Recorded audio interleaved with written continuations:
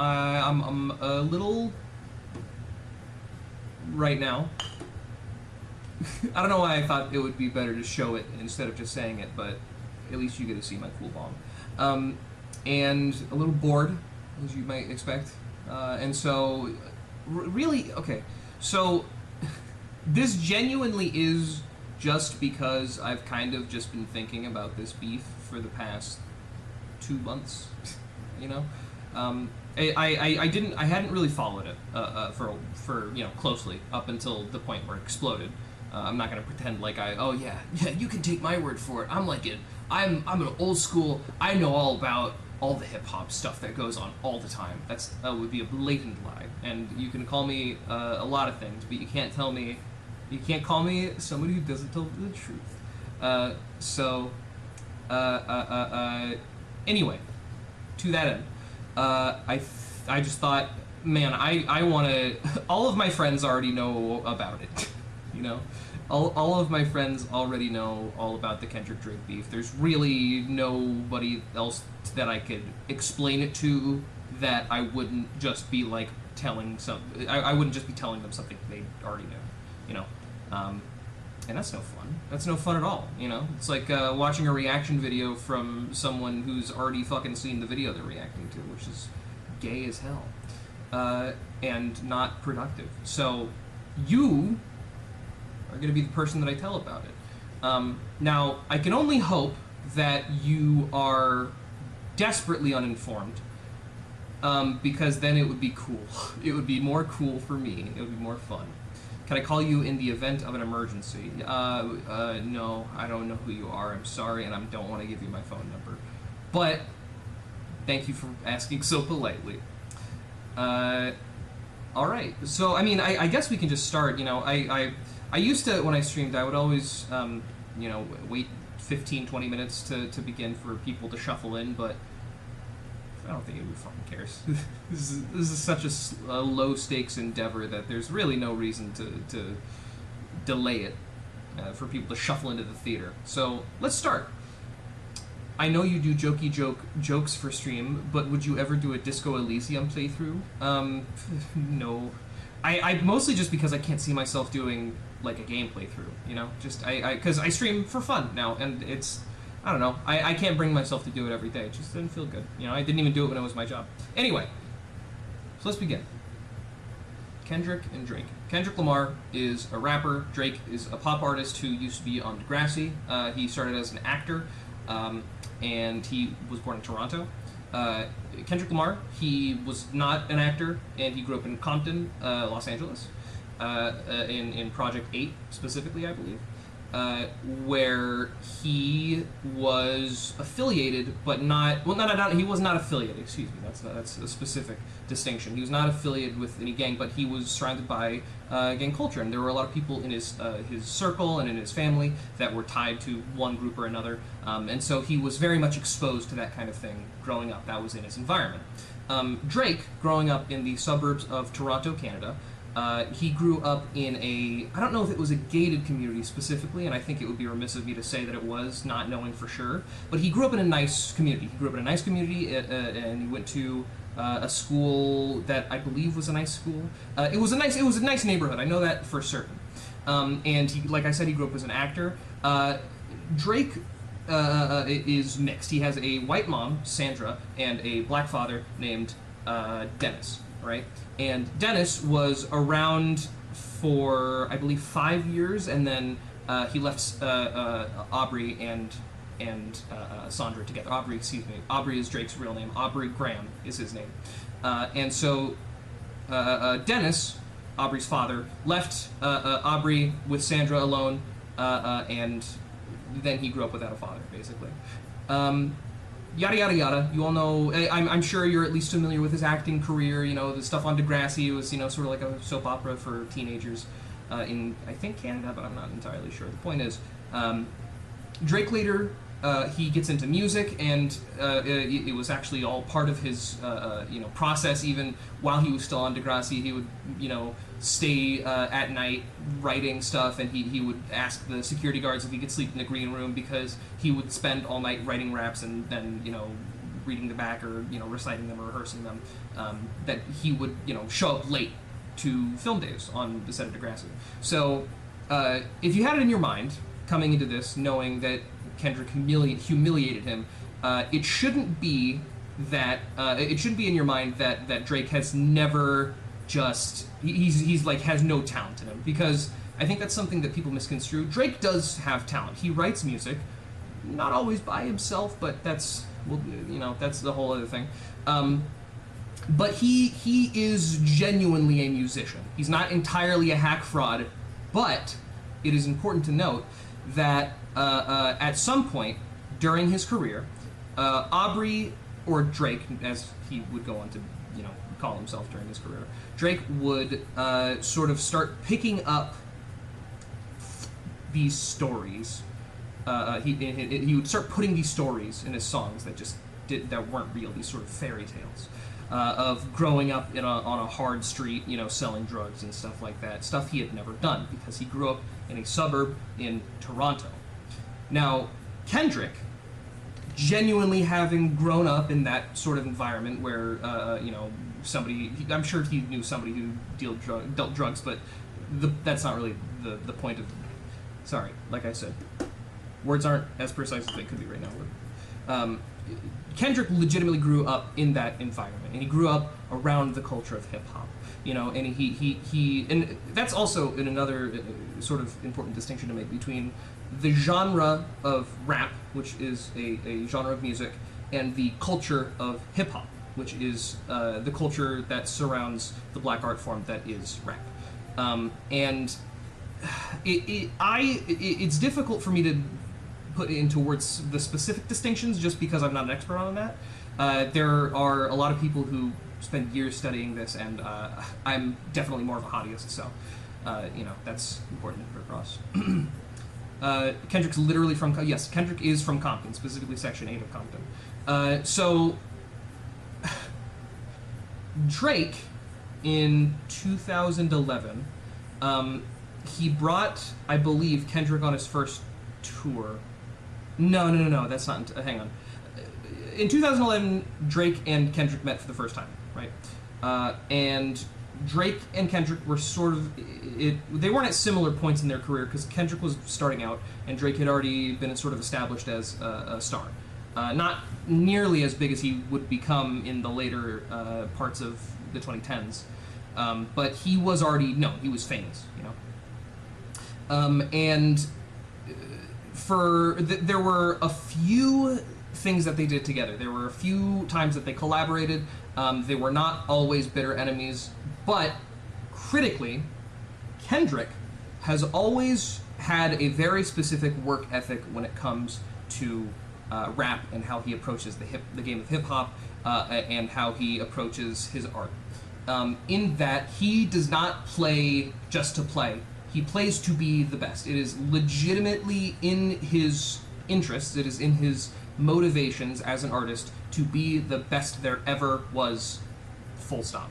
And he takes that very seriously, and he always has. That's been a very consistent theme throughout the entirety of his career. Going back all the way to, I think, the BET Awards of 2011, I want to say. No, excuse me. Before that, Kendrick was on a song, a track by the artist Big Sean, called Control. And in that song, he had one verse where I do have a VOD channel. I think this will go up on the VOD channel, so don't worry about that. It's Clown Depot VODs on YouTube. In Big Sean's Control, Kendrick had a verse where he called out a lot of contemporary artists for the time, or a lot of up-and-coming artists for the time. I believe he called out Tyler, the Creator. He called out Mac Miller. He called out Dre. He called out I think he called out Frank Ocean, but no, I don't think that's right. I don't remember that well. Control is admittedly the one that I have not listened to as much as I've listened to the other songs in this sort of pantheon of tracks. But Drake was among them, and everybody in that verse sort of understood that it was in the spirit of the game of hip-hop, where you want to be the best, you want to boast, you want to say, hey, I'm going to fucking outdo all of you, and that's what Kendrick did. He said, hey, I am going to make sure your core audiences have never heard of you. I'm going to make sure that you are yesterday's news, the next time I drop a track.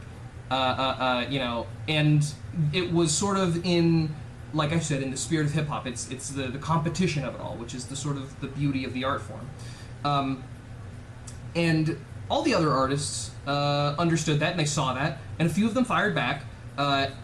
But everybody sort of unanimously understood that it was, you know, it was part of the game. It was part of the game. You know, that's what you say on a track when you want to go hard, because that's how you do hip hop. You know, that's or that's one of the ways to do hip hop. In this specific instance, that's the specific that's the kind of hip hop that Kendrick was trying to do. Did it the exact right way. It came out great. Everybody sort of understood that, except for Drake, who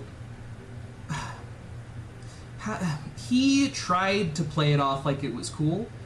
He tried to play it off like it was cool. He tried to play it off like it didn't get to him.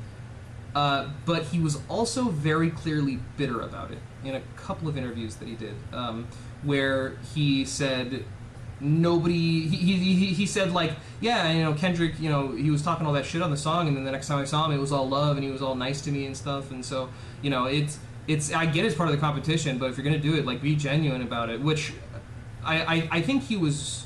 I don't typically use this sort of vernacular, but he was coping, seething, and malding very, very visibly on the interview with a big smile on his face, trying to convince the world that he was not.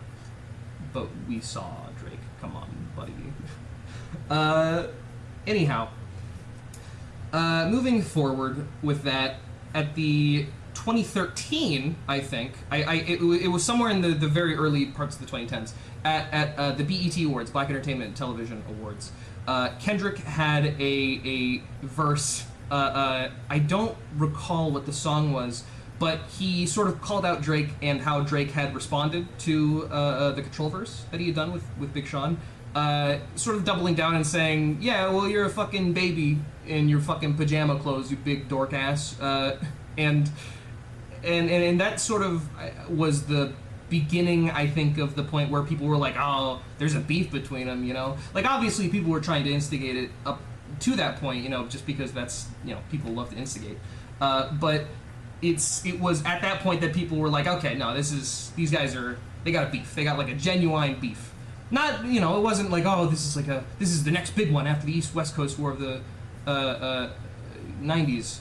But at that point, it was sort of, everybody sort of acknowledged that Drake and Kendrick were sort of going back and forth a little bit.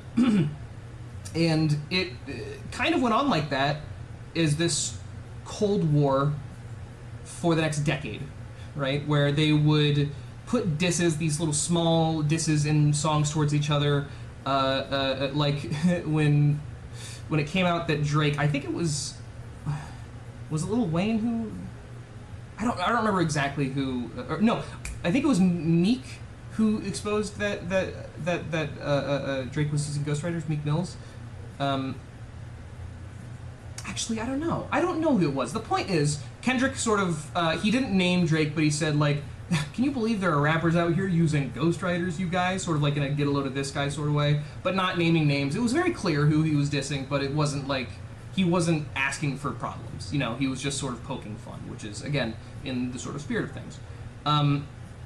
And Drake would do the same. He would sort of fire back at Kendrick, where there were a lot of times where he would say, oh, we're not beefing, but then he would do something very passive-aggressive, and Kendrick the entire time would be like, yeah, we're not beefing, whatever.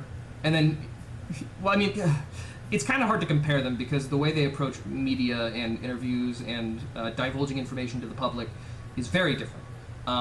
So it's kind of hard to say they both equally said, yeah, we're not beefing, we're totally friends, when while they may have been saying similar things, they were different. You know, they meant different things, though it never really turned into much until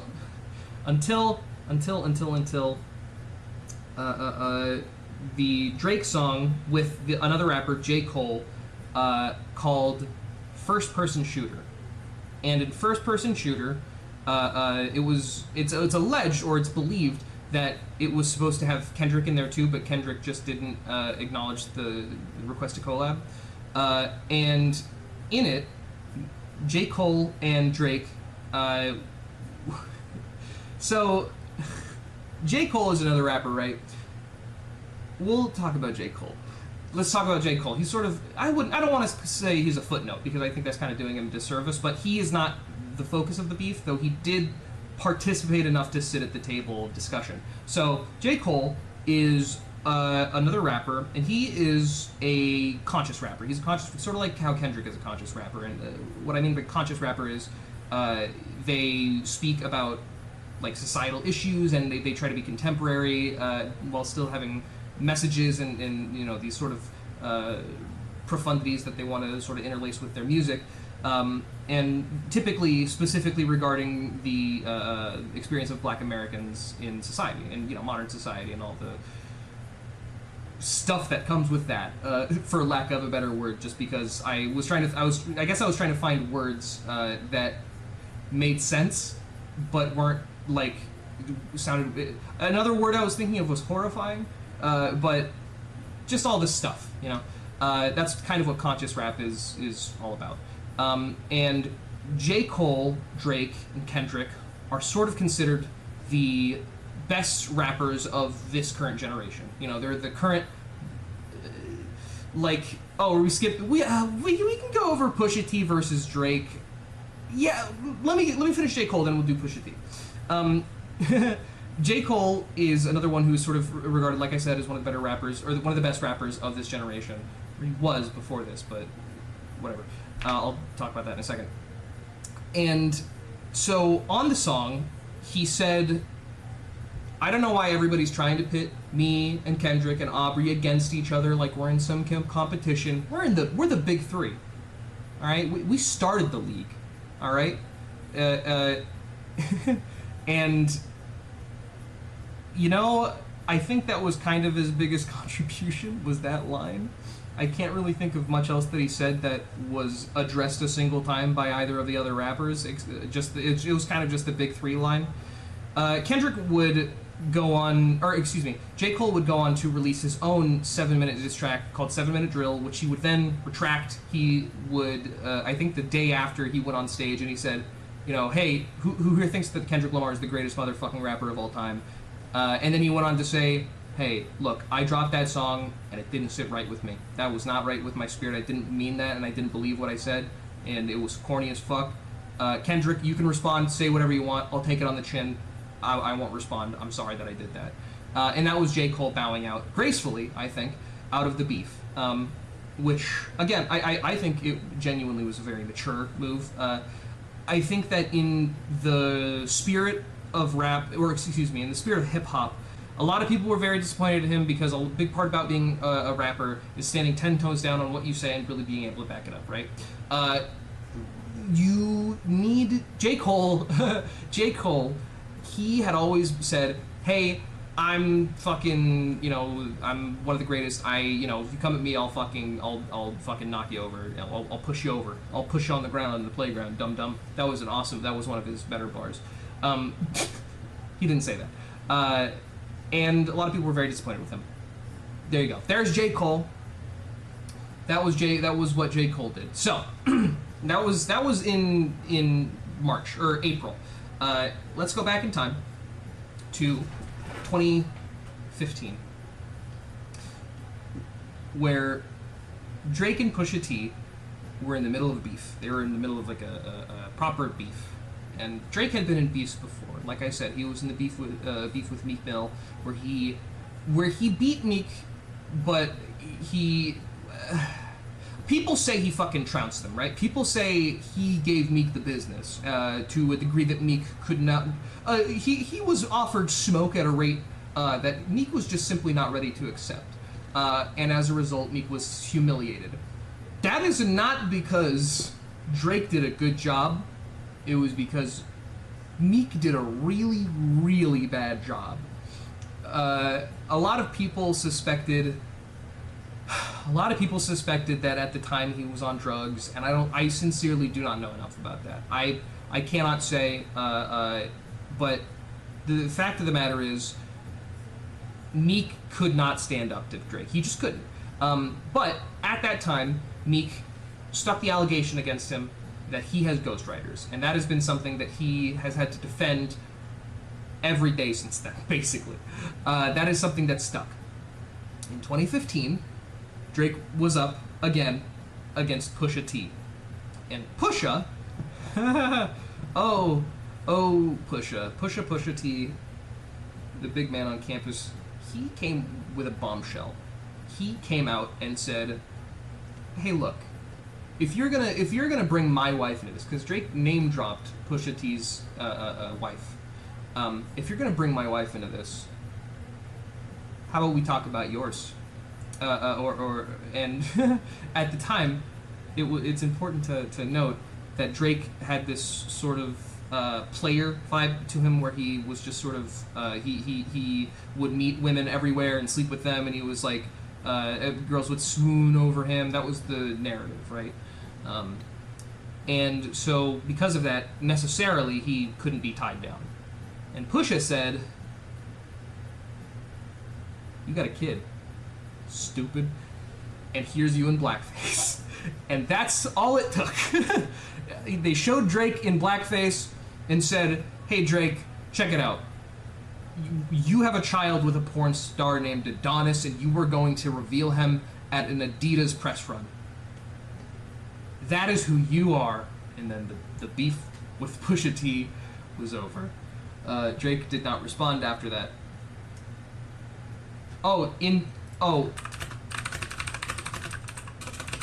Let's real quick Pusha T, the story of Adidan. Come on, Pusha T, just give me the fucking song, please. The original, there it is. As you can see, there's Drake, presumably at a much earlier point in his career.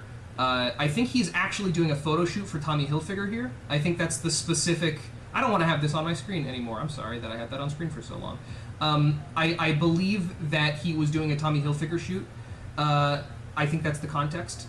But in that song, he said, "You got a kid with a porn star, and you're lame as fuck," and everybody knows it. And that's simply the truth. And I think that's everything. I think that's all the prerequisite information that we need to get to current year. Is there any does anybody think I'm missing any context? Does anybody have any questions up to this point? Anything that's not utterly clear about why Kendrick and Drake are sort of going at each other? Because so of course Okay, that's another thing. It's important to note the idea that Hilfiger is racist. There was a narrative that he was like, he didn't like it when people with other skin colors other than white wore his clothes. He didn't like that. It's a narrative that never happened. That is genuinely a rumor. Clear to me. People arguing Megan fired the first shots leading to the Kendrick beef. Honestly, I don't know anything about that. I know that Megan and Nicki Minaj were just in a beef where Megan fucking obliterated Nicki, and Nicki is kind of having a breakdown right now over it. Any accusations outside of the music that's irrelevant? Not right now, I think. I mean, aside from the big one, aside from the one that everybody already knows, which is that Drake likes him young. And we'll hear about that plenty. I'm sure you've seen the Millie Bobby Brown stuff where he's like, he texts Millie Bobby Brown and gives her boy advice, according to her. Man, I don't know. There's a lot of very bad misconduct. He has a lot of parties on yachts with teenagers. A lot of underage women go to his parties. There's a lot of allegations. There's nothing that is 100% like, oh yeah, this is 100% confirmed right now. He slept with this minor. There's nothing like that. Nothing like that exists. It is all allegations. It's all based on behavior. It's not based on actions definitively. That's an important distinction. Well, I think it would be important to say that the behaviors to some may be considered enough to be an offense in and of themselves. I think that's fair. I don't think it's necessarily wrong to think, okay, well, he shouldn't be fucking doing any of that. I believe that's true. I don't think he should be doing fucking any of that. But technically, it's not a crime yet. So there you go. In 2024, Future rapper, Metro Boomin producer, made an entire diss track album towards Drake called We Don't Trust You. Young Metro Boomin, the producer, you might know him from his tag, If Young Metro don't trust you, I'm gonna shoot you, which I actually think is Future in that tag. If Young Metro don't trust you, I'm gonna shoot you. You heard it at the beginning of, fuck, what's that one Kanye West song? The Life, Pablo, Kanye West, Beautiful Morning. Father's Church Bass, probably this one, hang on. If it goes, ah, huh? Yeah, oh fuck, sorry. This is Young Metro's tag, and I believe it's Future singing it.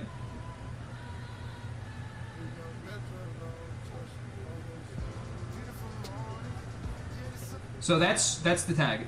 And so if Young Metro don't trust you, I don't shoot you. Excuse me. If Young Metro don't trust you, I'm gonna shoot you. And the album towards Drake is called We Don't Trust You.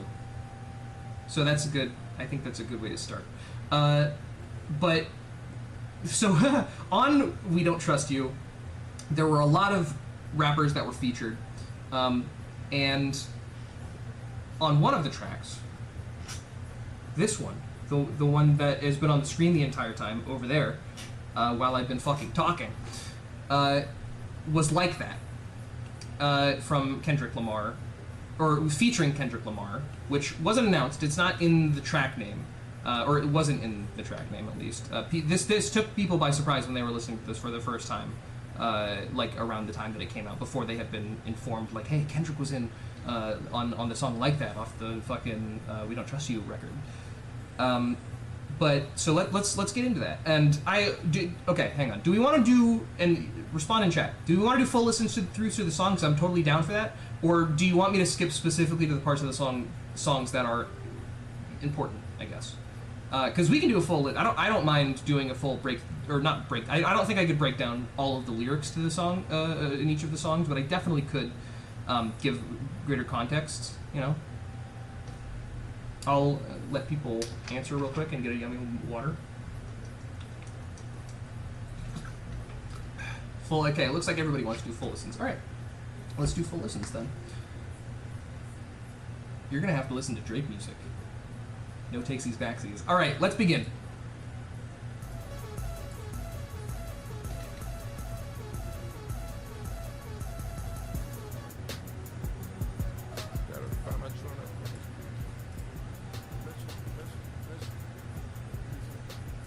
Important bits? Skip to important bits, IMO? Uh-oh. Oh, yeah, okay, sorry, people are reacting in chat. I remembered I just told them that I had to watch Drake. They had to listen to Drake music now, sorry. I was confused. Anyway, so this is Future.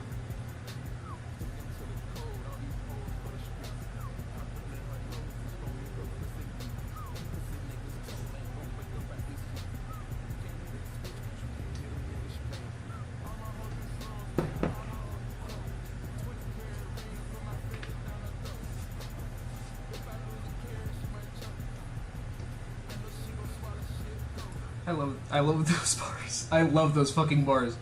If she swallows a carrot, she might choke. I know she'll swallow. She's a goat. That line, we'll do a breakdown of that line. That was a line about how Future loves to go to the petting zoo, and that's all it meant. We can't hear a single word. What do you mean we can't hear? It's very quiet. Oh no. Oh golly. Hang on. I'm gonna turn myself up. I'm gonna turn this up too. Fuck. Okay, there we go. Sorry. I just don't like. I have desktop audio turned down by default on OBS just because I don't like blowing people's ears out. It's very difficult to know how loud everything. Well, it's because I can't hear myself and I don't know how loud I am compared to everything else. And so just for that reason, I always make sure everything else is way fucking quiet. Anyway. Your fan is. You can hear my fan? Damn. Oh fuck. Also, I think I still have reggae music on for my dog. I have reggae music on for my dog. Because she likes reggae music. Hey Google, stop. Okay, no more reggae music and no more fans. Sorry about that. Fuck, oh, god damn it. Hey Google, stop. Don't define me. Alright, you know what? You're getting killed. I'm gonna fucking unplug you, you little rat bitch. gotta move a bunch of boxes. Ugh. Dead. You listen to me. You're my appliance. You fuck. Hi. Sorry. I had to teach somebody a lesson. Okay. Anyway, let's continue. We'll start over if you couldn't fucking hear any of it.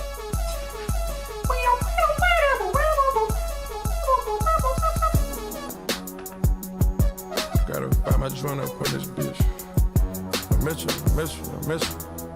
2 times. Sorry, I'm doing this because it's like, what's the goofiest way I could bob my head? Like, with a stupid smile on my face, side to side, I think is the answer. Yeah. Sticking to the code, all these hoes for the street. I put it in her nose, it's gonna make her pussy leak. Pussy niggas told ain't gonna wake up at they sleep. You can't hear that switch, but you can hear them niggas scream. All my hoes do shrooms, nigga, all my hoes do coke. 20-carat ring, I put my fingers down her throat. If I lose a carat, she might choke. I know she gon' swallow, she'll go. Free band, nigga, bring the racks in. Got the shooters in the corner, like the pack in. She think cause she's at it, bitch, she attractive. That's that shit that get you put up at the section. And the model still the same. Ball like I won a championship game. You know these hoes hungry, they gon' fuck for a name. I put her on the game, she get fucked for a chain. Got your girl in this bitch, she twirling on the dick. I got syrup in this bitch, turn up in this bitch. And we bout the irks in this bitch, get murked in this bitch. All these pointers on me, baby, you know it's game time. Bring a friend, bitch, we fuck them at the same time. I'm a different nigga, no, we not the same kind. You can have that look, bitch, you ain't mine. Young dope dealer selling dope, is you like that? Kicking doors, kicking in doors, is you like that? Okay, so I think I should do my due diligence and explain what they mean by this. So when they say, the song Like That, it's sort of about, what's the best word for it? It's about being genuine. It's about being and saying what you are.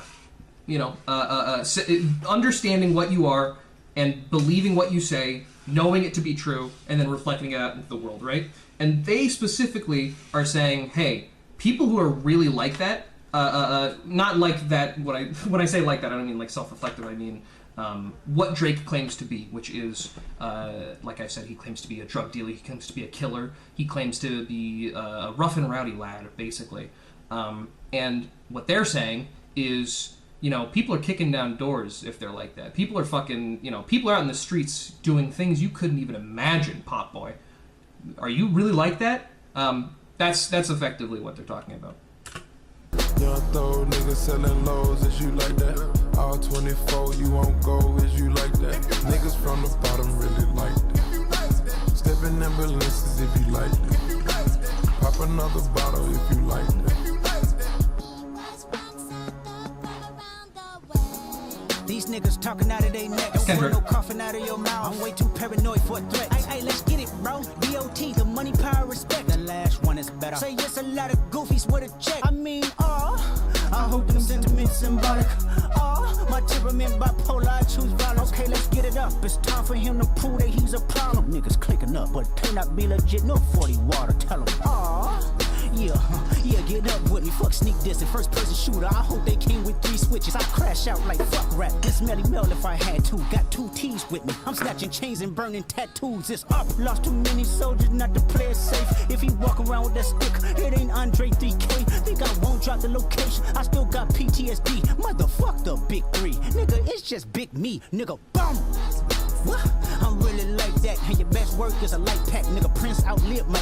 That's a good point.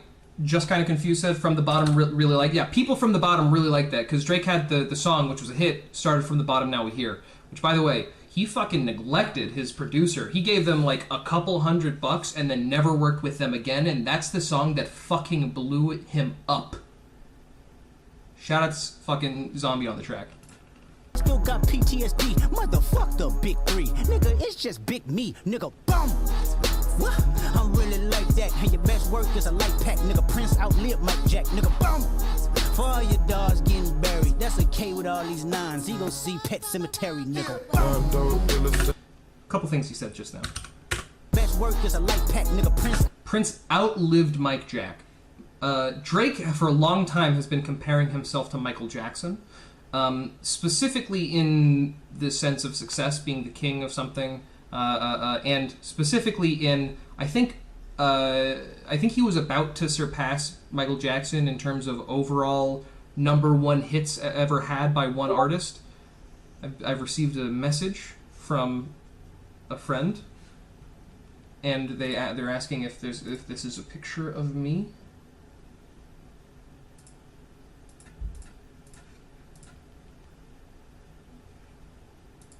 Yeah, that's me. I think that's me. That is me. Sorry, I got distracted. Anyway, so Kendrick is rebutting the sort of comparison. Thank you to Uber to Men. Thank you very much. I appreciate that art. That was very cute. I just wanted to look at it again. Okay, sorry, that's enough. So yeah, Prince outlived Michael Jack. Yeah, you get it. You understand. Mike Jack, nigga, boom. For all your dogs getting buried, that's a K with all these nines. He gon' see Pet Cemetery, nigga. Young dope dealer selling dope, is you like that? Kicking doors, kicking in doors, is you like that? Young throw nigga selling laws, is you like that? All 24, you won't go, is you like that? Niggas from the bottom really like that. Stepping in balances if you like that. Okay. Pop another bottle if you like that. I'm gonna go on Do Not Disturb now, so that doesn't happen anymore.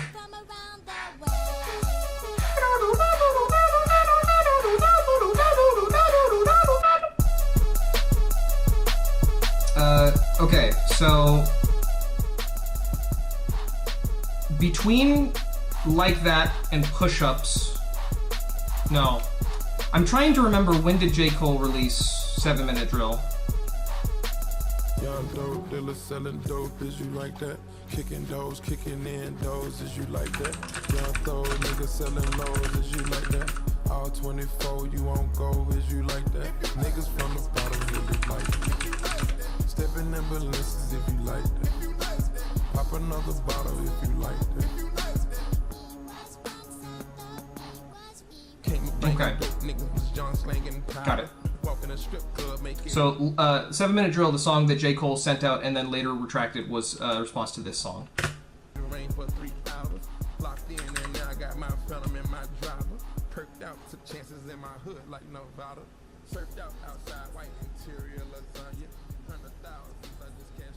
Oh, goodbye, Future. He's continuing to rap as he leaves down the tunnel. Bye, everybody wave. Bye, Future. Bye, Metro. Bye, Kendrick. But... Oh, shut up, Drake. Not you yet. Fuck. No, don't come back. We just listened to you. Give me a sec. So, 7 Minute Drill, the song by J. Cole, we will not be listening to, out of, I think, respect for J. Cole in his decision to retract himself from the beef.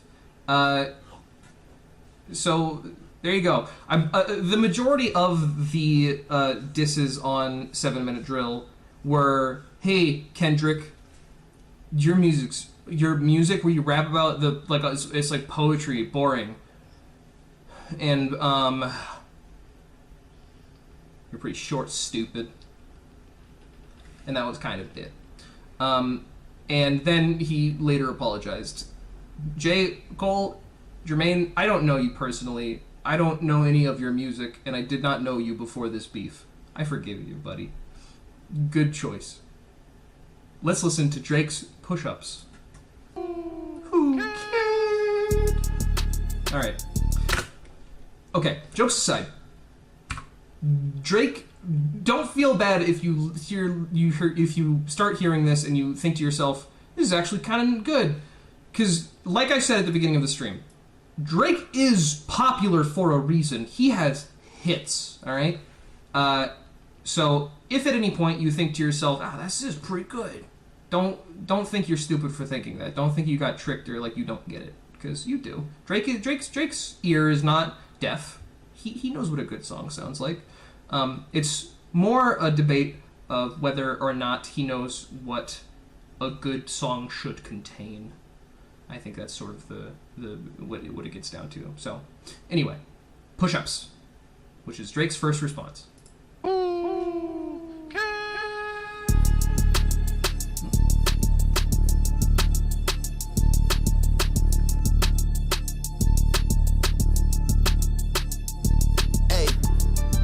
never be nobody #1 fan. Your first #1, I had to put it in your hand. You pussies can't get booked outside America for Nan. I'm out in Tokyo because I'm big in Japan. I'm the hit maker y'all depend on. Backstage in my city, it was friend zone. You won't never take no chain off of us. How the fuck you big stepping with a size 7 man zone? Real quick, I think I just changed my mic. Do I sound better now? Because I was having an issue on Discord too. I think I might have been using the wrong mic up. It's entirely possible that I was using the wrong mic up until this point. Yeah? Am I much clearer now? Holy shit, I'm so sorry. This entire time you've been hearing me from the microphone that's in my closet, which is like it's a nicer microphone, but it is in my closet, which is that way and not here, which is where you're supposed to be listening to me from.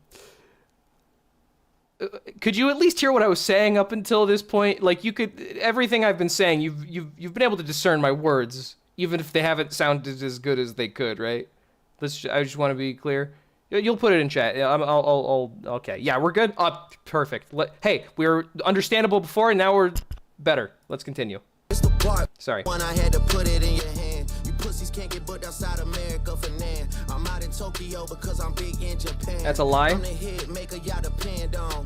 Backstage in my city, it was friend zone. You won't never take no chain off of us. How the fuck you big stepping with a size 7 man zone? This the part with the bite, nigga, what's up? I know my picture on the wall when y'all cook up. Extortion, baby, whole career, you been shook up. Cause top told you drop and give me 50 like some push-ups. Cool, your last one, brick. So that's something he returns to a lot, is drop and give me 50. One of his larger sort of things that he's going at Kendrick against is his old splits that he had with I think Top Dog Entertainment, I believe is the... I could be wrong about that, but effectively who he was signed to, meaning he would have to give them a percentage cut, usually 50% of any of the revenue that they make from their music, assuming it's their publisher, you know? So that's what he means by drop and give me 50. So that's something that he returns to several times, you'll hear. You really not on shit. They make excuses for you cause they hate to see me lit. Pull your contract cause we gotta see the split. The way you doing splits, bitch, your pants might rip. You better do that motherfucking show inside the bitty. Maroon 5 need a verse, you better make it witty. Picking on Kendrick for his propensity to do collabs with pop artists. Then we need a verse for the Swifties. Top say drop, you better drop and give them 50. Pip squeak, pipe down, you ain't in no big 3. Scissor got you wiped down, Travis got you wiped down, Savage got you wiped down. Like your label, boy, you in the scope right now. And you gon' feel the aftermath of what I write down.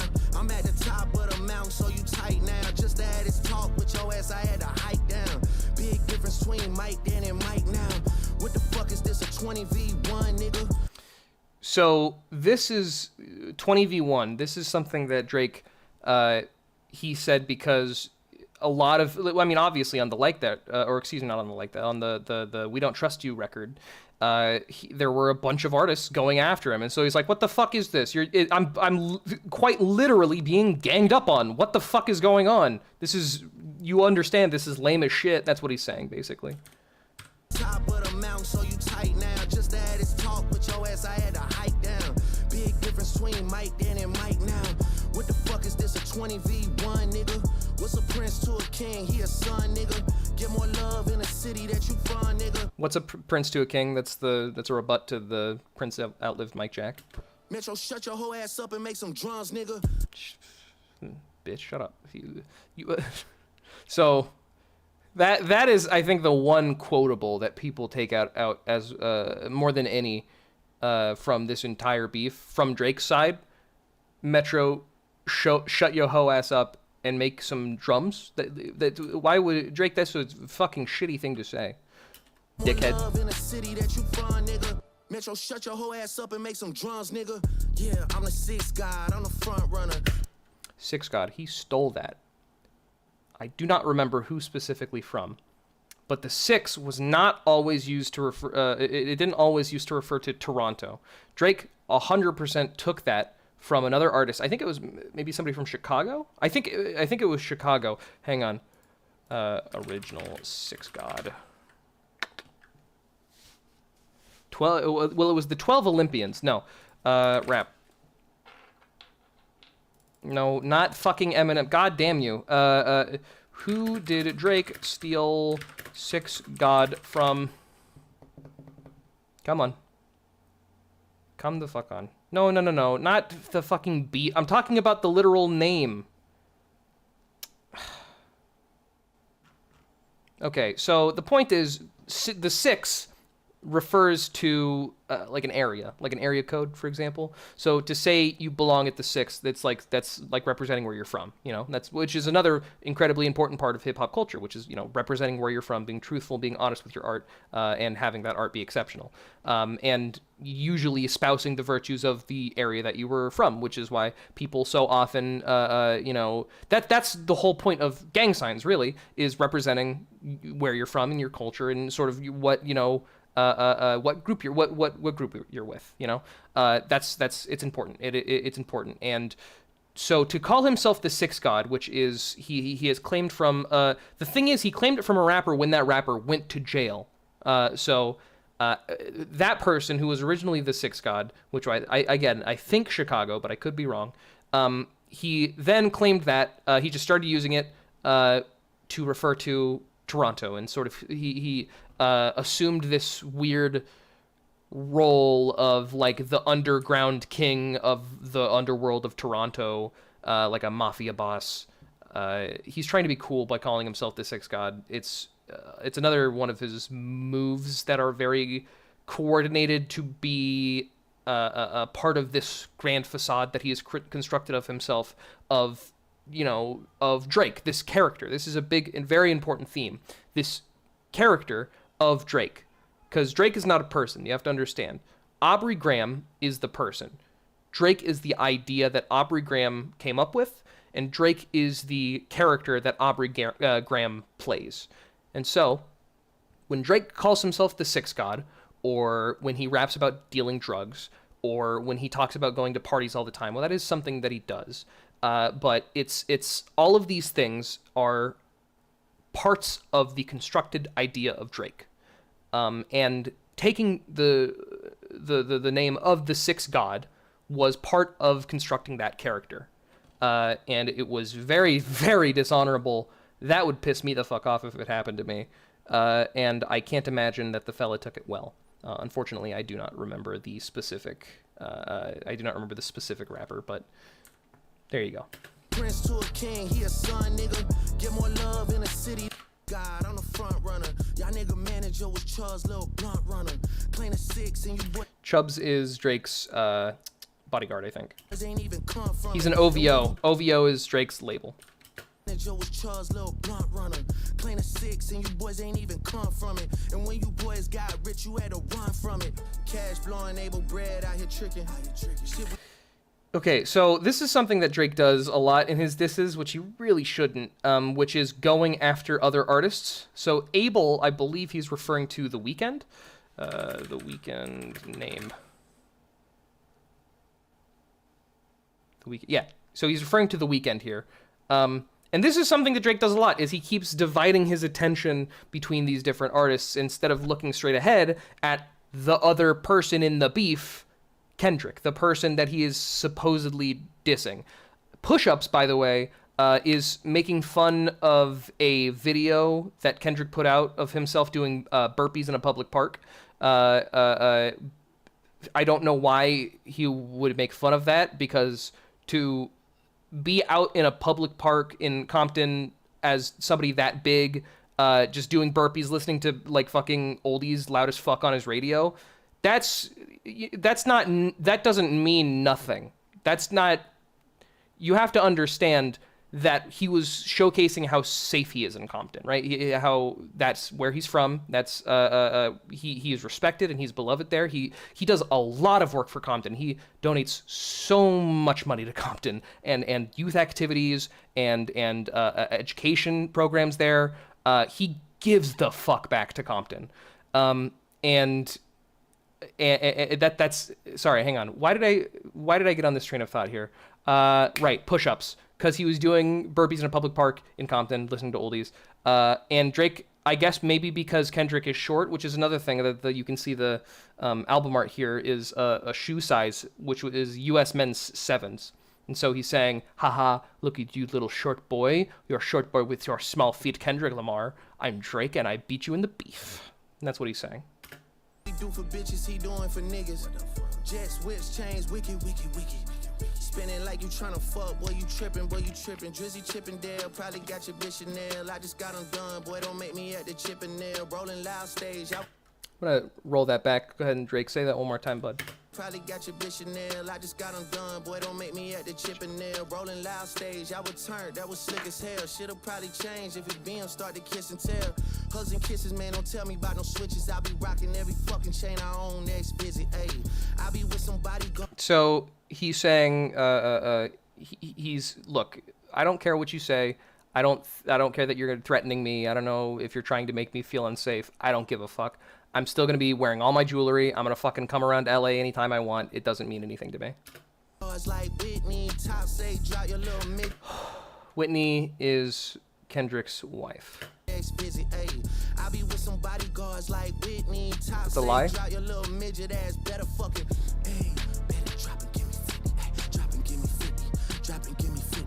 Niggas really got me out here talking like I'm 50.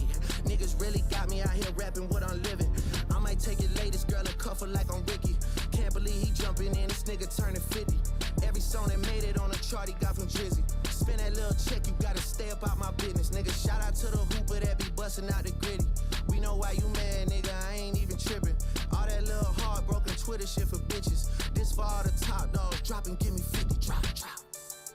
In that fucking song, y'all got to not start the beef with us. This shit been brewing in a pot, now I'm heating up. I don't care what Cole think, that dot shit was weak as fuck. Champagne tripping, he is not fucking easing up. Nigga calling top to see if top want a piece it up. Top want a piece it up, top want a piece it up. Nah, pussy, now you on your own when you speaking up. You don't roll deep to this, is not fucking deep enough. Begging cops or not, boy, you not fucking beating us. Numbers wise, this sucks.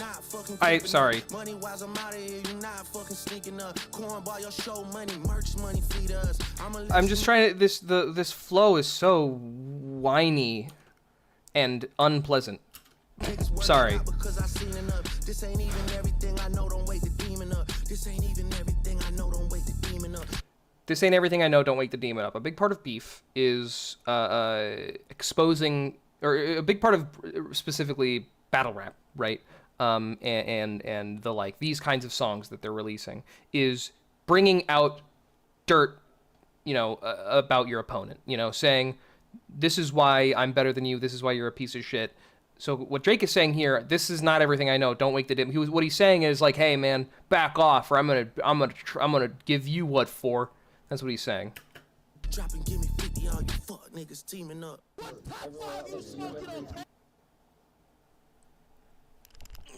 Sorry, I just heard DJ Academics' voice. We're not going to talk about DJ. No, you know what? Okay, DJ, the bit with DJ Academics is he's currently Drake's #1 fan. He's Drake's ambassador to the Twitch world, we'll say. Which is to say, fucking Aubrey texts him when he's like, "Stay on stream. I got something dropping soon." He texts him, so I guess he's sampling him here to be like, "Well, look what the fans are saying about me." When fucking Academics is basically on the fucking payroll. Academics, by the way, is a piece of shit, and that's why I'm not going to talk about him anyway. Teaming up, drop and give me 50, all you fuck niggas teaming up. What top 5 you speaking? That's in reference to Family Ties, which is a song that Kendrick released with his cousin Baby Keem, because in that song he says he starts out his verse with "Schmoking on your top 5 tonight," which is saying like, yeah, I could beat any of your favorite rappers, bucko. That was what he's saying. And that's why I don't want to listen to the rest of the fucking DJ Academic sample. Oh wait, sorry, hang on. There's some really important stuff. Also at the very end of that, there was more. Sorry.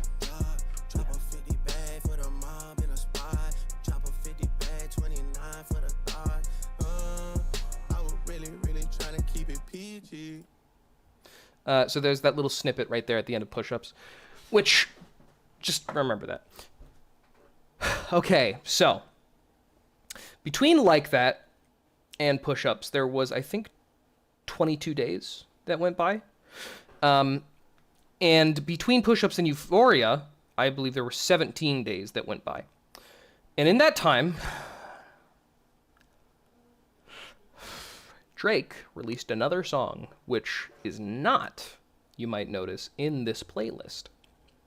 And that song was called Tailor Made Freestyle, in which Drake continues to taunt and try to bait Kendrick into a response, you know, the sort of drop and give me 50, which is to say drop a song, give me, you know, whatever. We already went over that part. And he does that by saying, oh, what, you can't because Taylor Swift just released a new song and you don't want to compete with her on the charts, bud? Wow, she's your new top, bud?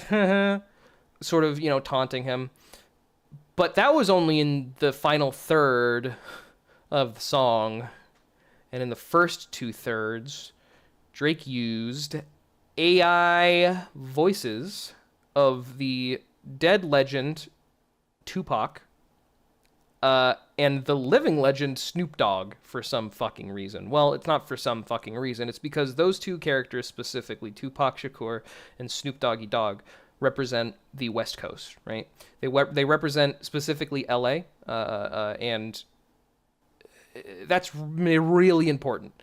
That's really important. And he didn't do anything that was... Okay, no, I can't say that. I was about to say he didn't do anything that was directly offensive to Tupac, but no, that's fucking a lie. He used his AI fucking likeness of his voice, something that Tupac never would have conceived of because he never was given the opportunity because he was fucking murdered at the age of like 25, 26. So awesome one there, Drake.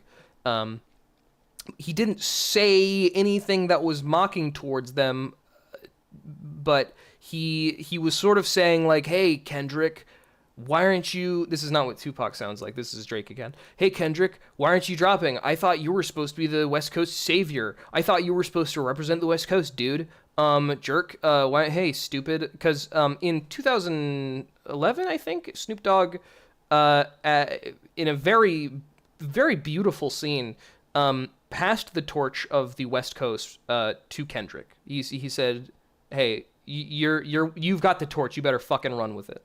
And that meant a lot. Kendrick was you know, bawling on stage, or I don't know if he was bawling, but he was very visibly moved. You could see on stage that means a lot. To hear that directly from the mouth of Snoop Dogg, that's crazy. That's important.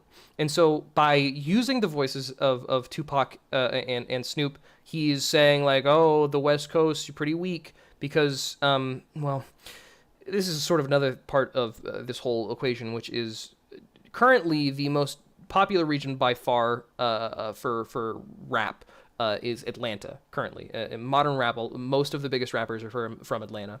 And so the West Coast has sort of... I don't know if you should say fallen by the wayside, because it's not like the scene went away. Obviously, people have been making West Coast beats, you know, fucking the whole time. But it's sort of the dominance in the public eye has been greatly monopolized by Atlanta in the latter half of the 2010s, especially. And a lot of people that were attributing sort of the decline of hip hop to that, and I mean, among other things like vapid commercialism, gentrification. It's an entirely different discussion. I'm sorry. I'm definitely not qualified to talk about that. So I guess he was trying to strike a chord, and he did. And eventually the Tupac estate, I almost said reached out because that's like PR talk. No, they didn't reach out. They said, hey, you better fucking take that down, stupid. And then he did. So that's good. I mean, it's good insofar as like, removing a bullet is good, which is to say it's not adding good. It's just taking away bad. Anyway, so push-ups after like that, push. Okay. Euphoria is where it officially begins. It is official. They are in a back and forth because up until this point, it had been, like I explained earlier, it had been a Cold War over the past 10 years, right? Where they would be, and even in the past two songs, it wasn't all one artist talking about all of the other artists, or just singularly this other artist. It was, you know, it was a feature. He was on a feature. That's not Kendrick's song. He kind of made it his song. People would argue that it's his song, but it's not. He didn't release it. Future released it. You know. So Euphoria marks the first. First of all, it marks the first time that Kendrick had released music in a very long time, and it also begins the genuine, the real start of the beef. This is the beef that people have been talking about. This is the beef that people. This is the big explosion that happened in the culture. Is the next 6 songs? No, 5 songs. 1, 2. I can just count them. 1, 2, 3, 4, 5. Yeah, 5 songs. So let's start with Euphoria. Euphoria. For those wondering.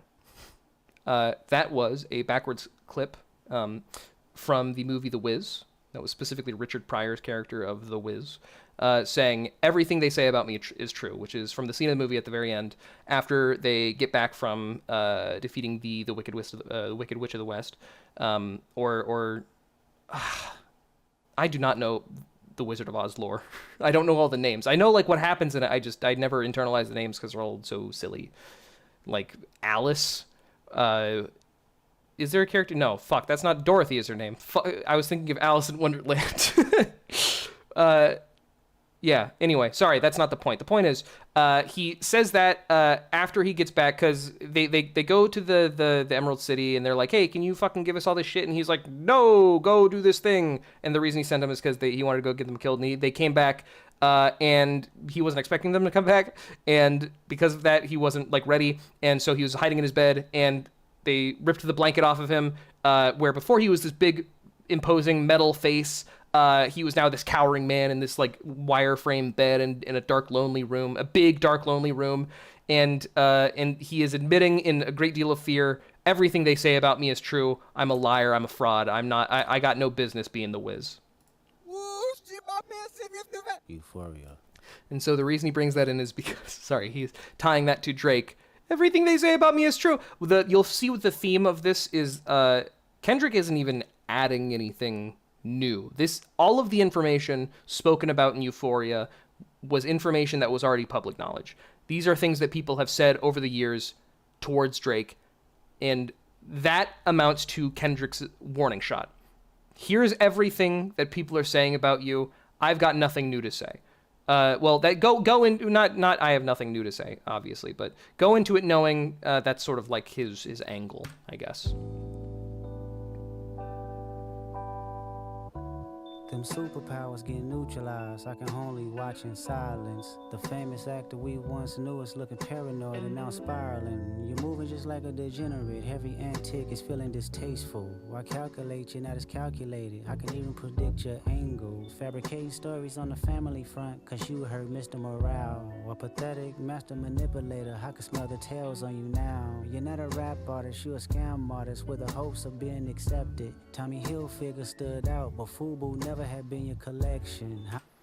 This is Tommy Hilfiger before. That was kind of, I think he mentioned that specifically because of the ad, Tommy Hilfiger, and he specifically compares it to another business, which is FUBU, For Us By Us. It's a largely black, or it's fully black owned. It's a black owned fashion company that, especially in I think it was very big in the 90s, 2000s. They have had stuff recently, but they haven't been. Scarlett, what do you need? Something, animal?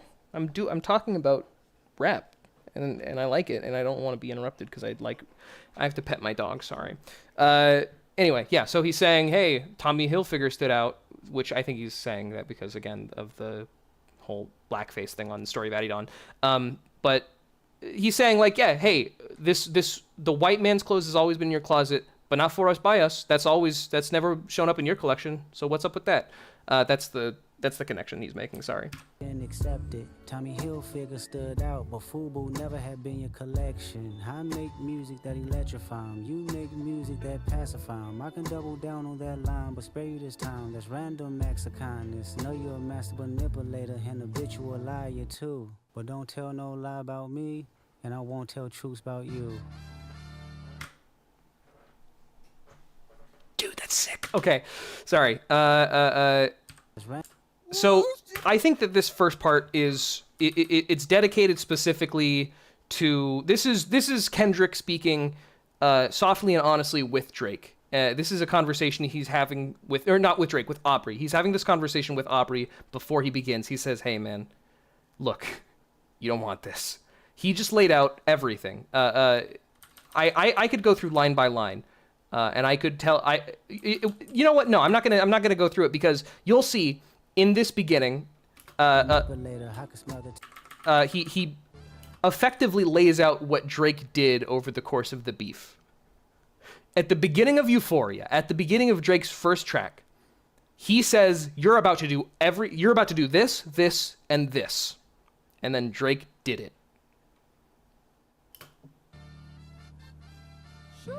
The beginning sample is from Al Green's "You're My Greatest," my greatest inspiration. Yes, is it Al Green?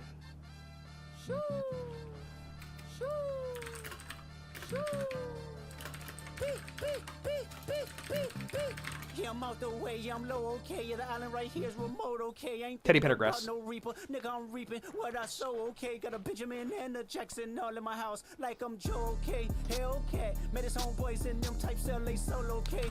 Okay, this is important. What he's doing here, this is he's not just doing this sort of like he's not doing that for no reason. He is doing that. That is the Toronto accent that he is currently making fun of, specifically because Drake is known for changing his accent constantly, and that will be something brought up several times. In my house, like I'm Joe, okay. Hellcat, met his homeboys in them types LA solo, okay. Everybody wanna be demon till they get chipped by your throwaway. And I might do a show a day. Once a lame, always a lame. Oh, you thought the money, the power of fame will make you go away. Aubrey, you've always been fucking lame. Did you think having money or power or fame would make Aubrey go away? Yeah, you just want Drake to stay here, dude. No way. Everybody wanna be demon till they get chipped by your throwaway. And I might do a show a day. Once a lame, always a lame. Oh, you thought the money, the power of fame will make you go away. Have you ever played? Have you ever? Okay, nigga, let's play. Have you ever walked your enemy down like with a poker face? Have you ever paid 500,000 like to an open case? Well, I have, and I failed at both, but I came out straight. Okay, so Kendrick's playing Have You Ever. This is a great way to frame these sort of two things. Kendrick at once asks him, "Have you ever walked your enemy down like with a poker face? Are you about what you say you are? When you call yourself a killer, when you call yourself a drug dealer, are you about that? Do you mean that? You ever walked your enemy down with a poker face?"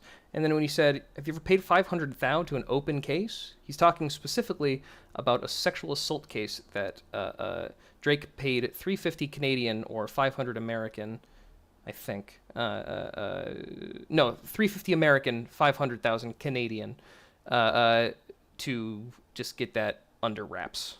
Have you ever walked your enemy down like with a poker face? Have you ever paid 500,000 like to an open case? Well, I have, and I failed at both, but I came out straight. I hate when I rap or talk about guns, then somebody die, they turn into nuns, then hop online like pray for my city, he faking for likes and digital hugs. His daddy a killer, he wanna be junior, they must have forgot the shit that they done. Dementia must run in his family, but let it get shaky. I park his son. The very first time I shot me a Drake, the homie had told me to aim it this way. I didn't point down enough. Today I show you I learned from those mistakes. Somebody had told me that you got a ring. On God, I'm ready to double the wage. I'd rather do that than let a Canadian nigga make Pac turn in his grave. Fuck me. Sorry, that's such a good fucking line. He is so good at punchlines, dude. He is so fucking good. And that's the thing that I think that's one thing that Drake sucks at so much in the game of rap specifically, and when creating a proper, bar for bar rap. Kendrick is so much better at delivering punchlines. He works within the music, he works within the dynamic, within the rap flow that he's got already, the rhyme sort of scheme that he's got going on. And it culminates in such a fucking powerful line. The ring he's referring to is Tupac's ring, which he wore at his final show, at his final live performance that he ever did before he was shot. I don't know if it was days later or months later, but it was the final show that he ever did. He had a beautiful ring, and Drake bought it for $2 million at an auction. And so now that belongs to a pop star from Canada. You wanna be junior, they must have forgot the shit that they done. Dementia must run in his family, but let it get shaky. Oh, also, I wanna explain this one coming up here. Check this out. I park your son. The very first time I shot me and Drake, the homie had told me to aim it this way. Drake, or Draco, is in specific reference to an automatic rifle, an AK-47. So by saying Drake, he's sort of truncating it. I got my Drake on me. Very first time I shot me a Drake, the homie had told me to aim it this way. I didn't point down enough. Today I show you I learned from those mistakes. So what he's saying here is he's saying he's talking about how when you shoot a gun, especially an automatic rifle, you have to point down because the recoil is going to make it go up. But he's also saying, hey, I've dissed Drake before, but I've never gone low enough. I've obviously never gone low enough. Today I show you I learned from those mistakes. Shaky. I park your son. The very first time I shot me and Drake, the homie had told me to aim it this way. I didn't point down enough. Today I show you I learned from those mistakes. Somebody had told me that you got a ring. On God, I'm ready to double the wage. I'd rather do that than let a Canadian nickel make Pac turn in his grave. Cut the business, you got shit twisted. What is it, the brakes? I hurt your feelings, you don't work with me no more. Okay, there's 3 ghosts left and I see 2 of them kissing and hugging on stage. J. Cole and Drake kissing and hugging on stage. He's talking about how much they fucking fillet each other, even though that's not how you play the game of hip hop, dude. I don't want to talk on no. Oops. Skipped ahead a little bit. That then let a Canadian nickel. I hurt your feelings, you don't work with me no more. Okay. Oh yes, yeah. He has Pharrell's chains. He also bought Pharrell's chains and he showed them off on video, mocking Pharrell. 3 ghosts left and I see 2 of them kissing and hugging on stage. 3 ghosts left, 3 I of love them. them to death, and then 8 bars I'll explain that phrase. It's nothing nobody can tell me. I don't want to talk on no celly. You know I got language barriers. It's no accent you can sell me. You're cold and I already know I'm a selfish nigga. The crown is heavy. I pray they my real friends. If not, I'm YNW Melly. I don't like. YNW Melly was a rapper that was locked up for killing 2 of his friends. Plain that phrase. It's nothing nobody can tell me. I don't want to talk on no celly. You know I got language barriers. It's no accent you can sell me. There's no accent you can sell me. Remember Drake, he likes to try them on like their hats. You're cold and I already know I'm a selfish nigga. The crown is heavy. I pray they my real friends. If not, I'm YNW Melly. I don't like you popping shit at Pharrell. For him, I inherit the beef. Yeah, fuck all that pushing P. Let me see you push a T. You better off spinning again on him. You think about pushing me. He's Terrence Thornton. I'm Terrence Crawford. Yeah, I'm whooping feet. Terrence Thornton is Pusha T's real name. Terrence Crawford is I believe a UMC fighter. Whooping feet means to knock somebody upside the head so hard they fucking pop out of their shoes. You think about pushing me. He's Terrence Thornton, I'm Terrence Crawford. Yeah, I'm whooping feet. We ain't gotta get personal, this a friendly fade. You should keep it that way. I know some shit about niggas that make Gunna wanna look like a saint. Gunna wanna, he went to court and he was a snitch. A lot of people say Kendrick is accusing Drake of being a snitch here. I think what he's saying here is, hey man, you have done some heinous things. I'm about to make Gunna look like a fucking saint if you fucking keep this up, because you've done some terrible things. And I think I don't know. Maybe that's just, maybe I'm reading that entirely wrong. To me, that makes more sense though. Though the context for that is that Gunna was a snitch. He's Terrence Thornton, I'm Terrence Crawford. Yeah, I'm whooping feet.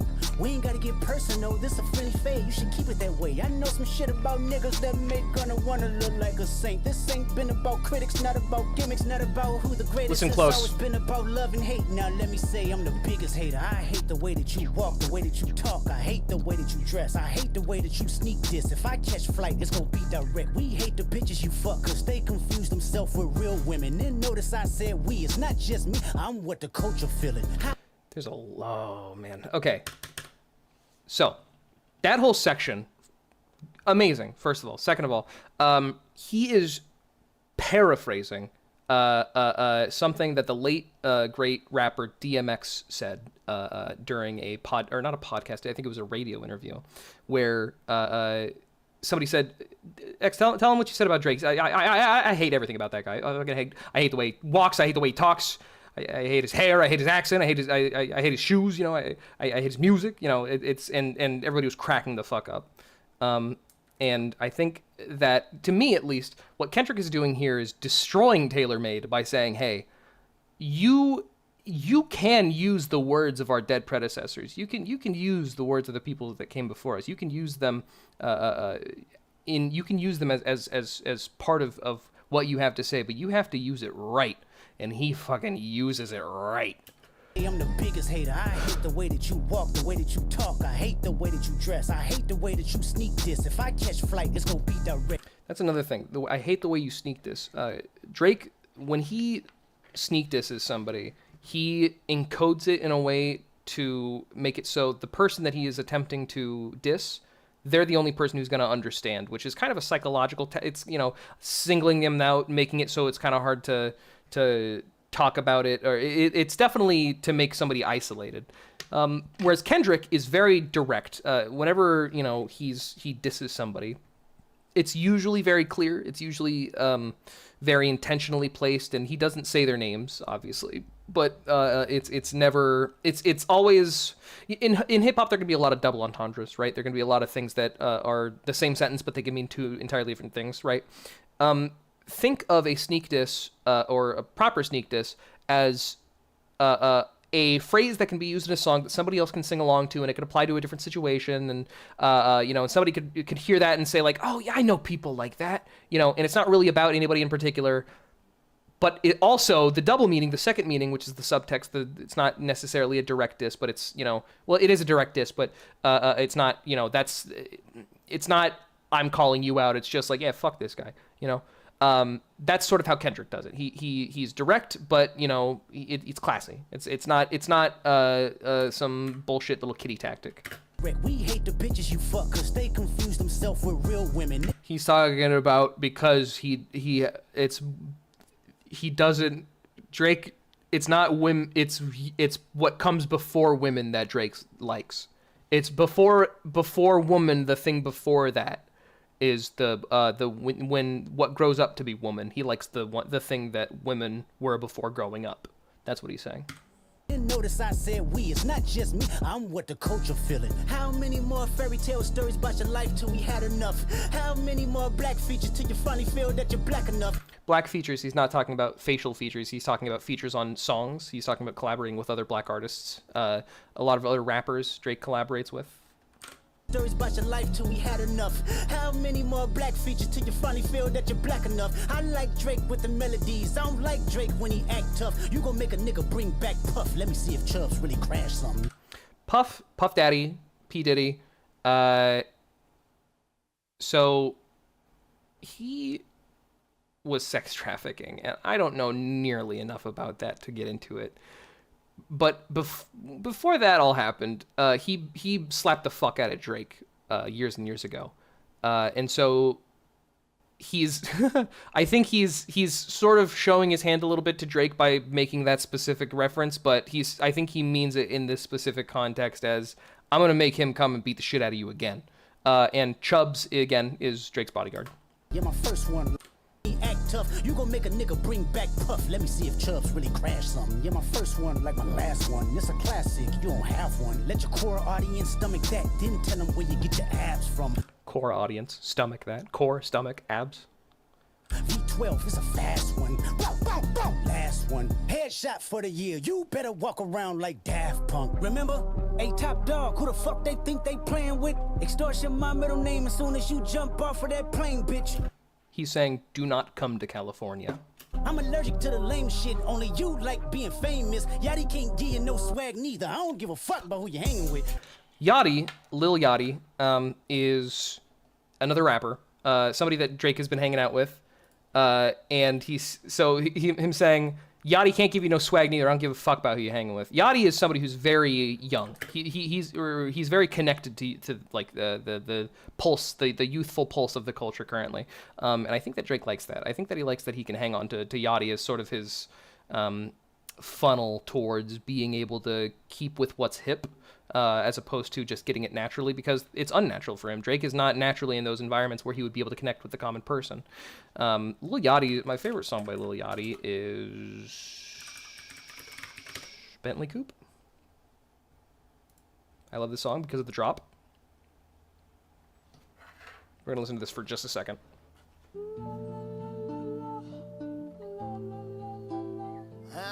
Absolutely.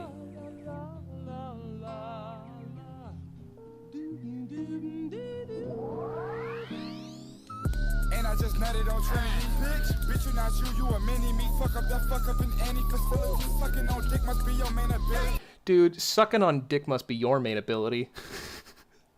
Fucking, I love that song. Sorry. Okay, back to Euphoria. Extortion my middle name as soon as you jump off of that plane, bitch. I'm allergic to the lame shit. Only you like being famous. Yachty can't give you no swag neither. I don't give a fuck about who you hanging with. I hate the way that you walk, the way that you talk. I hate the way that you dress. Surprised you wanted that feature request. You know that we got some shit to address. Remember, surprised you wanted that feature request on first-person shooter. I remember how it was just J. Cole and Drake when you wanted all three of them, and they said it was the big three. Surprised you wanted that feature request. You know that we got some shit to address. Talk, I hate the way that you dress. Surprised you wanted that feature request. You know that we got some shit to address. I even hate when you say the word nigga, but that's just me, I guess. Some shit just cringeworthy. Ain't even gotta be deep, I guess. Still love when you see success. Everything with me is blessed. Keep making me dance, waving my hand, and it won't be no. I think I should. Okay, I was about to say I shouldn't talk on this, but I think I should because it is important to the context of the beef.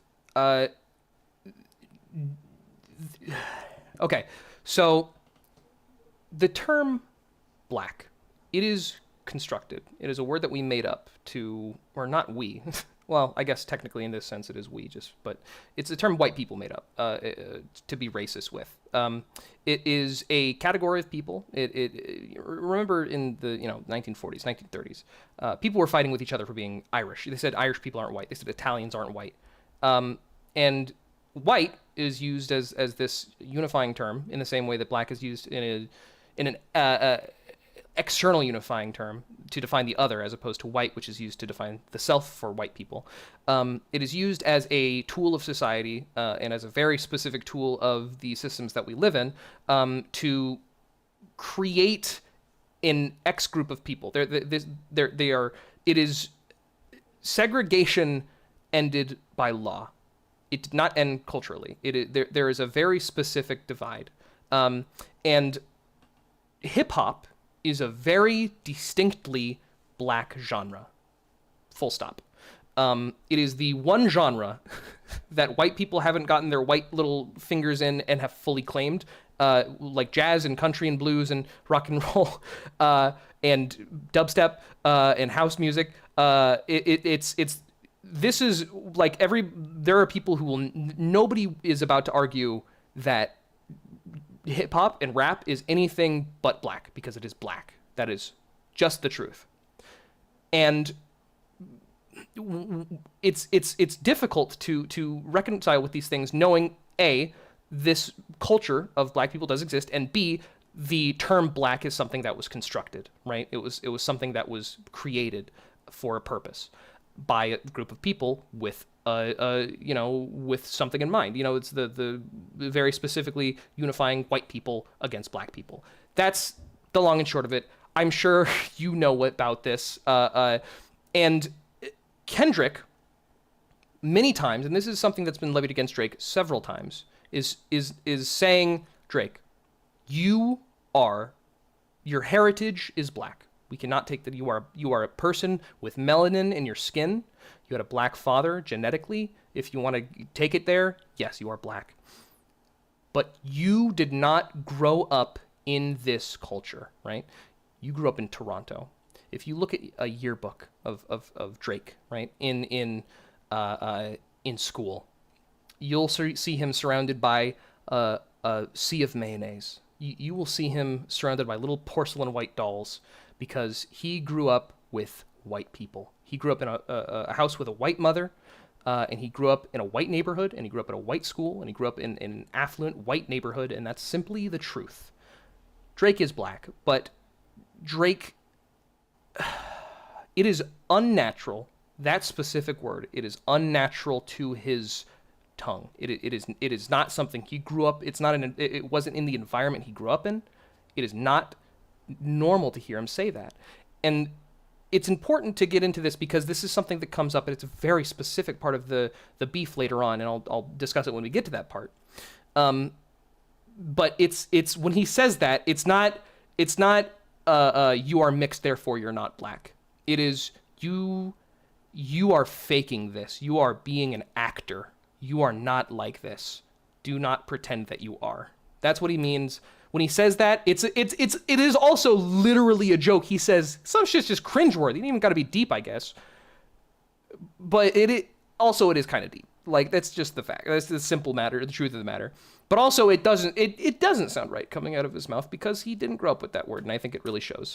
My middle name as soon as you jump off of that plane, bitch. I'm allergic to the lame shit. Only you like being famous. Yachty can't give you no swag neither. I don't give a fuck about who you hanging with. I hate the way that you walk, the way that you talk. I hate the way that you dress. Surprised she wanted that feature request. You know that we got some shit to address. I even hate when you say the word nigga, but that's just me, I guess. Some shit just cringeworthy. Ain't even gotta be deep, I guess. Still love when you see success. Everything with me is blessed. Keep making me dance, waving my hand, and it won't be no threat. I'm knowing they call you the boy, but where's the man? Cause I ain't seen him yet. Matter of fact, I ain't even bleed him yet. Can I bleed him? Bet. Okay, we're about to. Okay, so let's talk a little bit about that little last part right there, right? When you see success. Still in love when you see success. Everything with me is blessed. Keep making me dance, waving my hand, and it won't be no threat. Kendrick at this point is saying, hey, look, this is still for the public, all right? This is still for the music. This is not, we don't have to get personal. And he said that earlier in the song. He said, this is a friendly fade, we should keep it that way. That was before the Gunna One line. So he's saying, hey, look, I don't like you, and I'm not going to pretend like I do. But, keep making your little music. Don't, keep my name out of your mouth, It won't be no threat. Sure, I love it when you see success. I will celebrate your victories with you. But you and me this is not a thing, all right? That's what he's saying. Some shit just cringeworthy. Ain't even gotta be deep, I guess. Still love when you see success. Everything with me is blessed. Keep making me dance, waving my hand, and it won't be no threat. I'm knowing they call you the boy, but where's the man? Cause I ain't seen him yet. Matter of fact, I ain't even bleed him yet. Can I bleed him? Bet. When I see you stand by sexy red, I believe you see two bad bitches. I wish that, okay, I'm going to levy one criticism. I wish the number one go-to insult in hip-hop wasn't, you're gay, still. Ain't even bleed him yet. Can I bleed him? Bet. When I see you stand by sexy red, I believe you see two bad bitches. I believe you don't like women. It's real competition. You might pop ass with them. Let's speak on percentage. Show me your splits. I'll make sure I double back with you. Remember, drop Give Me 50 in specific regards to signing yourself to people and getting undesirable splits. And the more people you're signed to, if you're three deep, then your splits are gonna be awful. Competition, you might pop ass with them. Let's speak on percentage. Show me your splits. I'll make sure I double back with you. You assigned to a nigga that signed to a nigga that said he was signed to that nigga. Try cease and desist on the Like That record. Try cease and desist on the Like That record. Remember Like That? Oh, what? You ain't like that record? Back to back. I like that record. I'm gonna get back to that for the record. Back to Back is a song that Drake released in his beef with Meek Mill. Why would I call around trying to get dirt on niggas? Y'all thinking my life is rap? That's whole shit. I got a son to raise, but I can see you don't know nothing about that. Waking them up, know nothing about that. Then tell them to pray, know nothing about that. Then giving them tools to walk through life like day by day, know nothing about that. Teaching them morals, integrity, discipline. Listen, man, you don't know nothing about that. Speaking the truth and consider what God's considering. You don't know nothing about that. So, okay, Mr. Morale and the Big Steppers, which was Kendrick Lamar's most recently released album, was a very, it was an album about understanding family dynamics and kind of, growing up with lessons, lessons that you learned growing up in specific places or with specific people, right? Mr. Morale and the Big Steppers is very family-oriented, and that is reflected in Kendrick's life, which is he is a father. He is a father of two children with his fiancée Whitney, who they're engaged currently. So when he's attacking him from this angle, this is sort of consistent with the theme that he's built up. Again, Mr. Morale, most recently released album that Kendrick's had, it's sort of keeping up with that, and the theme with Adonis, which is Drake's son, is that he just doesn't raise him. He doesn't father him like he should. He fathers him because he has to, but he doesn't father him like he should. Ooh, whoops. On them tools to walk through life like day by day. Know nothing about that. Teaching them morals, integrity, discipline. Listen, man, you don't know nothing about that. Speaking the truth and consider what God's considering. You don't know nothing about that. Ain't 20v1, it's 1v20. If I gotta smack niggas that right with you. Yeah, bring them out too. I clean them out too. Tell Bean that he better stay right with you. Remember, what is it? What the fuck is this 20v1? Remember Drake said that in Push-Ups? If I gotta smack niggas that right with you. Fuck, that line is so good. Sorry, I didn't give it justice. One more time. You don't know nothing about that. Ain't 20v1, it's 1v20. If I gotta smack niggas that right with you. What can you say? What can you say to that? How can you be the greatest of all time if you don't fucking write your own music? Yeah, bring him out too. I clean him out too. Tell Bean that he better stay right with you. Beam is a ghostwriter. He's a very good ghostwriter. He's written a lot of hits. Am I battling ghosts or AI? Nigga feeling like Joel Austin. Funny he was in a film called AI. And my sixth sense telling me to off him. I'm a blick niggas all in they coughing. Yeah, OVO niggas is dick riders. Tell them run to America to imitate heritage. They can't imitate this violence. You cannot imitate this. Tell everybody in your OVO crew, all the Canadians, tell them run to America to imitate heritage, to come and observe our culture, our slice of hip hop. They can't imitate this violence. They can imitate the dress. They can put on our clothes.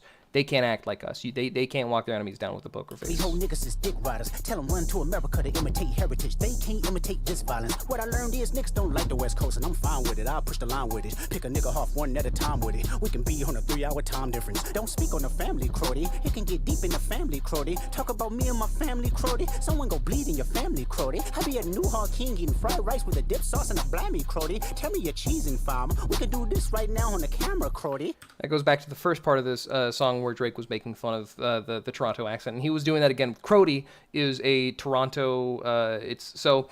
I'm sure you've heard of Bloods and Crips. They're very, the red versus blue. That's probably the most known gangs in America, I would say, aside from like Hell's Angels or whatever. A common theme that you'll see is people within the Bloods, they will take words that end with C and they will put a B at the beginning of them. So there's actually a mini documentary about Compton called Noisy Bompton, because, Bompton, Blood, Compton, there you go. In Toronto, Brody is a very common term used. Brody, it's a, Brody. You know the word Brody, I'm sure. So Crody is sort of similar to Bompton in that it is the Crip equivalent of Brody. Hey, fuck y'all niggas, I don't trust y'all niggas. I wave one finger and thump y'all niggas like, field goal punt y'all niggas, they punk y'all niggas. Nobody never took my food. Whoever that's fucking with them, fuck you niggas and fuck the industry too. Listen close. Oh wait, whoops, oops, fuck. There we go. If you take it there, I'm taking it further. Psst, that's something you don't wanna do. Ooh, we don't wanna hear you say nigga no more. We don't wanna hear you say nigga no more. Stop. And that is Euphoria. That is Kendrick Lamar's first beef, or first diss track, first proper full diss track against Aubrey Graham, Drake. Actually, this one is for Drake. The next one is for Aubrey. Sorry, that's a good and it's an important thing to clarify. So there you go. There's Euphoria. Now you've heard Euphoria. What are we thinking so far? What do we think about Euphoria? Fucking great song. Fuck. Okay, I'm pausing a lot. You should listen to these songs. These songs are fucking good. I want to go back and listen to the second part, the after the first beat switch, because the orchestration is so fucking good, dude. The arrangement. So it's the organ and the funeral bells, dude. The way I'm low, okay, yeah, the island right here is remote, okay. Listen to the organs and the funeral bells. What I so okay, got a Benjamin and a Jackson all in my house, like I'm Joe, okay, Hellcat. Made his own boys in them types LA solo, okay. Everybody wanna be demon till they get chipped by your throwaway. And I might do a show a day. Once a lame, always a lame. I think that once a lame, always a lame is also in reference to the fact that Jimmy, which was the character that Aubrey played on Degrassi, was in a wheelchair after he got shot. So once a lame, always a lame. I think that is I think that's the connection he's making there. I want to specifically listen to the hater section because that is by far my favorite part of the fucking song. Been about critics, not about gimmicks, not about who the greatest. It's always been about love and hate. Now let me say I'm the biggest hater. I hate the way that you walk, the way that you talk. I hate the way that you dress. I hate the way that you sneak this. If I catch flight, it's gonna be direct. We hate the bitches you fuck, cause they confuse themselves with real women. Then notice I said we. It's not just me. I'm what the coach. Listen to that fucking bass. That ding, ding, ding, ding, ding, ding, ding, ding, ding, ding. Fucking listen. Just listen to it fucking bump, dude. Now let me say I'm the biggest hater. I hate the way that you walk, the way that you talk. I hate the way that you dress. I hate the way that you sneak this. If I catch flight, it's gonna be direct. We hate the bitches you fuck, cause they confuse themselves with real women. Then notice I said we. It's not just me. I'm what the culture feeling. It reminds me actually of another song that Kendrick did, which was DNA, or specifically the drop on that, which is the shift from the first to the second beat, which we won't listen to all of DNA. Actually, what I would recommend significantly, I would really recommend listening to all of Damn. Listen to all of Damn forward, and then process it a little bit, and then listen to it backward, because it was made to be listened that way.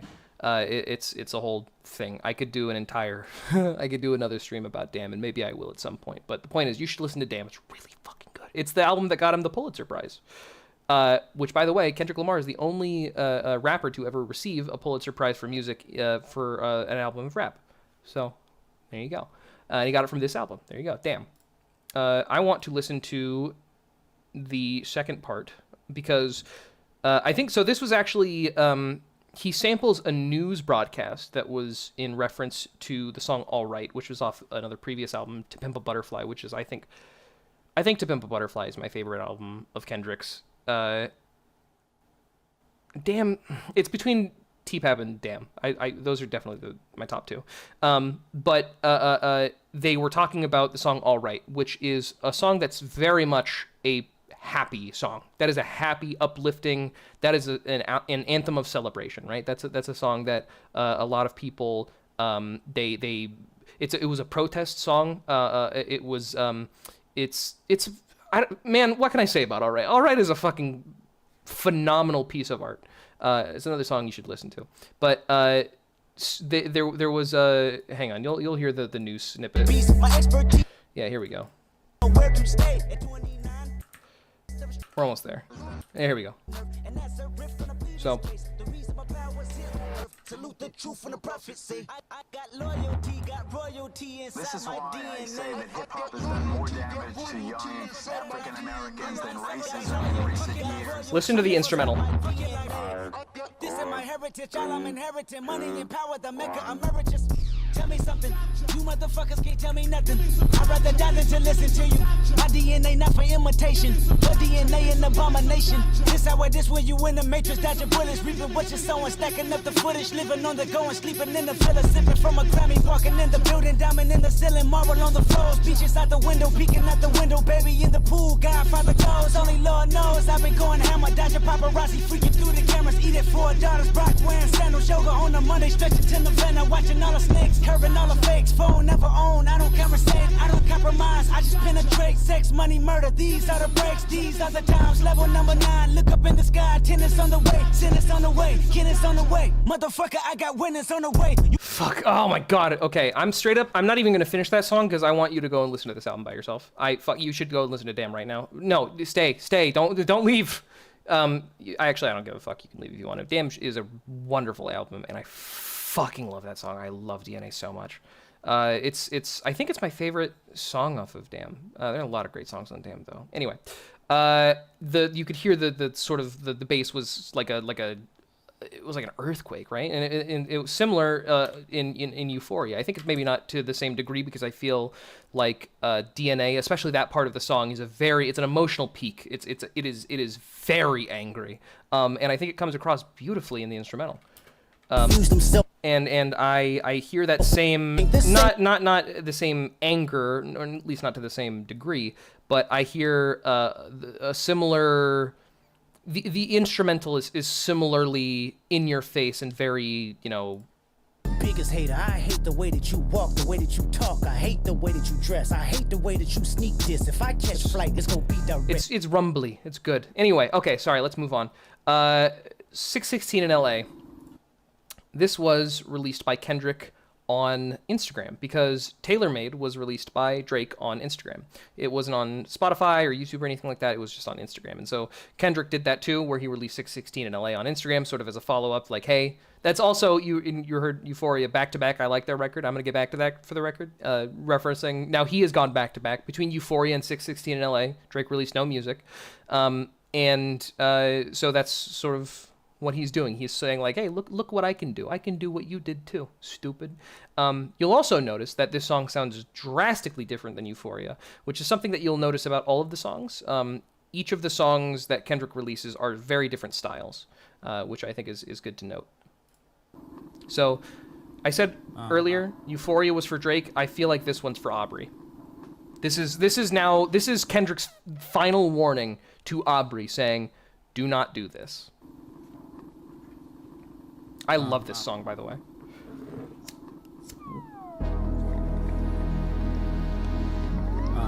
Yeah. There's survival.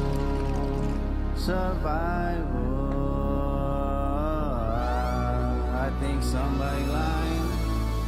Smell somebody lying. I don't see no fire.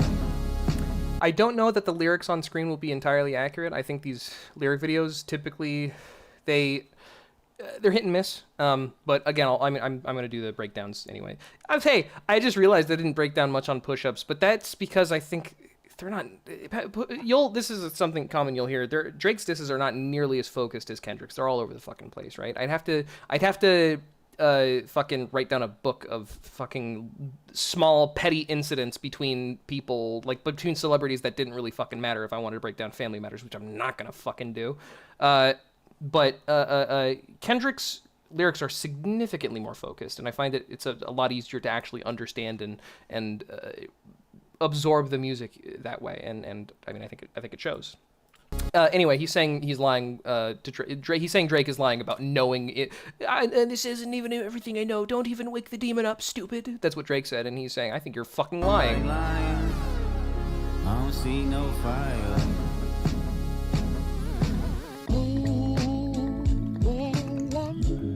Off-white Sunseeker had the marina. Fuck a phantom, I like to buy yachts when I get the fever. Wine cooler, spill on my white t-shirt, the sightseer. Trifecta, money, morals, and culture, that's my leisure.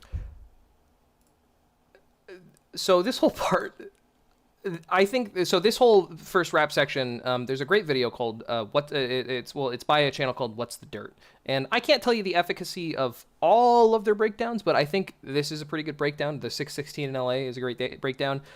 He's rapping from the perspective of Drake. But this is a very layered verse that has a lot. I'll summarize because I think it would be disingenuous of me to just break it down in the same way he did on that video. So I'll just say, if you'd like a full breakdown of what each of these fucking lines mean, you should go watch What's the Dirt.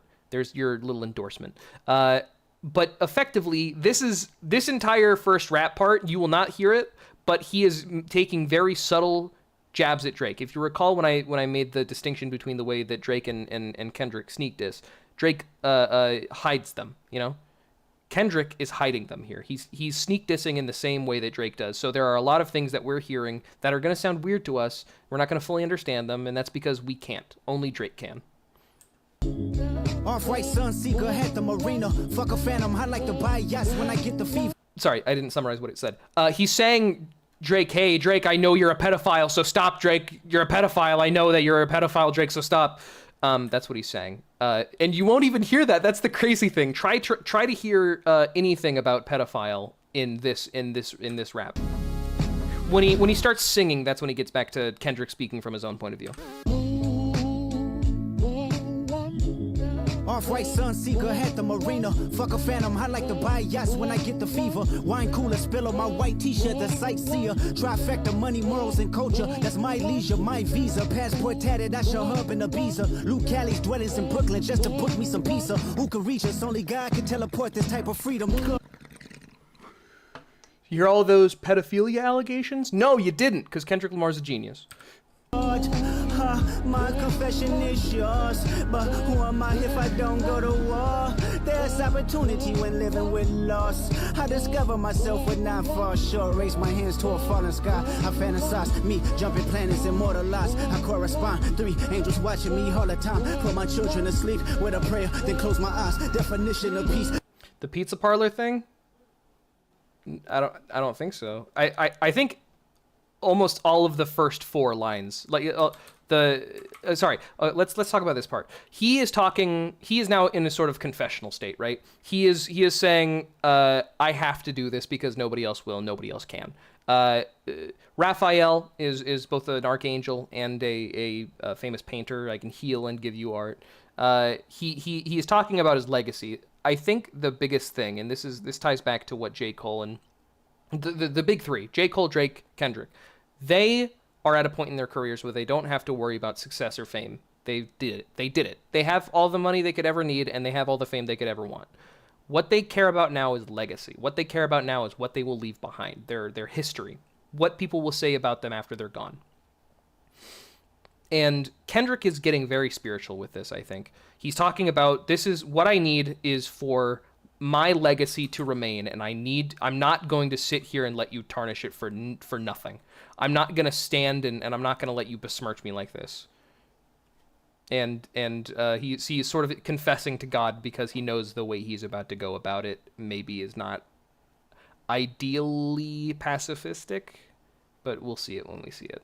Confession is yours, but who am I if I don't go to war? There's opportunity when living with loss. I discover myself would not fall short. Raise my hands to a falling sky. I fantasize me jumping planets, immortalized. I correspond. 3 angels watching me all the time. Put my children to sleep with a prayer, then close my eyes. Definition of peace. Tell me who gon' stop me? I come from love. Estelle, cover my heart, then open me up. Estelle was his late grandmother who passed away and broke his heart. But he, I believe, credits her for teaching him to be himself, teaching him very important foundational messages that helped him grow into the person that he is now. And he honors her in different ways throughout his discography, but her name is Estelle. Tell me who gon' stop me? I come from love, Estelle, cover my heart, then open me up. Remember when, picked up a pen, lyrics that I can trust. Timid soul, staring in the mirror, asking where I was from often. I know this type of power is gon' cost, but I live in circadian rhythms of a shooting star. The mannerisms of Raphael, I can heal and give you art, but the industry's cooked as I pick the carcass apart. I think I explained the Raphael bar before it actually came out. That was silly of me. Well, I've been smoking weed. You've been seeing it. That's no surprise. Anyway, yeah, that's just a very beautiful little chorus there. It's not even a chorus because they didn't repeat it. It's just its own little singing verse. I find that verse very touching. And you know, I don't know. I think 616 in LA was overlooked, specifically because Family Matters came out the same, or within 24 hours, and then Meet the Grams came out very soon after that. We'll get to that when we get to that, don't worry. But 616 in LA was overlooked, I think, because it was posted on Instagram and because it was back-to-back so quickly. But I think this is a very fucking beautiful song. This type of power is gon' cost, but I live in circadian rhythms of a shooting star. The circadian rhythms of a shooting star, bro. That's fucking lyrics. Mannerisms of Raphael, I can heal and give you art, but the industry's cooked as I pick the carcass apart. Yeah, somebody's lying, I can see the vibes on act. Remember DJ Academics, #1 dick writer, like I told you about. Even he looking compromised, let's peel the layers back. Ain't no brownie points will be in your chest, harassing Ant. Ant is a manager, and I believe Drake was kind of throwing, slights at him. So you're not going to get any brownie points beating your chest harassing Ant. He looking compromised, let's peel the layers back. Ain't no brownie points will be in your chest, harassing Ant. Fucking with good people, make good people go to bed. Conspiracies about cash, dog. What the fuck are these? They're fucking with good people and good people go to Beck? What the fuck are these vibes only lyrics? No, fucking with good people makes good people go to bat. What he's saying is like, hey, if you don't want to fuck with good people, then don't fuck with good people, because if you fuck with good people are going to come after you. And you have to realize that. Fucking with good people, make good people go to bed. Conspiracies about cash, dog, that's not even the leak. Find the Jews like cash, dog, I just need you to think. Are you finally ready to play? Have you ever, let's see, have you ever thought that OVO is working for me? Fuck. you ever thought that OVO was working for me? OVO, Drake's label, his little fucking posse of goons. Have you ever thought OVO was working for me? Ready to play? Have you ever? Let's see. And remember, whoops. Are you finally ready to play Have You Ever? You might remember for Euphoria, he says, you remember, have you ever walked your enemy down with a poker face? Because he asked if you want to play Have You Ever. So he's sort of following up on that. Cash dog, I just need you to think. Are you finally ready to play Have You Ever? Let's see. Have you ever thought that OVO was working for me? Fake bully, I hate bullies. You must be a terrible person. Everyone inside your team is whispering that you deserve it. Can't Tootsie slide up out of this one, it's just gonna resurface. Every dog gotta have his day. Now living your purpose. It was fun until you start to put money in the streets. Then lost money cause they came back with no receipts. I'm sorry that I live a boring life. I love peace, but war ready if the world is ready to see you bleed. Okay, so I fucking love this part so much. First of all, I love just the fake bully. I hate bullies. You must be a terrible person. I love that. I don't know why. I just love that line. You must be a terrible person. Everyone in your team is whispering that you deserve it. You can't Tootsie slide up. Tootsie slide it was a hit that Drake had. I think it was after the Pusha T shit came out, and so he's saying, "Hey, can't push it, can't fucking Tootsie slide up yourself out of this one. It's just gonna resurface."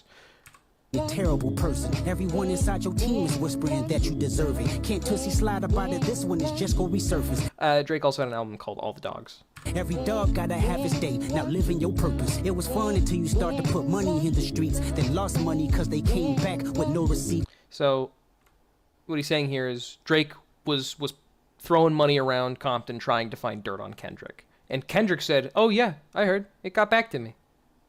You think it's going to work, stupid? Because you don't get money when you don't come back with receipts. That's how it works. It was fun until you start to put money in the streets. Then lost money cause they came back with no receipts. I'm sorry that I live a boring life. I love peace, but war ready if the world is ready to see you bleed. Okay, this is the part. This is another coded message to Drake. He is warning him about what he is going to tell the world if Drake does not stop.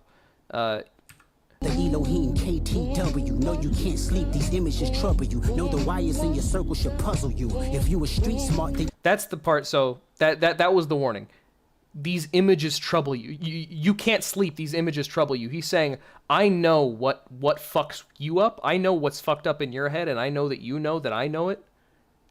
It's going to be a problem. And then he's going back to alleging about the moles. Can't sleep, these images trouble you. Know the wires in your circle should puzzle you. If you were street smart, then you would have caught that your entourage is only to hustle you. Have you ever thought that OVO was working for me? So this is it's what he's saying here is OVO, which is within the label. It's a lot of people who are very loyal to Drake. A lot of artists that he's picked up. There's a whole other, not debate, but a whole other section that I could go over in regards to how he's sort of just picks up these young artists that have very promising flows and then features with them and then takes something from them that was uniquely part of their style. And then that person who remains an OVO does not have a successful career. They just go on to make, fucking boo-boo. They make shit that's not good. So what he is saying is OVO, your posse, they are not loyal to you. Everybody is speaking behind your back. You should trust nobody in your camp. 100 niggas that you got on salary, and 20 of them want you as a casualty, and one of them is actually next to you, and 2 of them is practically tired of your lifestyle, just don't got the audacity to tell you. But let me tell you some game, cause I can see you, my little homie. You playing dirty with propaganda, hit blow up on you. You're playing nerdy with Zach Bia and Twitter bots. Zach Bia is a streamer. But your reality can't hide behind Wi-Fi. Your little means is losing steam, they figured you out. The first opinions is not convincing, I need a new route. It's time that you look around on who's around you. Before you figure that you're not alone, ask what Mike would do. So 616 in LA, that is a song. Kendrick is saying, Aubrey, look, sit down. Look, Aubrey, I could make you go away forever, and I'm going to tell you exactly why and how, and I'll even give you some info. You have a lot of people in your circle you should not trust. Please, you have to understand you're going to make me do something I don't want to do if you come back with some bullshit. Do not lie. Like you said in Euphoria, do not tell a lie about me, and I will not tell the truth about you. That is what he's saying. You have no receipts. I know you have no receipts, and I know you were looking. You have nothing. I know you have nothing. Do not lie. If you lie, I will end you. That is what he's saying. Ask what Mike would do. Remember how he is constantly referring to himself as Michael Jackson, Drake. And Michael Jackson has the song You Are Not Alone. There you go. So, within 24 hours of 616 in LA showing up on Instagram, Drake does what he said he would do and presses what he calls the red button, which is the big one. This is the one that's gonna get him. This was supposed to be the slam dunk. This was the one that he threw up for himself, and then in his mind, he's jumping up and he's about to spike the volleyball down. This is him spiking the volleyball as Family Matters, which dropped less than 24 hours after 616 in LA. Maybe in this song, you shouldn't start by saying, Nigga, I said it, I know that you mad. I've emptied the clip over friendlier jabs. You mentioned my seed and I deal with his dad. I gotta go bad, I gotta go bad. I would like to point out that in the first verse, in the first lines of his rebuttal to Euphoria, which people were already calling the greatest diss track of the generation, his rhyme scheme was mad, bad, jab, and dad. And that is how he starts the song. maybe in this song, you shouldn't start by saying, Nigga, I said it, I know that. What kind of lyrics is that, Drake? This is supposed to be, this is important, man. What are you doing? And why are you calling Adonis your seed, you freak? Remember, this was at the end of Push-Ups. I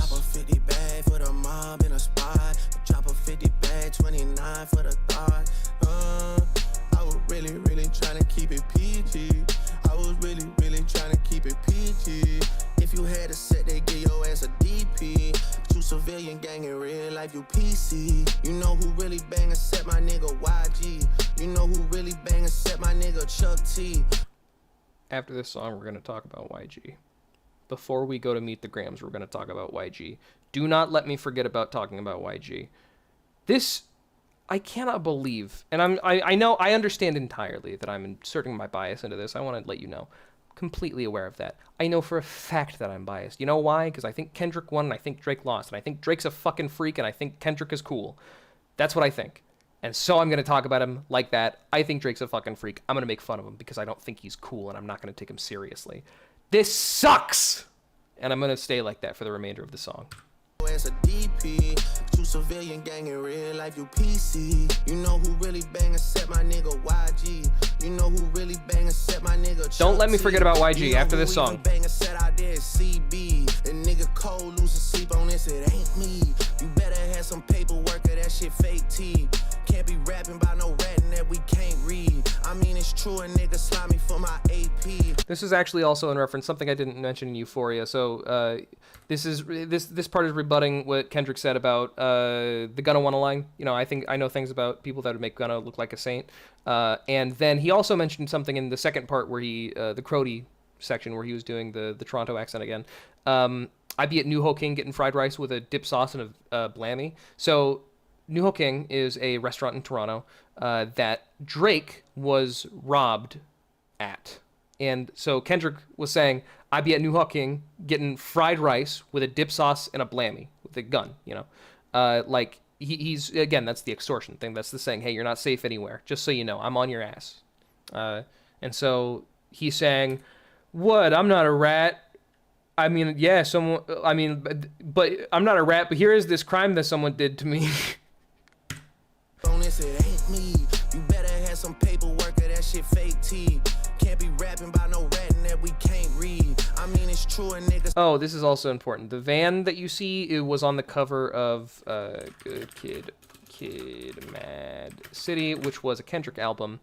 It was a Kendrick album specifically surrounding growing up in Compton. You know, it's about how growing up in Compton, you know, it's like a pipeline. You know, it's nature and nurture creates the person, right? And in a certain environment, there are funnels to make it so the path of least resistance is one that might not be beneficial to you. And in some ways, there are ways that living in Compton, you know, there's a lot about peer pressure. That's literally a song called Peer Pressure. You know, it's stuff about, you know, there's gang stuff. There's you know, you understand. I don't have to convey it to you, and also I think it would sound weird coming out of my mouth. But the point is, on the cover of this album, there is a van, right? And this is a picture of Kendrick right here with other people, and you can see, you know, he's saying like, yeah, you know, here's a picture of me, and you know, there's right next to my baby bottle is this, you know, big 40, and you know, this is just how it was. That was one of the album covers, and this was one of the other album covers, which I don't actually know as much about this one. What I can assume at least is that this was you know, an important, like a childhood van for Kendrick. And so that's what he's doing with the van here. You know, that's what he's doing. Can't be rapping about no ratting that we can't read. I mean, it's true, a nigga slimy for my AP. Just like how Metro nigga slimy for his I'm no rat, but listen to this one thing. But this one guy robbed me this one time.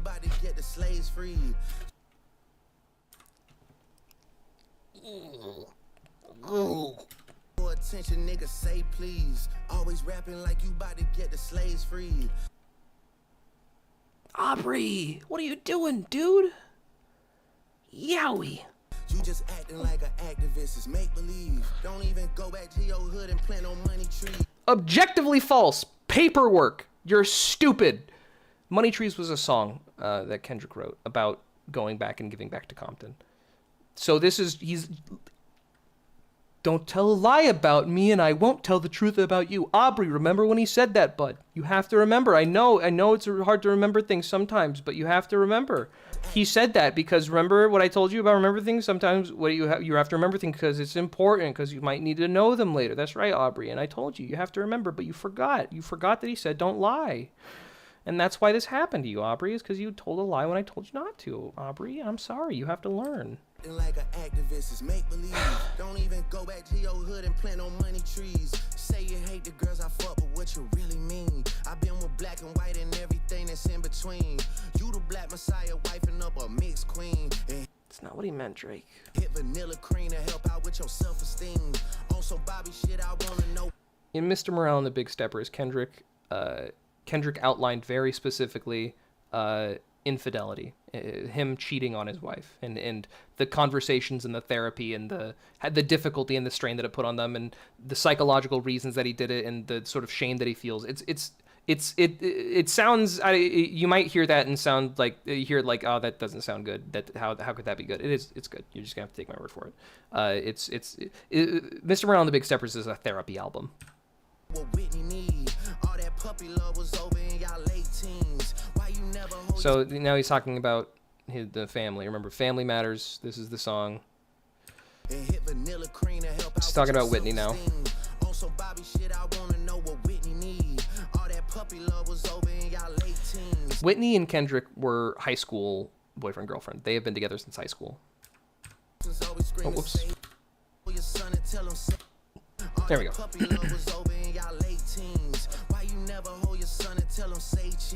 We could have left the kids out of this, don't blame me. You a dog and you know it, you just play sweet. By the way, when he says that, could have left the kids out of this, don't blame me. Drake literally brought up family first. Like he quite literally brought up Whitney to begin with already. The kids out of this, don't blame me. You a dog and you know it, you just play sweet. Your baby mama catch was always screaming, save me. You did it dirty all your life, you tryna make peace. I heard that one of them little kids might be Dave Free. Dave Free is Kendrick's manager, childhood friend of Kendrick. They grew up together in Compton. Kids might be Dave Free.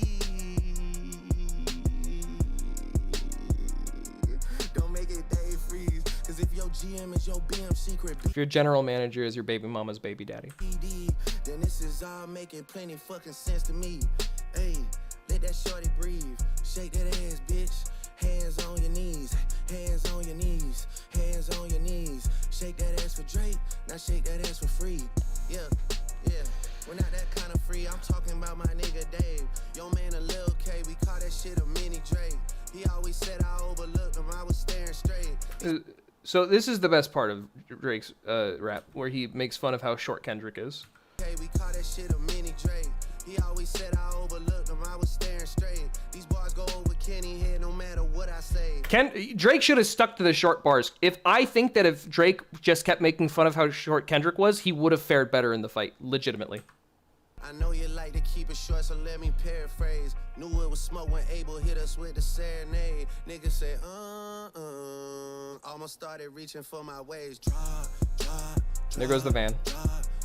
What the fuck did he mean by almost started reaching for my waist after going, what the, you know what that sounds like, Aubrey? Reaching for your waist? Come on, man. Drop a 50 bag, 29 for the thought. I was really trying to keep it. Yeah. Okay. Take this shit seriously. So this is the first switch. And this is where he just starts talking about a bunch of other fucking rappers, and I don't know anything about any of this. I apologize. Well, there are probably a few things that I'll be able to break down, but he goes after, I think, A$AP Rocky and Rick Ross and one other guy, I believe, but it's very unfocused. Starts licking my hand, by the way. Joke, I take it serious though. Yo, look. If Drake shooters doing TikToks, nigga really shooting in your gang, that's peace, brother. Y'all ain't getting shit shot, nigga. It is worth saying. The bars are whack, the flow is good. I think this is the best flow that Drake has had in a very long time. It's a shame that the shit he's saying is whack and stupid. But the thing is, you sound... Okay, now I was saying about the gay thing. You sound gay as fuck, bro. If Drake shooters doing TikToks, nigga really I'm trans girl. I love... I'm gay. I'm allowed. I'm allowed. I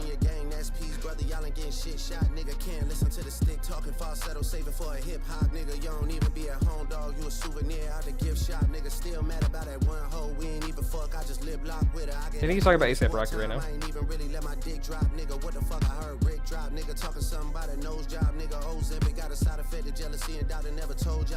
Ozempic is a weight loss drug, and he's talking about Rick Ross. Rick Ross was calling him a white boy, I believe. He was calling Drake white boy on like Snapchat or fucking something. So Drake's saying, "Oh yeah, well you're on Ozempic, got you."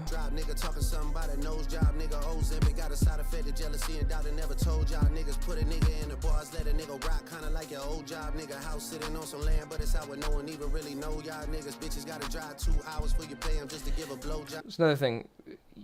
Saying you pay to have sex, that's a no-no. This again. Okay, so this all comes back to, again, what I was talking about before was the constructed, character and how Aubrey plays a character of Drake. In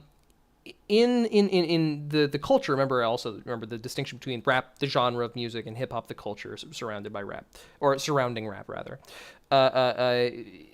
So he is. Hang on, we're gonna go back real quick. He's trying to portray the values of hip hop. He's trying to exalt them. He's trying to say, "Oh, well, your abs are fake, and you're paying for sex. You're not actually this strong. You're not actually this cool. You're not getting all these bitches. You're lying. You're a faker." Because these are all things that are important. Sort of, if you're talking about having these things, if you're talking a big game, especially in hip hop, you better fucking have something to show for it. And so, if you've claimed all these things or you put on this persona about yourself, he's saying you're not genuine. You're not being a genuine version of yourself. Which is hilarious, coming from Drake.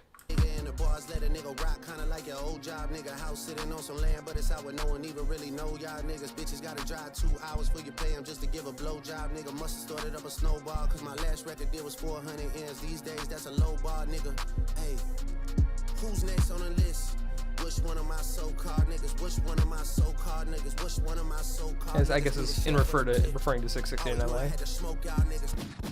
good kid, Mad City van, we'll pot a latch and make the door slide. Tears running down my cheek, laughing at you, pussy dying, it's a war cry. Weekend music getting played in all the spots where boys got a little more pride. That's why all your friends dip into Atlanta paying just to find a tour guide. Abel, run your fucking bread, need to buy some more chains. Stop talking about Abel, dude. Find another street nigga I could take to the game court side. Let me Look at Kendrick. for a rapper, take the nigga on a horse ride. Anything to take a spotlight off the fact the boss is a drugged out little punk sissy from the north side. Rock him talking shit again. Gas cause you hit my being first, nigga. Do the math who I was hitting in. I ain't even know you rap still cause they only talking about your fit again.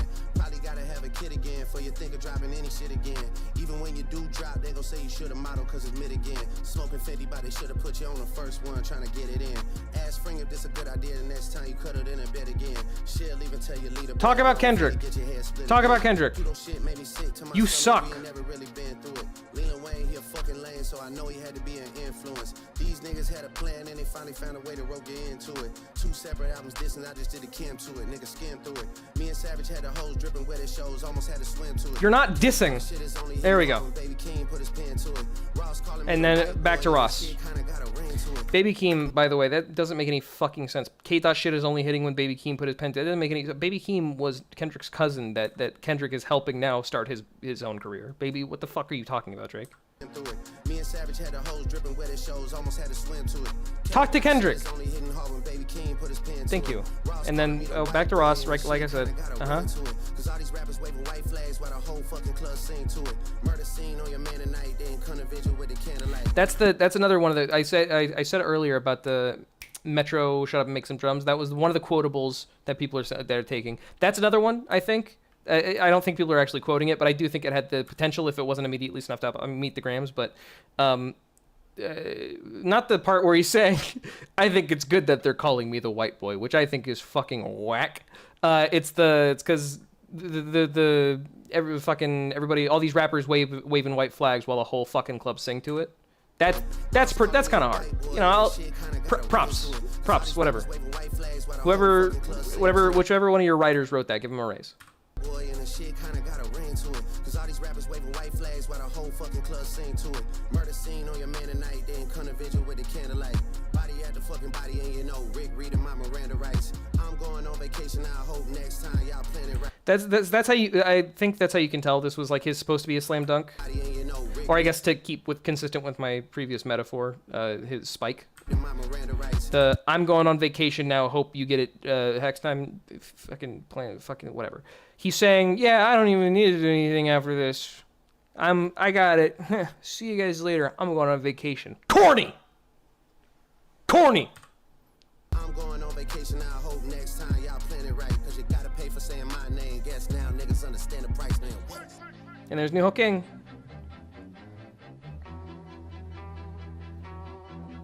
Hey, Kendrick just opened his mouth. Someone go hand him a Grammy right now. Okay, so now we're back to the Kendrick part of the song. Oops. Cause I wanna talk to the man in the house. West Coast niggas do phase, right? Come get this ass whooping, I'm handing them out. You wanna take off for real? Then come get his legacy out of my house. A cease and desist is for hoes. Can't listen to lies that come out of your mouth. You call it Tupac a state. There's the ring, and he's talking about he's rebuttaling stuff from Euphoria in the most flaccid way ever. And beg them to sue me and get that shit down. I'm losing perspective on beef.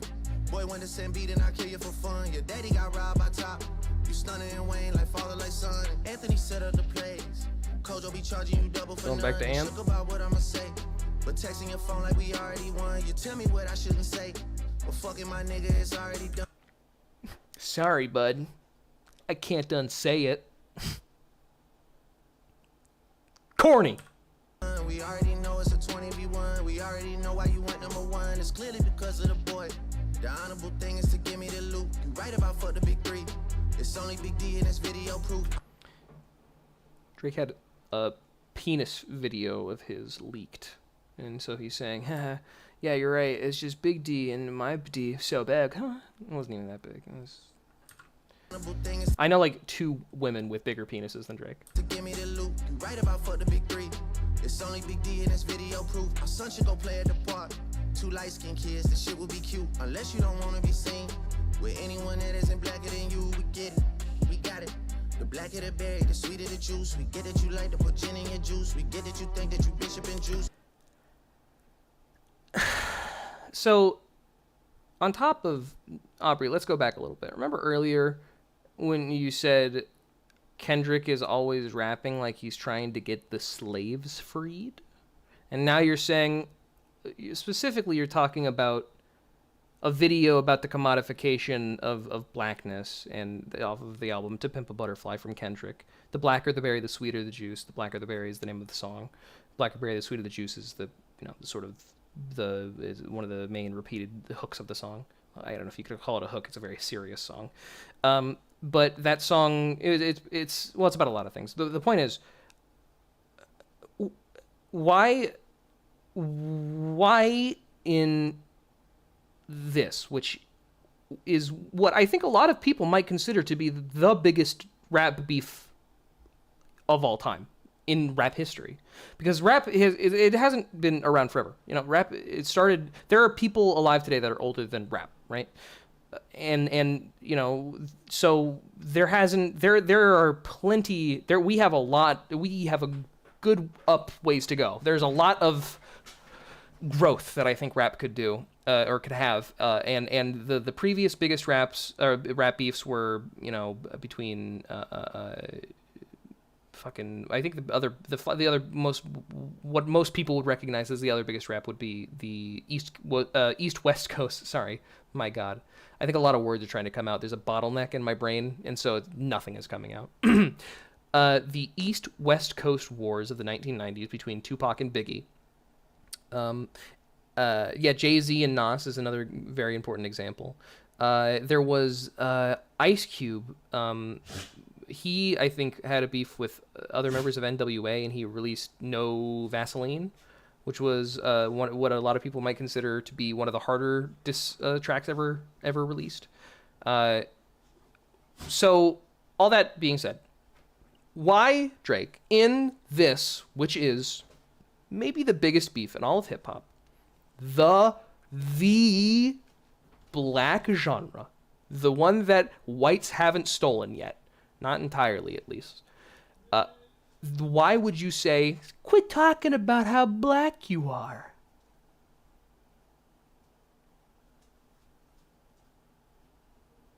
What are you doing, Aubrey? Not 2 minutes ago, you said you were talking about that you liked that people were calling you the white boy. And now you're telling Kendrick to stop talking about being black? What are you doing, Aubrey? What are you doing, Jimmy? When you put your hand with anyone that isn't blacker than you, we get it, we got it.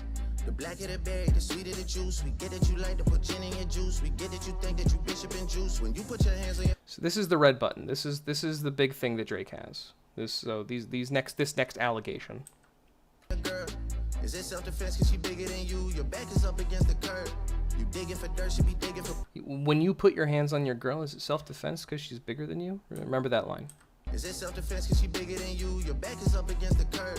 You digging for dirt, she be digging... Your back is up against the curb. That's pretty good. That's another one of the short jokes. That's, again, Drake should have stuck to the short jokes because they were by far his best. For proof, why did you move to New York?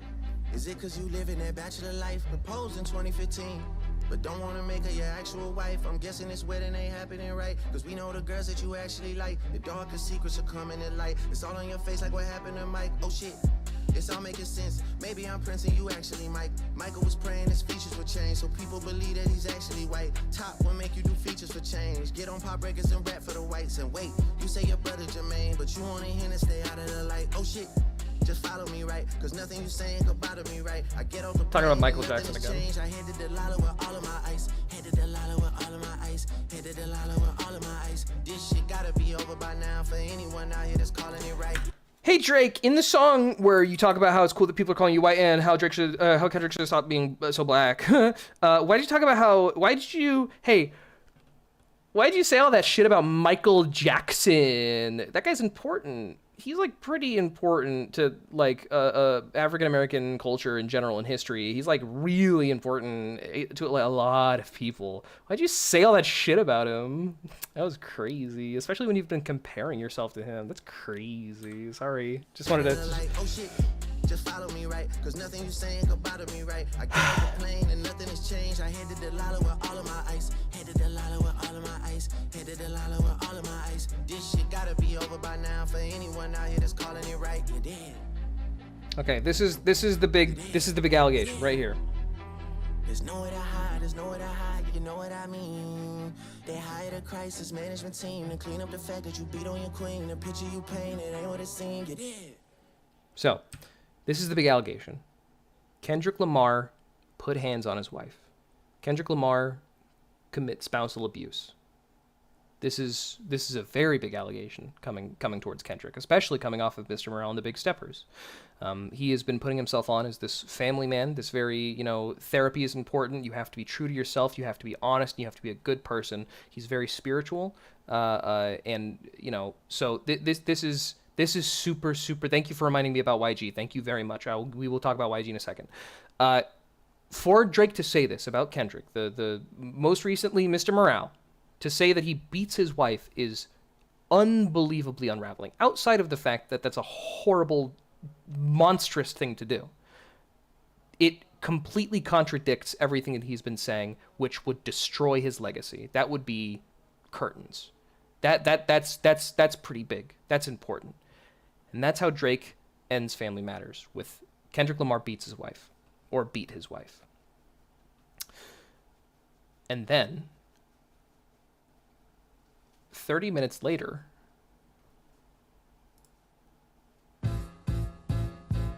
we'll get to this in a second. Let's talk about YG for a second. YG is a West Coast rapper. He grew up in LA, and he was the first person that Drake shouted out on Family Matters. Within the same month, I think 20 days, maybe 15 after Family Matters, YG came out with this song called Weird, and we're going to listen to this.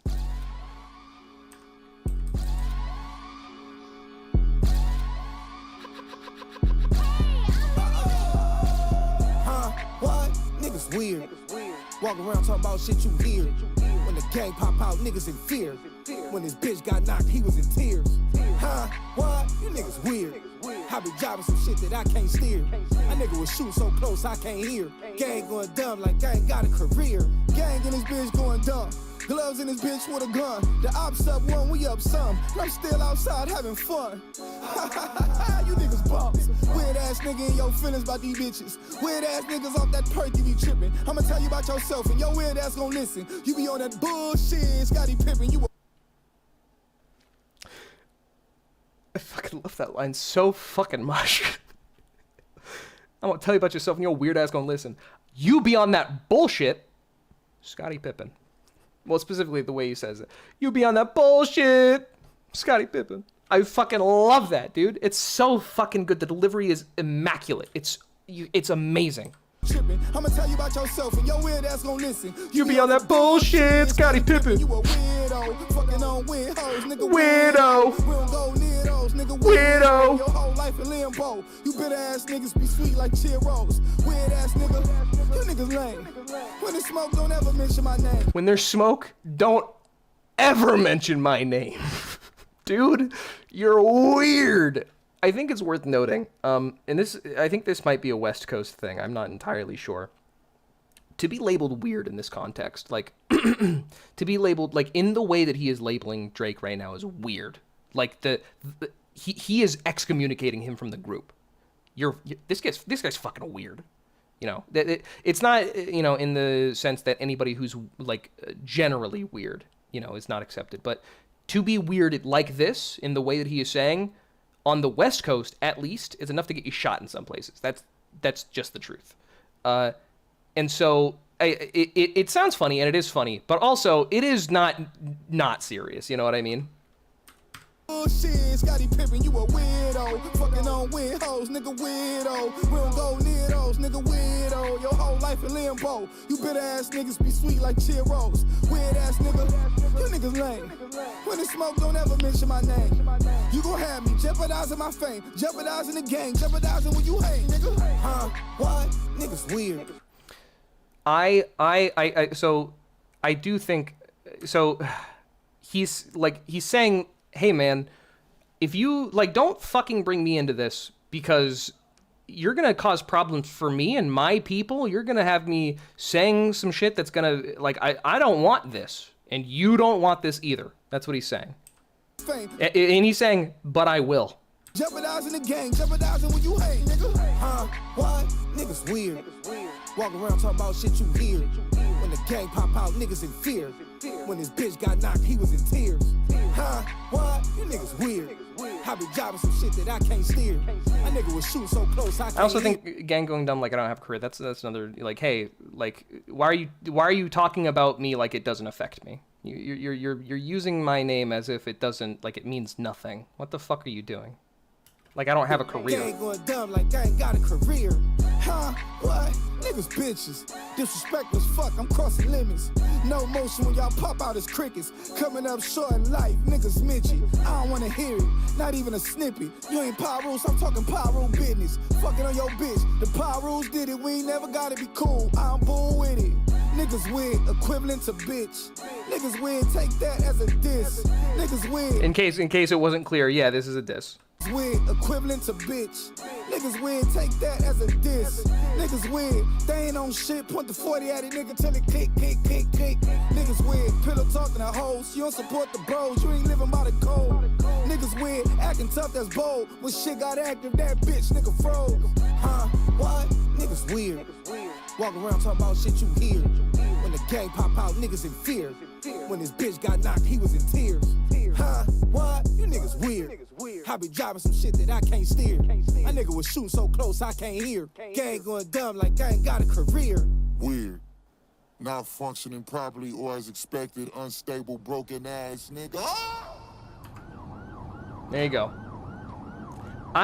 So this doesn't really come up again. YG's diss is not load bearing in understanding the Kendrick Drake beef. It is completely tangential. I understand this. I wanted to bring it up because I like this song. It makes me laugh. It's a fucking great song. It's a hilarious song. It's a hilarious song. He's fucking I don't know. I feel like there's a lot of very weak ways somebody, you know, offhand mentioned in a big diss, in a big beef like this could sort of interject themselves. But this is good. This is the way YG did it here. I think it's immaculate. Actually, Kanye, he did some shit. He, like, I think he released, like, his own verse on a song that, like, on a beat that Kendrick was on just out of nowhere. Nobody asked him to, and nobody mentioned him. I think he just saw, like, the biggest thing in hip-hop ever going down, and he wanted to be part of it, or, like, he hated that he wasn't. But nobody fucking cares, and we're not going to listen to it because I've never heard it, and I don't want to because I don't care. Sorry, Kanye. Like, you were the biggest thing in the world for 10 years. Come on. Nobody can be the biggest thing in the world forever. You have to understand that. Let it go. Anyway. Let's take a minute to breathe, huh?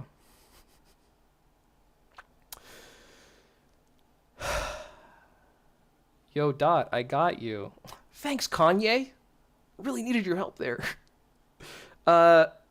So Drake drops Family Matters. That's crazy because we're getting back-to-back hits. You know, Euphoria, and then not too much time went by and 616 dropped. That's crazy. Kendrick hasn't released music in so long. And then not even 24 hours after that, Drake releases another song? Are you kidding me? And then 20 minutes after that? 20 minutes after that? That's unheard of. That is unbelievable. That is never something that has ever happened before. You have to recognize this.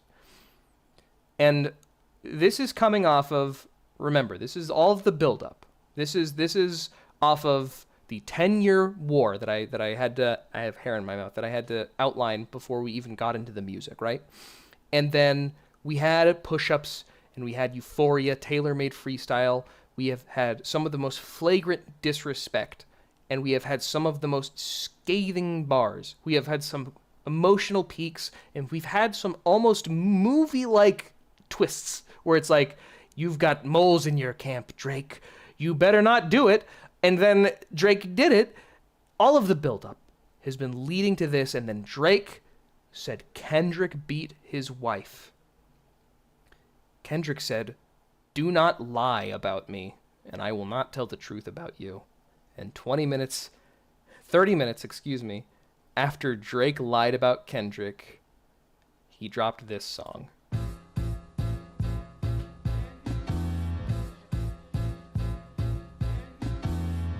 Dear Adonis, I'm sorry that man is your father. Let me be honest.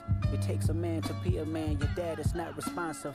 I look at him and wish your grandpa would a world condom. I'm sorry that you gotta grow up and then stand behind him. Life is hard, I know. The challenges always go beat us home. Sometimes our parents make mistakes that affect us until we grown. Hey, you're a good kid that need good leadership. Let me be your mentor. That is the line. I mean, my jaw dropped when I heard Dear Adonis. Dear Adonis, I'm sorry that man is your father.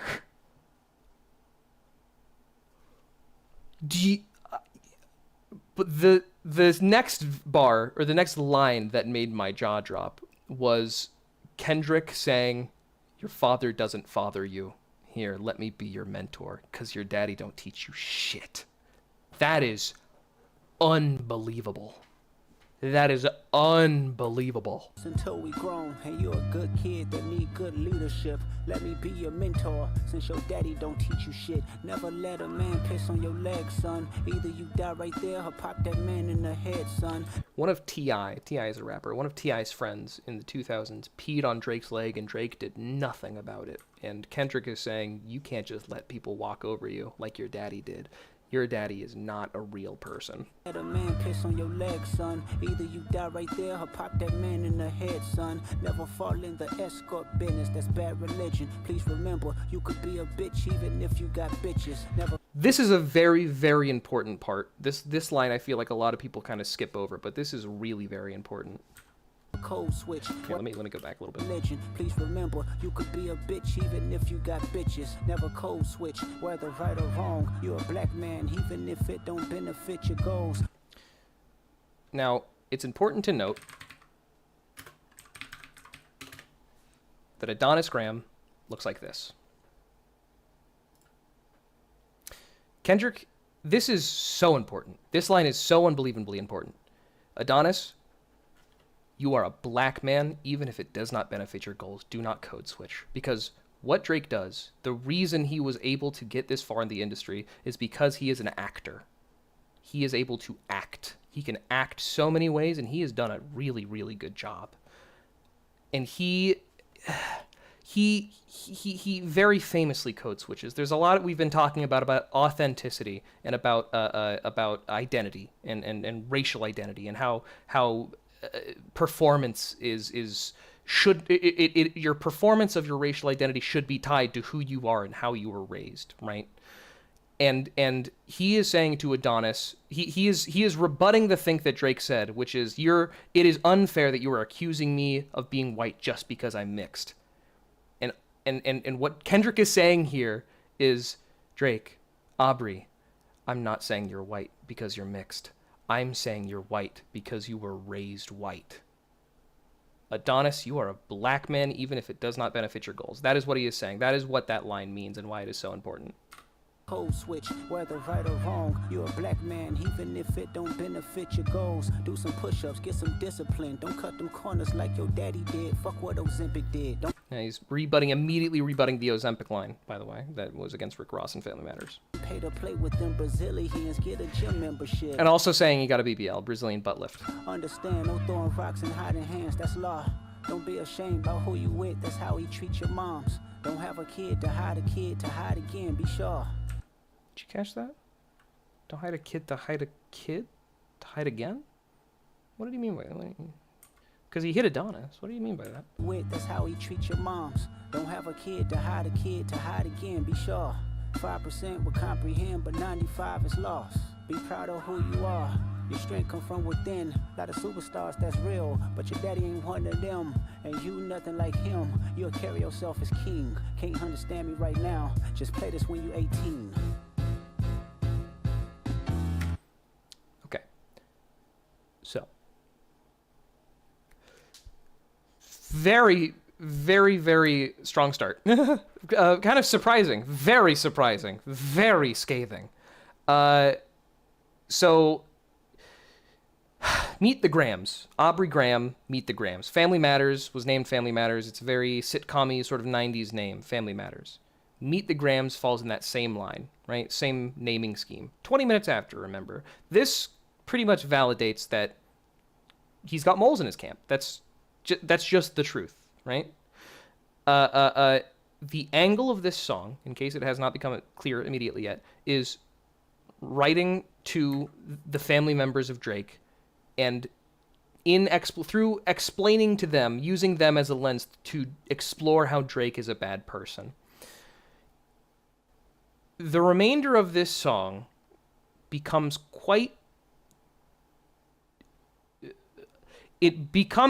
important, I guess. Outside of rap, it becomes important. In terms of public safety, it becomes important.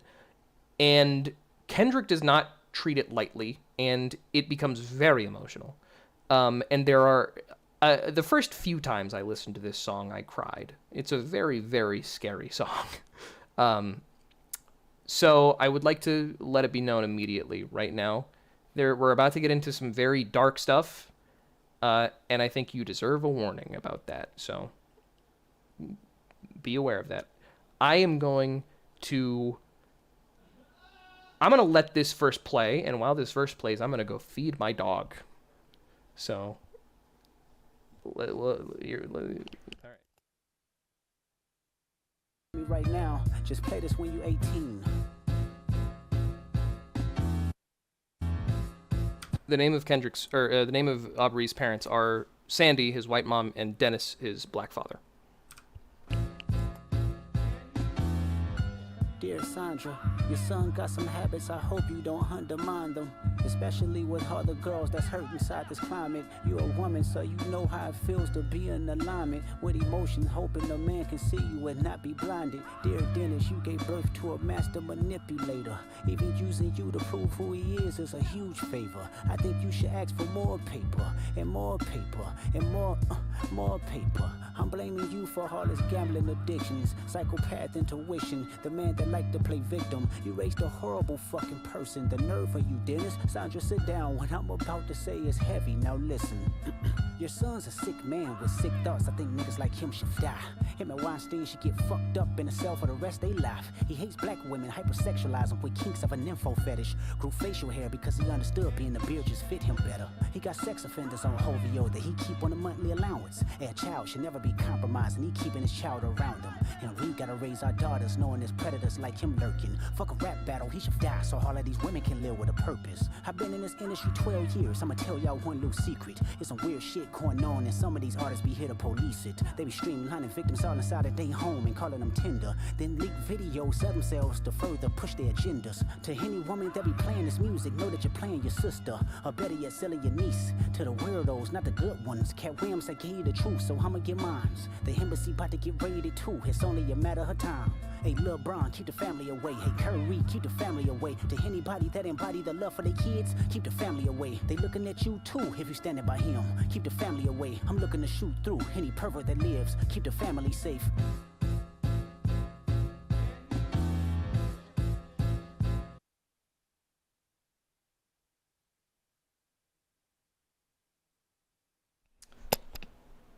Okay, so what do we think? Terrifying, right? Yes, this is a horrifying verse. And it,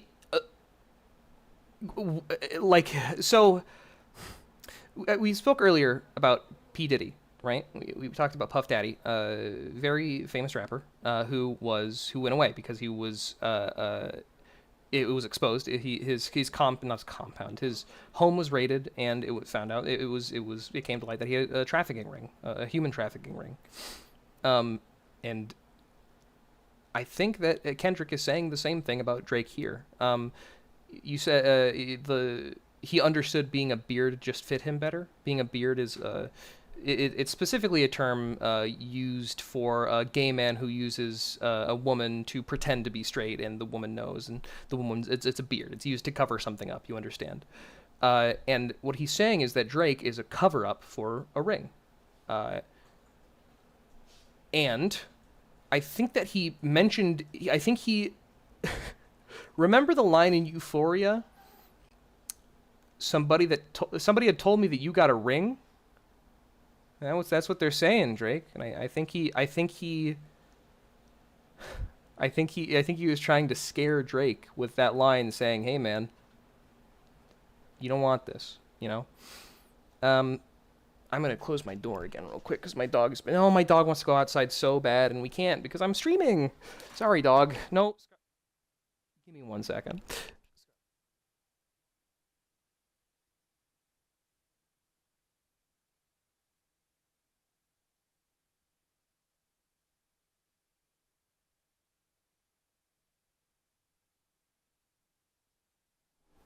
There you have it. I'm going to turn my AC back on. My dog is already back. Scarlett, go away. Fuck off. Go. Go. Get out of here.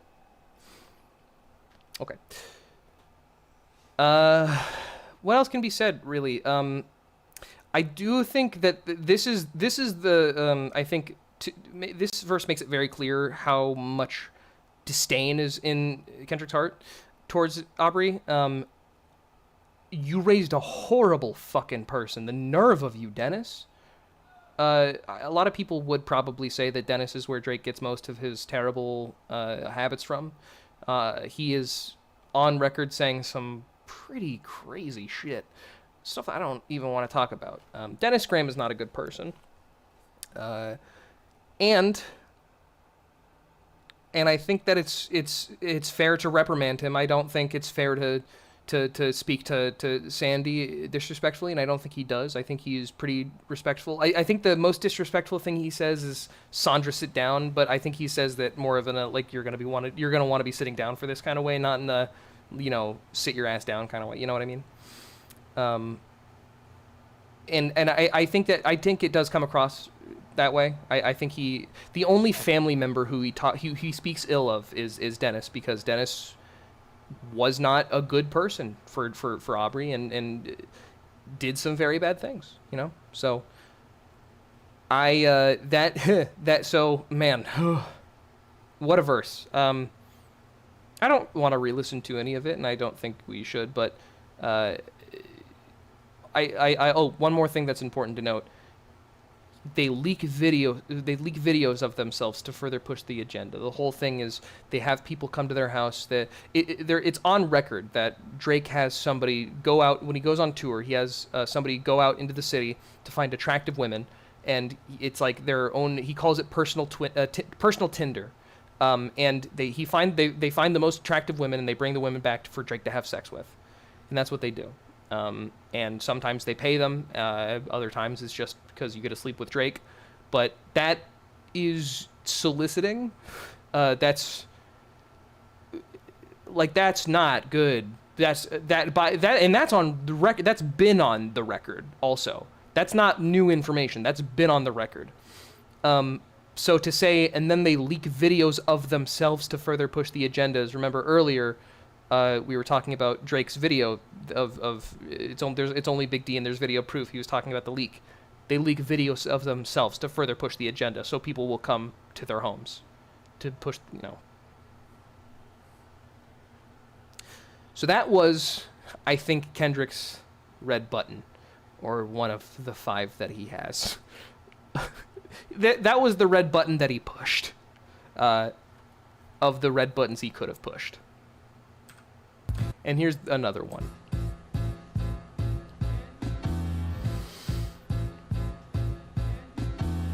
Dear baby girl, I'm sorry that your father not active inside your world.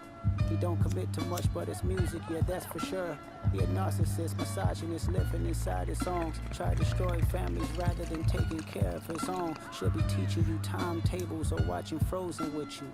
Or at your 11th birthday, singing poems with you. Instead, he being Turks, paying for sex and popping perks. Examples that you don't deserve. I want to tell you that you're loved, you're brave, you're kind. You got a gift to change the world and can change your father's mind. Cause our children is the future, but he lives inside confusion. Money's always been illusion, but that's the life he's using. used to. His father probably didn't claim him neither. History do repeats itself. Sometimes it don't need a reason. But I would like to say it's not your fault that he's hiding another child. Give him grace. This the reason I made Mr. Morale. So our babies like you can cope later. Give you some confidence to go through something. It's hope later. I never want to hear you chasing man cause it's felt behavior. Sitting in the club with sugar daddies for validation. You need to know that love is eternity and trumps all pain. I tell you who your father is, just play this song when it rains. Yes, he's a hit maker, songwriter, superstar, right? And a fucking dead beat that should never say more life. Meet the Grams.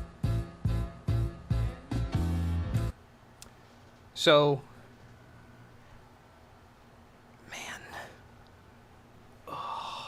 so he phrased that very specifically, hiding another child, because in the Pusha T, in the story of Adidan, remember the very shocking image of Drake with the blackface, the way Pusha T phrased it was, let's speak on character, I'm gonna keep with the facts, you are hiding a child, let that boy come home, deadbeat motherfucker playing Border Patrol. Border Patrol in this sense meaning, you know, I'm over here, you're over there, let's keep this border between us.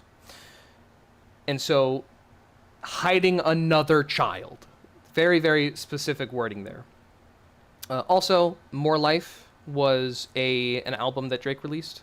And I think it was the one that had all the pregnant women emojis all over it. Hang on. Drake, More Life. Let's see. No, okay. But there's the problem on the cover. Dennis Graham, the guy we've been talking about. What's the Drake pregnant emoji album? That's Scorpion? Got it. This one should have been called More Life. It's got the pregnant one. He's stupid. Idiot. Doesn't even know how to write his own music. Anyway, he's a fucking deadbeat that should never say More Life. Meet the Grams. He's a hit maker, songwriter, superstar, right? And a fucking dead beat that should never say more life. Meet the Grams. Loverboy. That's okay. Loverboy is the album. Anyway. This one is good. I really like, so, okay. A lot of people miss the gravity. Kendrick was very specific in mentioning Harvey Weinstein because Harvey Weinstein is somebody who's relatively fresh in everybody's minds as a high-profile case of a famous person who got away with sexual misconduct for a very long time because they were famous, right? And so in using that, in specifically saying him and Weinstein, he is putting him in the same league. It is a very specific call to memory for you, and he is being very serious when he makes that specific comparison. That's not hyperbolic, I don't think, to him. And I want listen close to how he says Aubrey, because this final verse is addressed directly to Aubrey. And listen to how he says Aubrey. He sort of mixes it with Harvey. He says Harvey. So listen to just yeah. Also, this is the verse that makes me cry, because it reminds me of every single time I've ever been scolded in my life to a point of being traumatized by it. So keep that in mind going into it. If you need to make some, if you need a mute, it's fine. I'm not going to judge you for it. It's great art, though. Keep that in mind. Dear Aubrey, I know you probably thinking I wanted to crash your party, but truthfully I don't have a hating bone in my body. It's supposed to be a good exhibition within the game, but you fucked up the moment you called out my family's name. Why you had to stoop so low to discredit some decent people? Guess integrity is lost when the metaphors doesn't reach you. And I like to understand, cause your house was never a home. 37, but you showing up as a 7-year-old. You got gambling problems, drinking problems, pill popping and spending problems, bad with money, whorehouse, soliciting women problems. Therapy's a lovely start, but I suggest some ayahuasca. Strip the ego from the bottom. I try to empathize with you, cause I know that you ain't been through nothing. Crave entitlement, but wanna be like so bad that it's puzzling. No dominance. Let's recap moments when you didn't fit in. No secret handshakes with your friend. No culture cachet to binge. Just disrespecting your mother. Identities on the fence. Don't know which family will love you. The skin that you living in is compromised in personas. Can't channel your masculine even when standing next to a woman. You a body shamer. You go hide them baby mamas, ain't you? You embarrassed of them. That's not right. That ain't how mama raised us. Take that mask off. I wanna see what's under them achievements. Why believe you? You never gave us nothing to believe in. Cause you lied about religious views. You lied about your surgery. You lied about your accent and your past tense. All is perjury. You lied about your ghost riders. You lied about your crew members. They all pussy. You lied on them. I know they all got you in them. You lied about your son. You lied about your daughter, huh? You lied about them other kids that's out there hoping that you come. You lied about the only artist that can offer you some help. Fuck a rap battle. This a long life battle with yourself.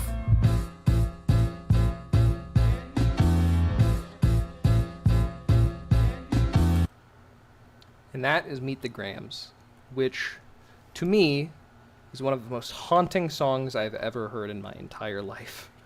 It is purposefully constructed to be a nightmare. I think the theme of this song is Drake's nightmare. Aubrey, you can't sleep. These images trouble you. You lied about your son. You lied about your daughter, huh? You lied about them other kids that are about there fucking hoping that you'd come. It's chilling. It's the fucking ghosts of Christmas present, past, and future coming to say you're a fuck up and everybody hates you. Hey, all your family members, come over here real quick. This is why this guy sucks so much dick and it's affecting everybody, and I'm so sorry for how it has affected you. And if I could take it back, I would. If I could, I would, but I can't. It's what he did to you, and I'm sorry, and it's so effective. And it's such an effective angle.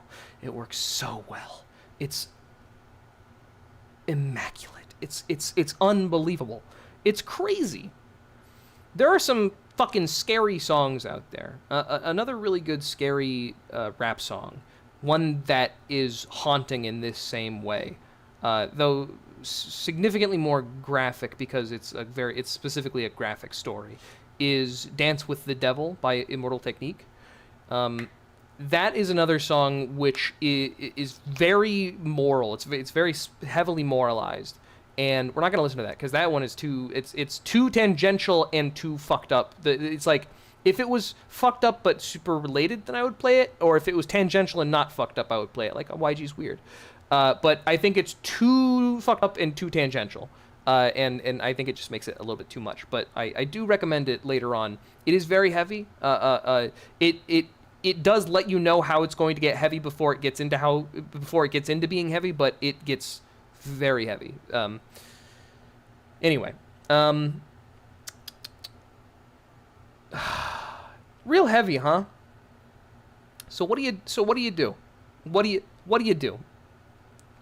This is I'm about to go on vacation. Next time you better plan better, sucker. Ha ha ha. By the time he's fucking in his Uber Black, not a block away from the building. Aubrey, what? What? I'm celebrating. What? Aubrey, look at YouTube. No, look at YouTube. Dear Aubrey, I know you're probably thinking I wanted to crash your party, but truthfully, I don't have a hating bone in my body.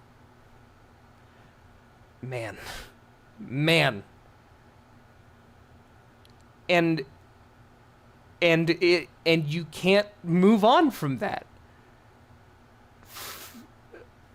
Let's take we're gonna have a quick aside real quick, okay?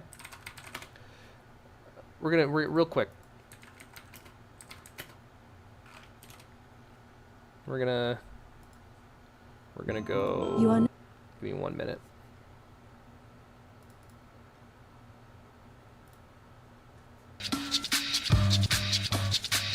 We're gonna listen to this now.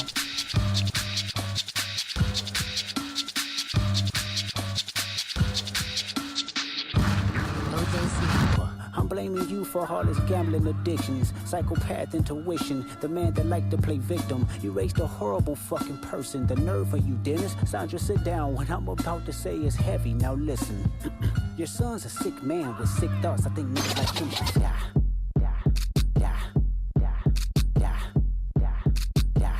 Fucking dead, plotting another child, hiding another child, hiding another child. You are hiding a child. Fucking Jersey remix. I fucking love Zach Fox so much. I love Zach Fox. I love Zach Fox. This entire set is amazing, by the way. I fucking love this entire set. It's an hour long. Definitely put it. I've listened to it, the entire thing, all the way through several times. You should too. It's free. It's on a. Just look up Zach Fox elevator music. I want to hang on. As long as we're still on this tangent, I want to show you my favorite one. It's by an artist I really like. I've used him in a couple of Google moments too. Now, I used him in. What was the first one? It was the Spy one, and the other one was the most recent one, which was where I was showing off the flog meter that I made. Where is he? Where is he? What a fucking Paul. There it is. This song, I really like this one. So everything about the energy of this entire, like how it switches into this song and how the energy of the song and the dancers, everything about the scene, the way Zach dances, I love this. So I'm gonna mute my mic. Just take this in. Take this in. This is the healing. This is the aftercare for Meet the Grams.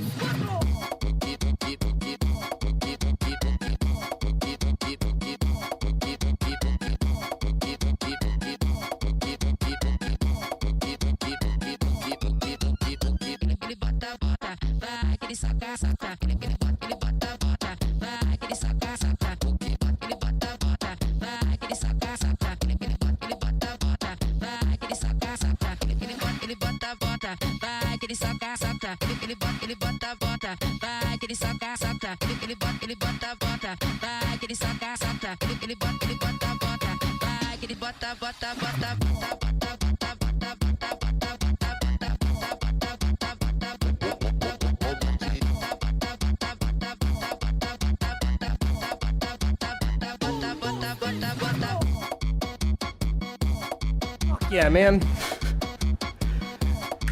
Shoutouts El Sandito.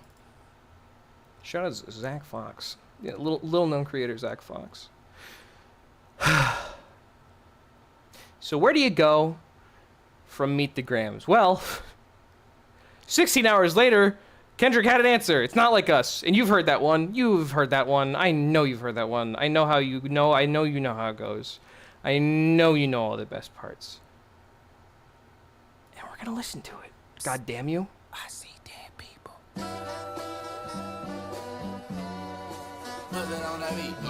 Aye, Mustard on the beat, ho, Debo, any rap nigga, he a freak though. This is important. Mustard, DJ Mustard. DJ Mustard is a fucking hit maker. If you were at the pop out, or you're not at the pop out, if you watched the pop out, or if you were at the pop out, fuck it, I don't know, maybe. I doubt it, but maybe.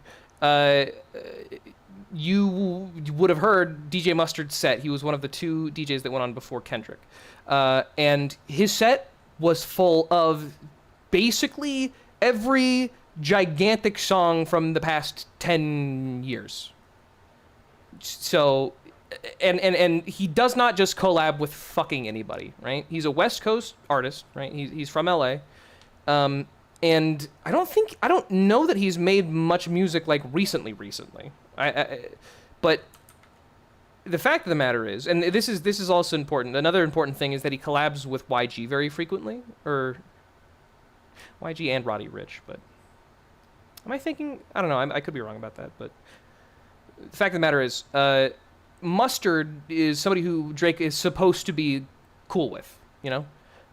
And so he is very specifically drawing attention to the fact that DJ Mustard is, in fact, on the beat. I see dead people. Also, Debo is a bully from a movie I don't remember what the movie is, but he's like a sort of bully character, so he's comparing Drake to Debo. And Tizo Touchdown is a rapper who has nails in his hair, and a lot of his fashion revolves around nails. Mustard on the beat, ho, Friday. Thank you. That's the name of the Friday series. Tell him breathe, bro. Nail a nigga to the cross, he walk around like Tizo. What's up with these jabroni ass niggas trying to see Compton? The industry can hate me, fuck them all and they mama. How many options you really got? I mean, it's too many options. I'm finna pass on this body, I'm John Stockton. John Stockton is the number one assist. He's the most assists over his career. He's the most more assists than anybody in the world. World record holder. Most assists, famous assists. And John Stockton played with a guy who, I don't remember his name, but he was the thing that Kendrick was accusing Drake of. People always say PDF file because apparently you go to jail if you say pedophile on the internet now. I don't know if I got to censor myself, but I don't know. I don't care about making money off this. Whatever. Karl Malone, that's the one. Thank you. Karl Malone was a pedophile. And so, there's kind of, I'm finna pass on this body. I'm John Stockton, who played with Karl Malone. There you go. There was another one that I wanted to point out the meaning of. Jabroni. The word jabroni is a WWE term. It's somebody to mean. It's like it's a mark. Somebody who's well, no, jabroni is different from mark. Jabroni. Fuck, you know what? I might be kind of showing my own ass here with my lack of education about the term, but a jabroni is like a faker, right? It's somebody who's all hype and not actually. If you're familiar with the rodeo term buckle bunny, it's a sort of jabroni, I would say. So he's saying, what's up with these fucking? He's a fucking jabroni. He's a jabroni. He's a faker, A foolish or contemptible person. How many options you really got? I mean, it's too many options. I'm finna pass on this body, I'm John Stockton. Beat your ass and hide the Bible if God watching. Sometimes you gotta pop out and show niggas. Certified boogeyman, I'm the one that up to score with him. Walk him down whole time, I know he got some hoe in him. Pull on him, extort shit, bully the flow on him. Say Drake, I hear you like I'm young. You better not ever go to cell block 1. To any bitch that talk to him and they in love, just make sure you hide your little sister from him. All of that is relatively self-explanatory. Cell Block 1, very famously in jail, they are not kind to child predators. They kill you. They kill you is what I'm saying. If you go to jail and you're a child molester, you might get killed. You probably will get killed. And oh well, that's just what happened. Sorry. Also, I should say, the cover art, this is important. I didn't talk about the Meet the Grams one. The Meet the Grams cover art was stuff from Dennis Graham's suitcase. The fact that Kendrick had a picture of items that were in Dennis Graham's suitcase, that's like someone sending you a picture from inside your own house. That's a "you're not safe" kind of picture. And it was actually, that was the close-up on the Maybach glove, which was the center object in the Meet the Grams photo, was the photo used for the 616 in LA Instagram post. This is the embassy, which in Meet the Grams, he said, the embassy about to get raided too, it's only a matter of time. Embassy, this was referring to the Diddy's, his home was raided. He's saying the embassy, which is this place, is going to get raided. And those are pins. Those are pins that you have to, they put on the map if you are a predator. Those are predator pins. And he has them all over his house, this is also just a Google Maps image of Drake's house, which is pretty funny. To any bitch that talk to him and they in love, just make the remainder of this. Hang on, I'm gonna explain these verses, the next stuff before it comes out, just so you have context, because I don't want to interrupt. I don't want to pause them. Party Next Door is somebody in OVO. Chubbs, somebody in OVO. We already talked about him. He's Drake's bodyguard. And Baca is somebody on OVO who was in prison for a trafficking case. And that's all the context you need to know. Sure you hide your little sister from him. They tell me Chubb's the only one that get your hand-me-downs. And Party at the party playing with his nose now. And Baca got a weird case, why is he around? Certified lover boys, certified pedophiles. Wop, wop, wop, wop, wop. That fuck him up. Wop, wop, wop, wop, wop. I'ma do my stuff. Why you trolling? Oh, fuck. Like a bitch, Sorry. ain't you tired? Trying to strike a chord, and it's probably A minor.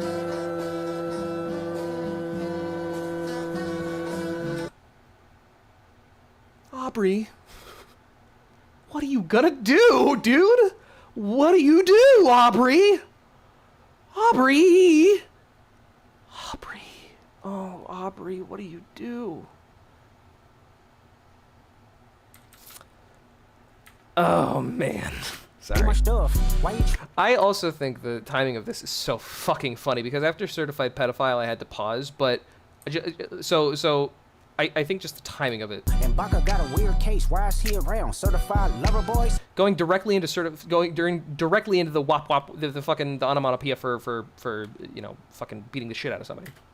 Certified pedophiles. Wop, wop, wop, wop, wop. That Sorry. Wop, wop. Probably a little goofy as fuck when I do that, and also you can hear the mic rattling around. I apologize. Sorry. It's just very powerful. Wop, wop, wop. I'ma do my stuff. Why you trolling like a bitch? Ain't you tired? Trying to strike a chord, and it's probably A minor.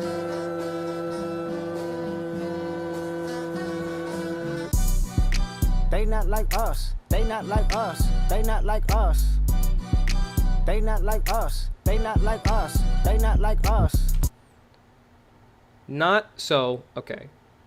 The thesis of this song is twofold. One, it's the one that is obvious, which is you're a pedophile. You're not like us. You are a bad person. Get away from us. But it also is specifically in reference to what is at the very core of this entire thing, and something I've touched on several times already over the course of the stream, which is identity. And the fact of the matter is that in the sport of hip-hop, you have to be honest, because hip-hop is about honesty. It is about expression. It's about explaining yourself and exploring the human condition. And if you cannot do that honestly, then what are you bringing to the table? And so it's important. It's so important. It's so desperately important to be your most genuine self, and furthermore, do not appropriate the image of somebody who is not you, and somebody who maybe earned their rank through more difficult means than you were subjected to. You know, they earned Drake often spoke about how he didn't feel, for example, celebrated at the BET Awards the same way, or not at the BET Awards. When he gets a Grammy, it's not celebrated like when Kendrick gets a Grammy, and or when any other rappers get a Grammy by the black community specifically. He feels like he's not celebrated in the same way, and it's specifically because he is not honest, and when he is celebrated when he is being celebrated for his Grammy, he is being celebrated for the rap. Being celebrated by the people is being celebrated by hip hop. You do not rap. You do not rap because you are part of this. You are not a part of us. You do this for money. You are not like us. That is the thesis of They Not Like Us. So that's what that means. You are not real. You will never be part of what this is. They not like us. They not like us. They not like us. They not like us. They not like us. They not like us. You think the Bay gon' let you disrespect Pop, nigga? I think that Oakland show gon' be your last stop, nigga. Also, I think just this is obvious, in case this wasn't clear for the entirety of this time. I'm sure there are people in the chat who know about this stuff too. Like, they've probably listened to it too. And there are probably people who know better than I do. If anything that I say seems out of line, if anything I say sounds wrong or maybe misled, don't hesitate. Especially if you genuinely know better, because I'm sure there's people who know better. So do please for the love of God, let me know. I think that's important. You think the Bay gon' let you disrespect Pac, nigga? I think that Oakland show gon' be your last stop, nigga. They cold foul, I don't know why you still pretending. What is the owl? Bird niggas and bird bitches, go. So this is another threat. You know, you think this is... You realize what you did. You... Pac, dude? You realize? Do you know what he means? Don't come to Oakland. It might be your last stop.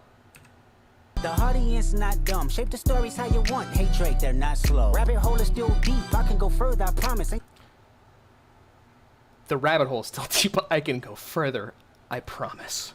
Shape the stories how you want. Hey Drake, they're not slow. Rabbit hole is still deep. I can go further, I promise. Ain't there some B-rest that's for bitching? You Malibu most wanted. Ain't no... Malibu Most Wanted is about a white guy pretending to be like hood, you know, like like in the very 90s or 90s like rom-com way, like wearing the the jersey and like a big clock, like a fucking like MC Hammer chain, with fucking baggy pants, and he's like, yo, what up, Brizzle? In the 90s way, where it's like, we don't take you seriously. Haha, look at these goofy guys, in the, let's say, offensively, for lack of a better word, because that's what it was. Law boy, you ball boy, fresh Gatorade or something. Since 2009, I had this bitch jumping. You niggas will get a wedgie, be flipped over your boxes, or over your foe. The other vaginal option, pussy, nigga better straighten they posture. Got famous all up in contact, might write this with a doctor. Tell a pop star quit hiding, fuck a caption, won't action, no accident. I'm hands on, he fuck around, get polished. Fucked on Wayne Grow, he was in jail, that's conniving. That's true. Drake did fuck Lil Wayne's, who was it? I do not remember, but I do remember that I think Wayne addressed it in a song, and I think the way he addressed it, I can't quote it exactly, but I'm pretty sure he just said like, yeah, well, Drake's a hoe, so that makes sense. Sorry, he just called Drake a hoe. That's all he did. I think he specifically said, hoes are gonna be hoes, so I can't blame her. It's not her fault. I'm pretty sure that's how it sort of resolved. And also, I think Wayne also hit him? Didn't Wayne punch him out? Yeah, okay. I think also, yeah, there you go. Action, no accident, I'm hands on, he fuck around, get polished. Fucked on Wayne Grow, he was in jail, that's conniving. Then get his face tatted like a bitch apologizing. I'm glad D-Rose came home, y'all didn't deserve him neither. From Alondra down to Central, nigga better not speak on Serena. And your homeboy needs subpoena, that predator moving flocks. That name gotta be registered and placed on neighborhood watch. I lean on you niggas like another line of walk. Yeah, it's all eyes on me and I'ma send it up the pot. Okay, there were a lot of things that just went by while I was looking up this very funny tattoo that he has. Fuck around, get polished, fucking on Wayne Girls while he was in jail. That's conniving. Then got his face tatted like a bitch apologizing. Face tatted like a bitch apologizing. D-Rose. I'm glad D-Rose came home. Y'all didn't deserve him neither. Was on a team. He's from LA or from California, and he was traded. He's an athlete, right? I think he's a basketball player. And he was traded to a Canadian team, and I think that team was owned by Drake or managed by Drake or fucking something. But he was eventually traded back, and D-Rose actually ended up in the music video. From Alondra down to Central, nigga better not speak on Serena. Also, so he's just talking about like, hey, fucking shut the fuck up about where I come from because you don't fucking know it, and he's talking about Serena Williams. And your homeboy needs subpoena, that predator moving flocks. That name gotta be registered and placed on neighborhood watch. I lean on you niggas like another line of walk. Yeah, it's all eyes on me and I'ma send it up the pot. Fucking immaculate. Oh my god.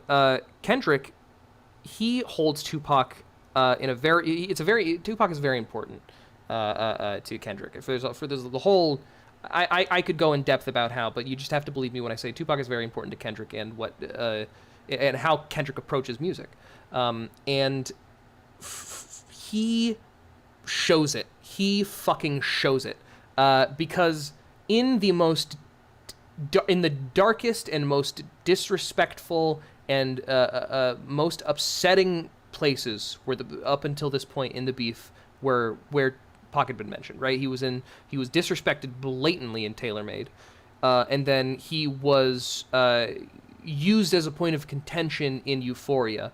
I'd rather do that than let a Canadian let Pac turn in his grave, right?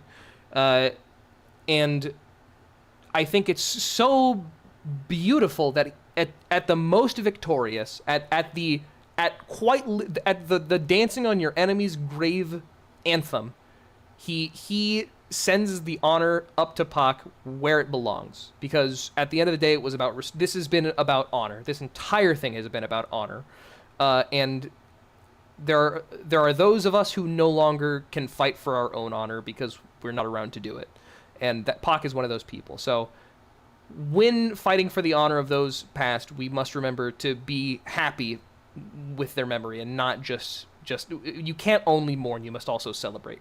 And I think that's a really, I don't know. This is a very personal angle. This is my reading on it, not necessarily what he intended to put across. But I really like that he mentions them there. In this specific way. Watch, I lean on you niggas like another line of walk. Yeah, it's all eyes on me, and I'ma send it up the pot. Ay, put the wrong label on me, I'ma get them dropped. Ay, sweet chin music, and I won't pass the ox. Ay, how many stocks do I really have in stock? Ay, 1, 2, 3, 4, 5 plus 5. Ay, devil is a lot. Okay.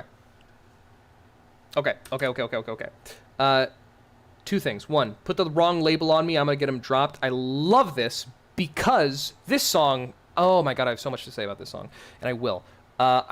Label means not only, so put the wrong label on me, he means both Drake's label, OVO, and also the label of Wife Beater. Put the wrong label on me, I'm going to get him dropped. And he drops not only, you probably have noticed, he has destroyed Drake and OVO. He has been bringing up all of the shit about, about the other people, and about Baka, and he's besmirching it, and he does more later on in the song.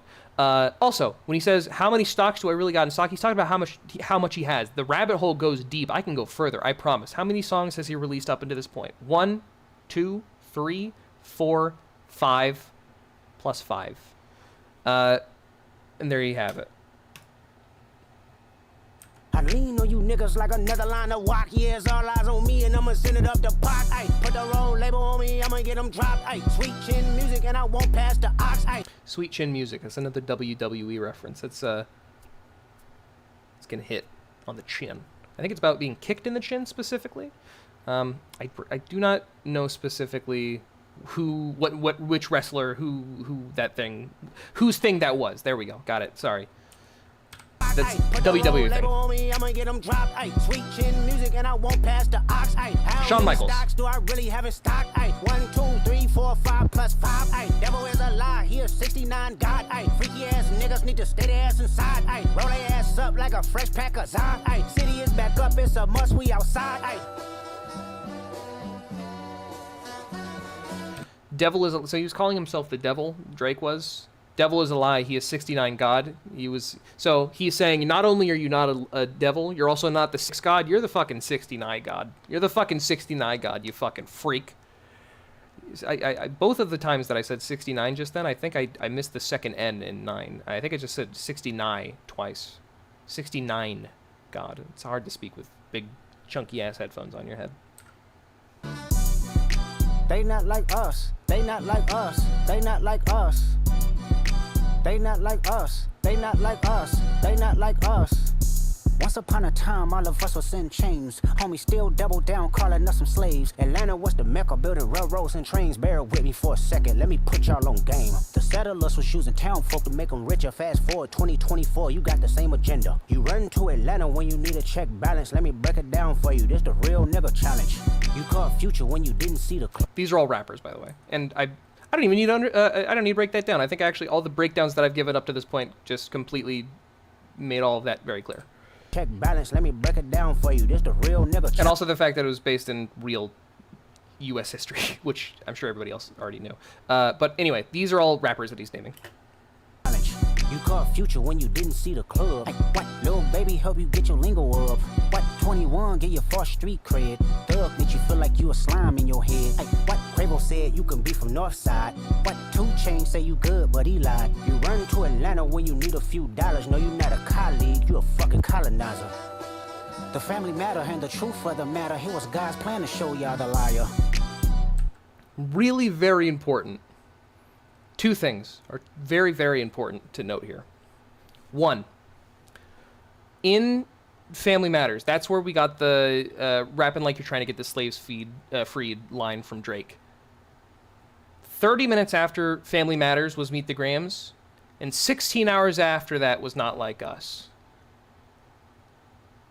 And then he says the family matter and the truth of the matter, it was God's plan to show y'all the liar. He either knew everything this far in advance, or he fucking chefed this up on the spot. He did this solely, maybe not all of it. Maybe he had some of it lined up before. Maybe this final verse he wrote within that time, and then he was able to plug it in, and it just worked. Doesn't matter. Still fucking impressive. That's unbelievable. He a fan, he a fan, he a fan. He a fan, he a fan, he a freaky ass nigga, he a 69 God. Freaky ass nigga, he a 69 God. It's also important to say he a fan, freaky ass fan, you get it. He a fan, he a fan, he a fan. He a fan, he a fan, he a freaky ass nigga, he a 69 God. Freaky ass nigga, he a 69 God. Hey, hey, hey, hey, run for your life. Hey, hey, hey, hey, run for your life. Freaky ass nigga, he a 69 God. Freaky ass nigga, he a 69 God. Hey, hey, hey, hey, run for your life. Hey, hey, hey, hey, run for your... And if all of the quotables up until this point hadn't been enough, he literally just the he a fan one. He just finished that one. He just finished that quotable. Surely he can't. He doesn't have any more. The song's almost over. God. Hey, hey, hey, hey, run for your life. Hey, hey, hey, hey, run for your life. Let me hear you say OV-ho. OV-ho. Say OV-ho. OV-ho. Then step this way, step that way. Then step this way, step that way. Are you my friend? Are we locked in? Then step this way, step that way. Then step this way, step that way.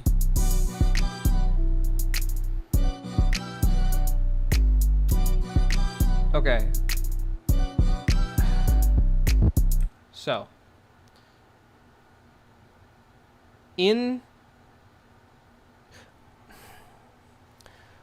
over the course of I want to say 24 hours, right? From 616 to Not Like Us, over the course of 24 hours, right? Kendrick released 3 songs that irreparably, and I'm saying this, irreparably rearranged what Drake is. And I say that as when I say what Drake is, I mean that quite literally. I don't mean that in a changed what he means to people or how he's seen. I mean what he is, because zeitgeist, the word zeitgeist, you probably heard this. Zeitgeist, it literally means time ghost. The ghost of our times, zeitgeist. It means like what's popular, what's a fad, what's a trend. The nerves pulsing in what is the collective human consciousness, right? The culture that we have is what we believe and what we know and what we hold as valuable is all part of the zeitgeist, you know? And within the zeitgeist, concepts are made tangible because as humans, right, we bestow things with meaning. Things don't have meaning until things didn't have meaning until that humans came along and we invented words, and we, like, obviously animals existed, and there were probably, you know, there were obviously animals that were intelligent enough to feel emotions. I don't think animals weren't conscious. I don't think that at all. I think that'd be dumb. But an animal couldn't point to itself and say, I am this way, and I am apart from all of these other things, and I know that. And I know what that is, and I can think of an abstract concept. I can think of something that doesn't exist, because there's no capacity for it, right? So that is just how the universe is and how it's always been, right? Humans came along and we gave everything meaning, and that's beautiful. I think that's wonderful. I love that. And so, because of that, in a way, the way that humans see things and the way we collectively conceptualize about things bears them into reality. It makes them, it follows through. Hyperstition, you've probably, hyperstition, the word hyperstition was in my Twitter bio. I was the archangel of hyperstition for a little bit. Hyperstition is speaking propaganda into the world. I'm spitting a little bit, sorry. speaking propaganda into the world, which later becomes a reality. It is a lie that becomes truth through repetition of the lie, basically. And because Drake was already abstract, we've been separating Aubrey from Drake this entire time. Aubrey the person, Drake the character. Drake is already malleable, conceptually, because Drake doesn't exist. He does exist and he doesn't. You get the idea at this point. But Kendrick, in 3 songs, 24 hours, took everything that Drake was. Took his legacy. He took who Drake is and what Drake means to people, and he acknowledged it, and he rearranged it, and he broke it down into several different pieces. And all of the pieces are the same. Drake is the same person. He physically did not do anything to Aubrey, but Drake now is irreparably different.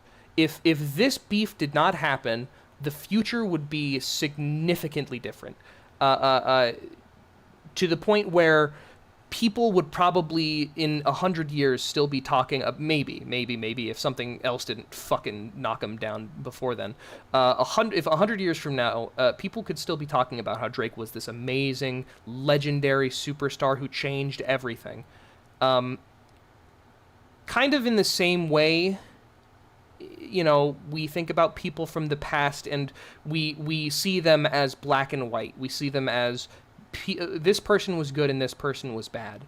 But it's often, people don't become powerful by being disliked by everybody. You have to be liked by some to get where you are.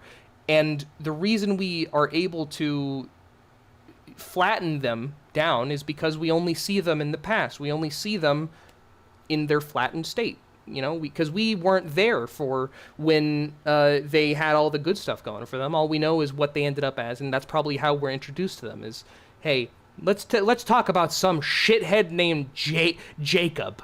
Let's talk about this shithead named Jacob. I'm trying to think of a famous Jacob who was a shithead. Mostly because I didn't want to make the Hitler comparison. Hitler was kind of bad the whole time, actually. I don't know. I'm having trouble thinking of a good comparison. Bill Cosby. Bill Cosby is an excellent example. There are people who are young enough today to know to have always known that Bill Cosby was a shithead. I was alive long enough to remember when Bill Cosby was beloved. I remember it very vividly. And if the things that came to light about him never did, he would probably still be beloved and looked back on fondly for years to come. But he will always now be flattened into this evil caricature of himself in the background, because that's how it works. That's how we archive information, and that's fine. And Kendrick did it purposefully in an unbelievably short amount of time with an unbelievable amount of precision. It created an explosion. It created ripples across several different mainstreams, because culture is big enough nowadays that there is no singular mainstream. There is a grand, maybe I'm trying to think of a visual metaphor for like a place where a bunch of streams are, but there's obviously the collective. Everything's connected to everything else because it's one big culture. But Kendrick, across several mainstreams, there are people who don't fucking listen to rap who know about this, right? And who were talking about this. This was massive. This was a cultural moment, and he did that. He did that on purpose. He did that with intention. He set out to do that and succeeded. And in a world where everybody is connected and there are 7 billion of us, it's so important to recognize how crazy that is.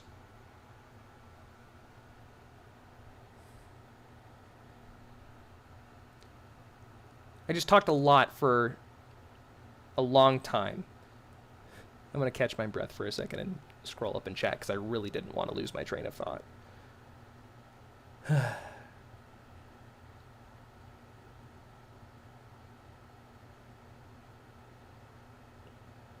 Okay. All right. Somebody said that they liked listening to me talk, or that I could be a good teacher or something. Thank you. I appreciate that. I like teaching things, I guess. Maybe I just like talking about things. This has been greatly enjoyable. We're not done, though. I know you're probably thinking, man, this has been amazing. This has been a big climactic, moment. Not like us. This whole big thesis, kind of drawing everything into, a close. This was amazing. What end credits? Yes, this stream is gonna be up. I have a VOD channel. I don't know if it's still linked in my bio, but it's Clown Depot VODs. I'm gonna try to put it up soon after it ends. But we're not fucking done yet, dude. Do you think we were? No, because Drake had something to say. He said, "What did you say about me, Mister? I'm gonna give you a piece of my mind."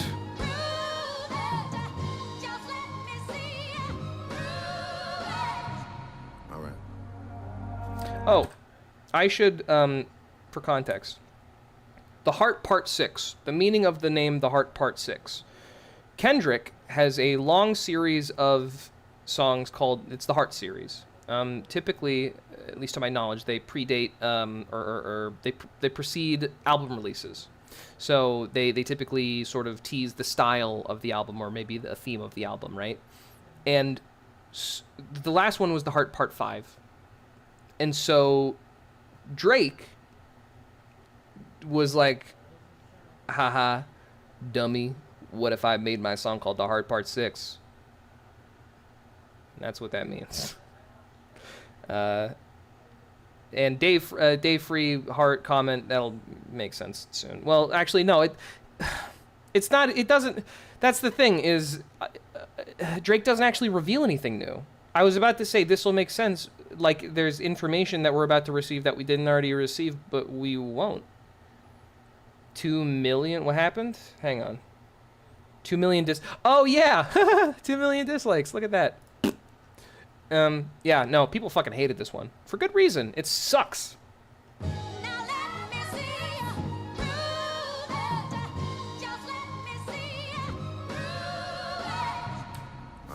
Drake, it's very funny that you started your rebuttal to Meet the Grams and Not Like Us with, oh yeah, prove it. The Pulitzer Prize winner is definitely spiraling. I got your fucking lines tapped, I swear that I'm dialed in. First I was a rat, so where's the proof of the trial then? Where's the paperwork of the cabinet is filed in? 1090 Jake would've took all the walls down. The streets would've had me hiding out in a small town. My Montreal connects stand up, not far down. The ones that you getting your stories from, they all clowns. I am a war general, seasoned in preparation. My jacket is covered in medals, honor and decoration. You waited for this moment, overcome with the desperation. We plotted for a week and then we fed you the information. A daughter that's 11 years old, I bet he takes it. So this is what he's saying. He's saying, oh, haha, a daughter, dude, really? I'll tell you one thing. I made you think that. I did that on purpose. We thought about giving a fake name or a destination, but you so thirsty, you not concerned with investigation. Instead, you in that Venice studio, it's a celebration. You gotta learn to fact check things and be less impatient. Your fans are rejoicing, thinking this is my expiration. Even the picture you use, the jokes and the medication, the Maybach glove and the drug he uses for less inflation. In the Meet the Grams picture, there was a Ozempic. It was a picture of Ozempic with Aubrey's name on it. You use the jokes and the medication, the Maybach glove and the drug he uses for less inflation. Master manipulator, you bid on a speculation. You dumb and reactive, nigga, I'm petty with dedication. What about the bones we dug up in that excavation? And why isn't Whitney denying all of the allegations? Why isn't Whitney denying all of the allegations? Keep that bar in mind, please. About the bones we dug up in that excavation, and why isn't Whitney denying all of the allegations? Why is she following Dave Free and not Mr. Morale? You haven't seen the kids in 6 months, the distance is wild. Dave leaving heart emojis underneath pics of the child. Speaking of anything with a child, let's get to that now. This Epstein angle was the shit I expected. TikTok videos you collected and dissected. I think it's very funny that he says this because Drake is talking about TikToks and how Kendrick is saying, oh, you got your rumors from a TikTok video. That's crazy. You're so unsubstantial. When Drake quite literally, before this song came out, liked on, I think on Instagram, a picture of like an Instagram post saying like, it's so obvious that Drake obviously like fed them information. It's like clearly it was obvious, and so it's very telling that Drake kind of turns around and says, "You look at you digging up TikToks. Don't look at me. Don't look at my Don't look at my likes. Don't worry about it." Shit I expected. TikTok videos you collected. Also, Drake didn't say Epstein, bro. He said Harvey Weinstein. Why, dude? He didn't say Epstein, dude. This Epstein angle was the shit I expected.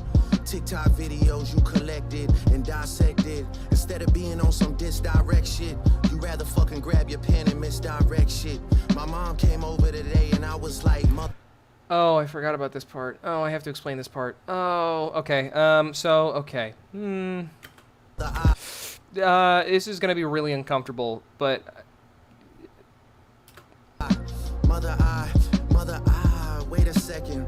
That's that one record where you say you got molested. Oh, fuck me, I just made the whole connection. On Mother I Sober is a song that Kendrick released that is about generational trauma. And it is him recounting a story about a time that Kendrick's mom asked him if he was molested, and he denied it, and none of his family members believed him. And later he found out because his mother had been molested, and the trauma that she experienced from that, it made her, it affected her so much that she was unable to. It's very hard to talk about. It's heartbreaking. I would suggest you go listen to it. It's a very, very good song. I mean, really, you should just listen to all of Kendrick's albums. But I'm dick writing a little bit right now. I apologize. It's good music, man. Shut up. Whatever. I can like what I like. I don't care about dick writing. Kendrick's music is fucking good, and you should listen to it. Anyway, Drake is saying you got molested, even though the song is him saying I didn't get molested, but everybody thought I did, and it's really isn't that fucked up? That one record where you say you got molested. Oh, fuck me, I just made the whole connection. This about to get so depressing. This is trauma from your own confessions. This when your father leave you home alone with no protection, so neglected. That's why these pedophile raps and shit you so obsessed with is so excessive. They acting like it's so aggressive, but you just never known affection. I don't want to dish you in. Sorry, I should specify. Mother I Sober it makes me sad because I'm very emotionally fragile. Auntie Diaries is another good example. Auntie Diaries makes me so fucking sad, but because it's very beautiful. It's when I say it, sorry, I'm a little sorry. Thank you for calling me out on that because it's very important to. Yeah, no, Mother I Sober. To be clear, Mother I Sober is a heartwarming song. It's a very, very good mother. It's a good song. It's a good song. Sorry, I'm a little tired right now. Oh man, how did I fuck it up that bad? Wow, thank you so much for catching me on that. That is very important. Anymore, this really got me second guessing. Touch My Body by Mariah Carey play, you probably start reflecting. I never been with no one underage, but now I understand why this the angle that you really mess with. Just for clarity, I feel disgusted. I'm too respected. If I was fucking young girls, I promise I'd have been arrested.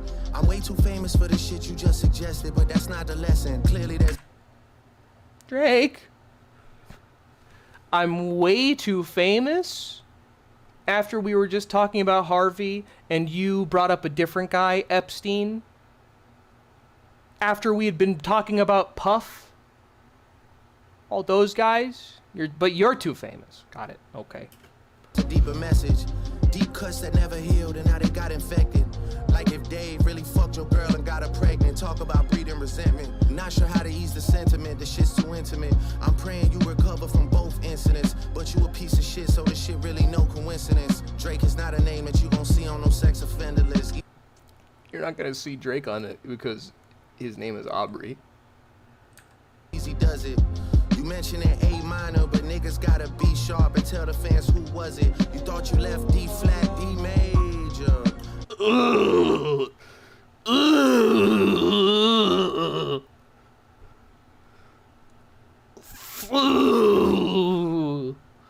Drake, you suck. Drake. Ew. Drake. No. Ew, you suck. Try again.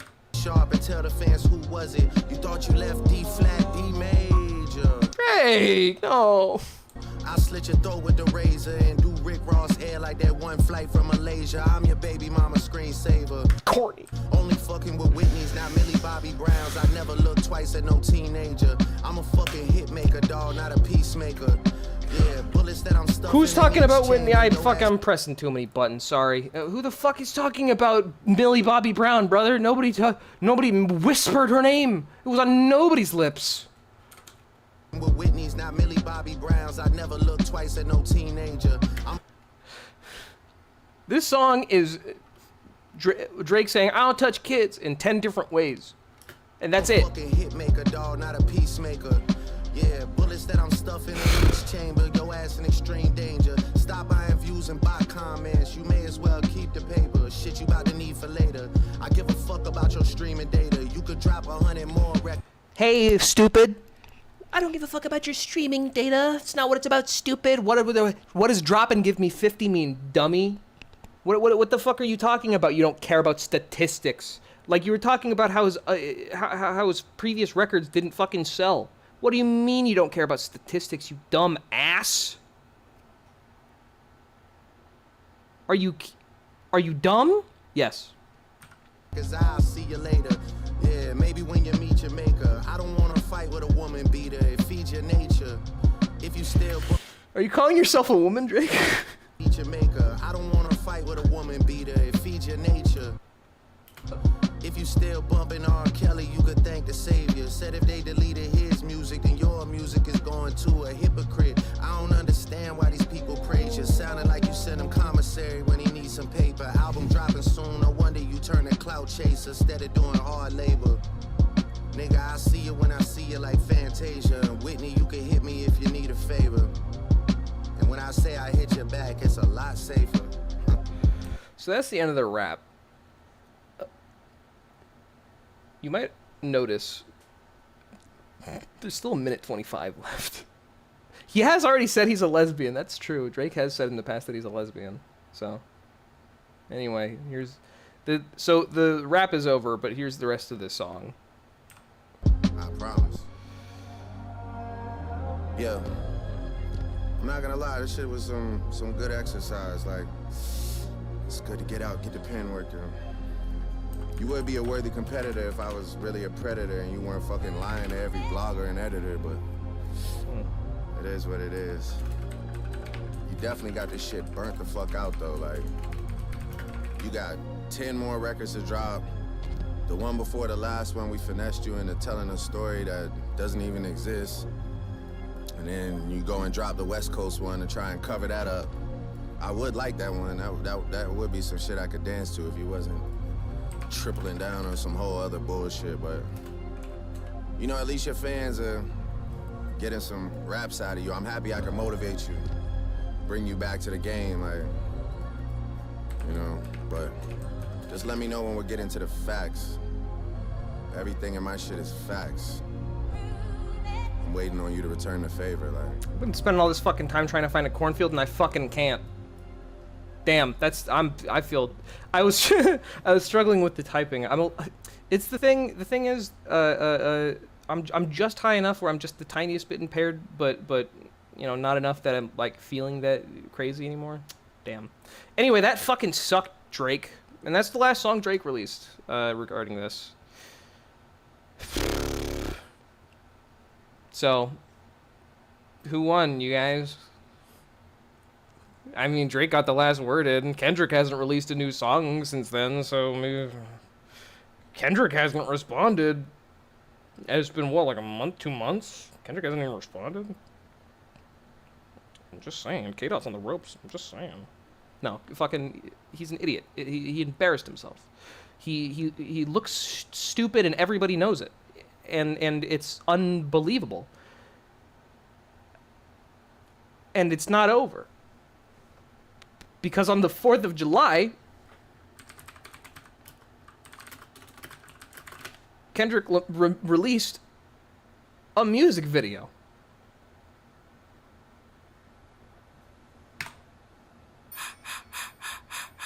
I am reincarnated. I was stargazing. Life goes on. I need her, my babies. Hang on. Has that hang on been in the corner of the screen this entire time?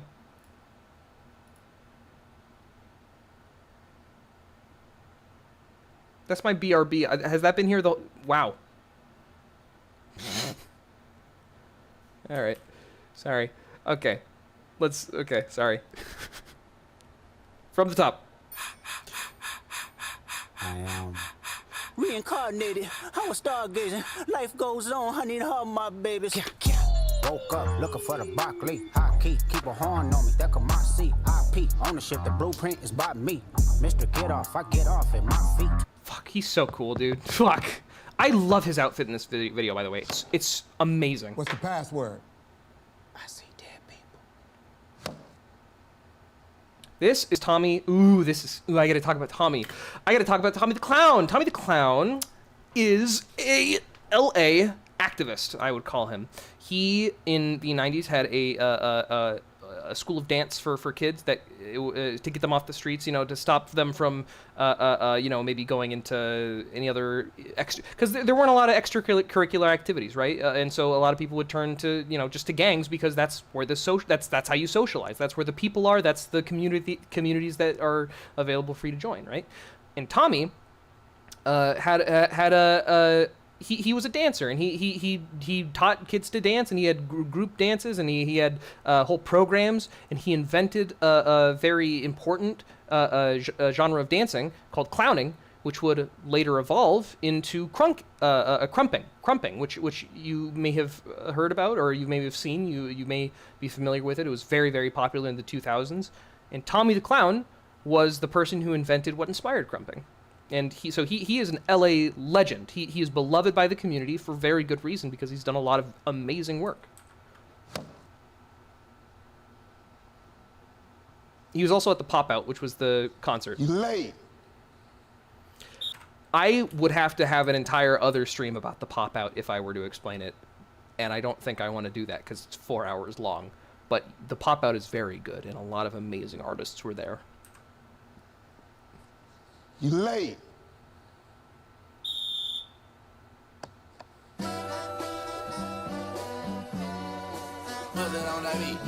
Hey, mustard on the beat, ho, Debo, any rap nigga, he a freak throw, man down, call her Amber Lambs, tell him breathe, bro, nail a nigga to the cross, he walk around like Tizo. What's up with these jabroni ass niggas trying to see Compton? The industry can hate me, fuck them all and they mama. How many options you really got? I mean, it's too many options. I'm finna pass on this body, I'm John Stockton.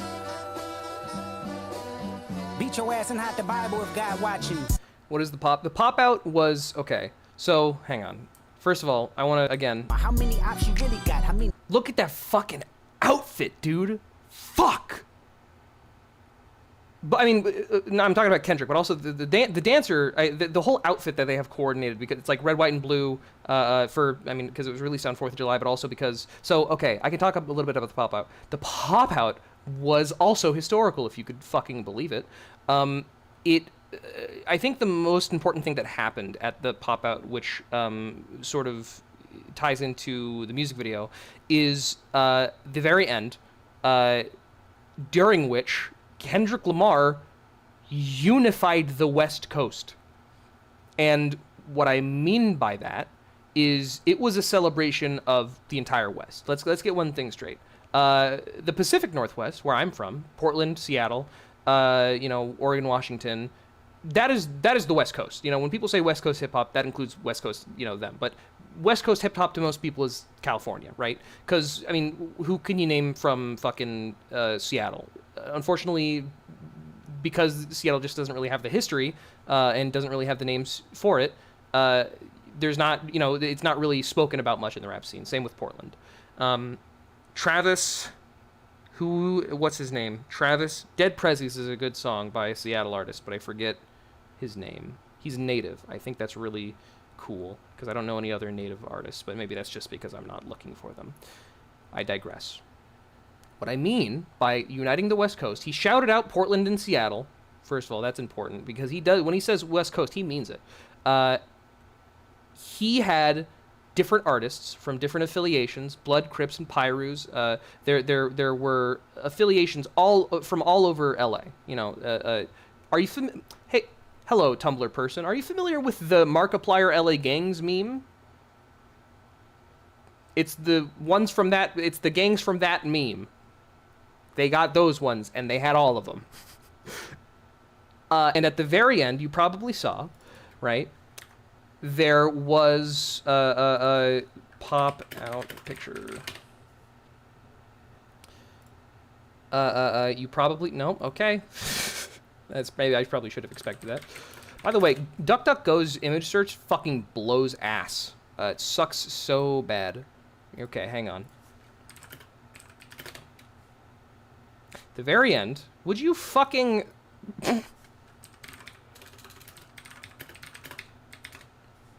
Come on. I'm gonna go insane. Watch, I'm gonna go to images.google. Fuck. Oh my. Hang on. Images.google.com. It's gonna be the first thing that pops up. Yeah, there it is. Okay, great. Perfect. Great. Thank you. Notice all of the colors on display here. It is not all red or all blue. It is red, blue. There's light blue. There's green. There's fucking vermilion. There's burgundy. There's everybody. The West Coast is represented in this image. This is a historic image. This is unbelievably important. At the very end, he chanted what I think is, I mean, it's something that I really love, but One West. It's One West. We are all one. The West Coast sticks together because we are all one. One West. And I love that. I love that. This is not, it wasn't just for the performance. It wasn't all just while, you know, it wasn't just for good looks. This was while they were rehearsing, while they were getting everything arranged, while they were, during the production, there was no conflict. There was no conflict between the different affiliations, between the different groups. It was all peace because they were united genuinely by Kendrick. And Snoop Dogg actually later commented on that, saying, "This is what kings do. Kings unite." And I think that's a really, really great way to put it. Kendrick really did bring people the fuck together with this. And that's kind of what the pop-out was celebrating, was the unity of it all. There was a lot more. There were a bunch, like I said, a bunch of really, really amazing artists, underground, local, you know, LA, and also a lot of really famous ones. Roddy Ricch, Tyler, the Creator, YG was there. There was a beautiful sort of, what's the word? Vigil?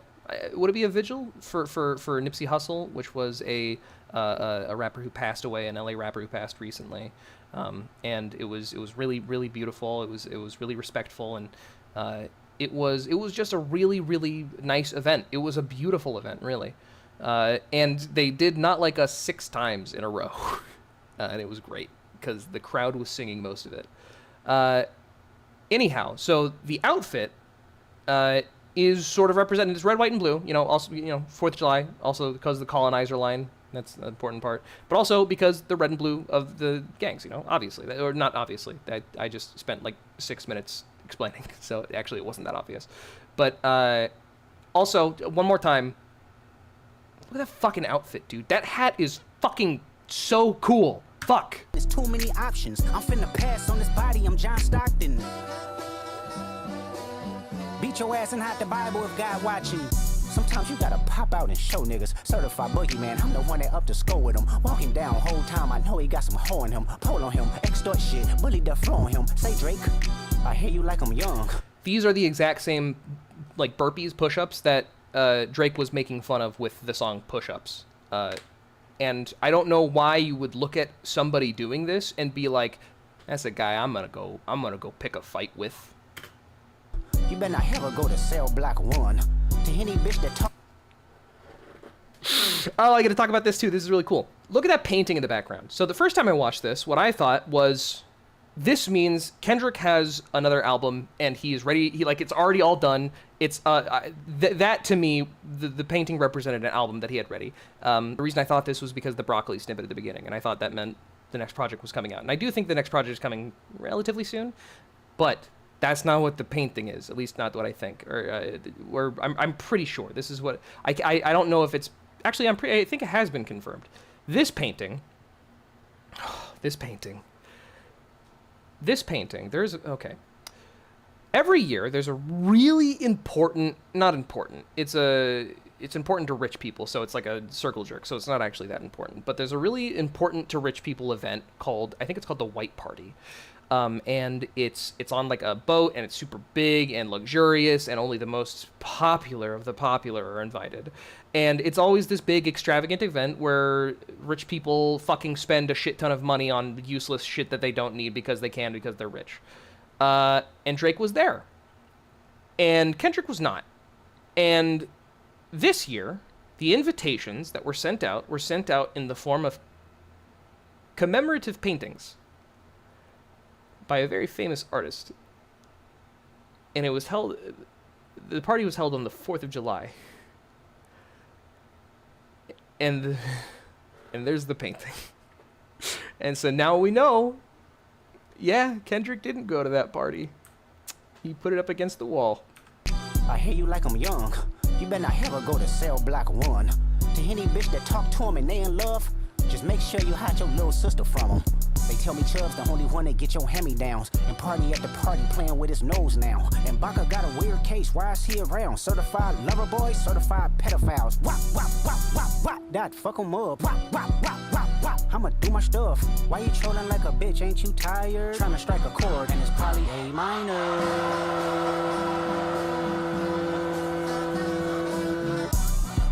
They not like us. They not like us. They not like us. They not like us. They not like us. They not like us. You think the Bay gon' let you disrespect Pop, nigga? I think. That car that he's in is important. Hang on, let me think of why. I'm pretty sure, yeah, there was a line where Drake was saying, I'll take a rapper on a horse ride by buying a used Ferrari or something like that. He's in a Ferrari. I think the specific model was one that Drake raps about a lot. I think. The car has meaning. Also, that's DJ Mustard behind him. Tams, shout out Tams. I've never been to Tams, never heard of it before this. Shout out to Tams. I hope you have an amazing summer of business. Pretending. What is the owl? Bird niggas and bird bitches. Go. The audience not dumb. Shape the stories how you want. Hey Drake, they're not slow. Rabbit hole is. By the way, there's a bunch of celebrities in these sort of group shots the audience not that just dumb. aren't named. They're not in the credits anywhere. There are a lot of. I'll try to point out Thundercat when I see him, but I might miss him because honestly they go by so fast. But this is just L.A. This is Kendrick Lamar's Not Like Us featuring Compton. They're not slow. Rabbit hole is still deep. I can go further, I promise. Ain't there some B-rest that's for bitching? You Malibu most wanted. Ain't no love boy, you ball boy. Fetch Gatorade or something. Since 2009, I had this bitch jumping. I'm looking out for his hair. Doesn't get a wedgie. Be flipped over your. Actually, I don't know if he still has the hair that I last saw him with. The last time I saw not Zach Fox, Thundercat's hair was when he had the blonded braids. But that was when that's just because I've been watching the music video for Dragon Ball Durag a lot lately, and I don't know if he still looks like that, or if his hair still looks like that. Pussy, better straighten they posture. Thundercat is there. Might write this with a doctor. Tell a pop star quit. Fucking somewhere. Fuck a caption, won't action, no accident. I'm hands on. He fuck around, get polished. Fucked on Wayne Grower, he was in jail. That's conniving. Then get his face tatted like a bitch apologizing. I'm glad. This is D-Rose. D-Rose came home, y'all didn't deserve him neither. From Alondra down to Central, nigga better not speak on Serena. And your homeboy needs subpoena. That predator moving flocks. That name gotta be registered and placed on neighborhood watch. I lean on you niggas like another line of walk. Yeah, it's all eyes on me and I'ma send it up the pot. Ay, put the roll label on me, I'ma get them dropped. Ay, sweet chin music and I won't pass the ox. Ay, how many... I love that little fucking kick move he does there. It looks so fucking sick. I think there's something, like the momentum of it, like how he swings his leg and how the momentum carries his body up. There's something, it just looks really fucking cool. I'ma get them dropped, ay, sweet chin music and I won't pass the ox, ay. He's doing like a, I think the funny thing is it looks like a sort of like a fiddle-dee-dee, like dancing for berries and cream ass like little boy dance, but it looks so fucking cool. Cause like those dances are also hard to do. It's just like a penny whistle ass dance, you know what I mean? 1, 2, 3, 4, 5 plus 5, ay, devil is a lie, here 69 God, ay, freaky ass niggas need to stay their ass inside. Also that's that little guitar thing, that's a Drake dance move. He's making fun of him. Is there a significance with the shipping containers? Some people have been have said it's a thing about human trafficking. That's what it's alleged. I don't know, honestly. I couldn't tell you. There's a lot of, I'm sure there's a lot going on in the cinematography that I'm missing, and that's just nature of the beast. That's it's art that has to be dissected for a reason, you know, because it's art that can be fucking excavated. It is a deep vein of ideas and thoughts and I don't know. Kendrick makes art, you know, and that's why you can talk about it so much. Oh yes, dude in the white tank top is Dave Free. Also, that's important. Dave, I heard that one of them little kids might be Dave Freeze. How many stocks do I really have in stock? 1, 2, 3, what up, 4, Dave? 5 plus 5. Devil is a lie. Here 69 God. Freaky ass niggas need to stay their ass inside. Roll their ass up like a fresh pack of Zod. City is back up. It's a must. We outside.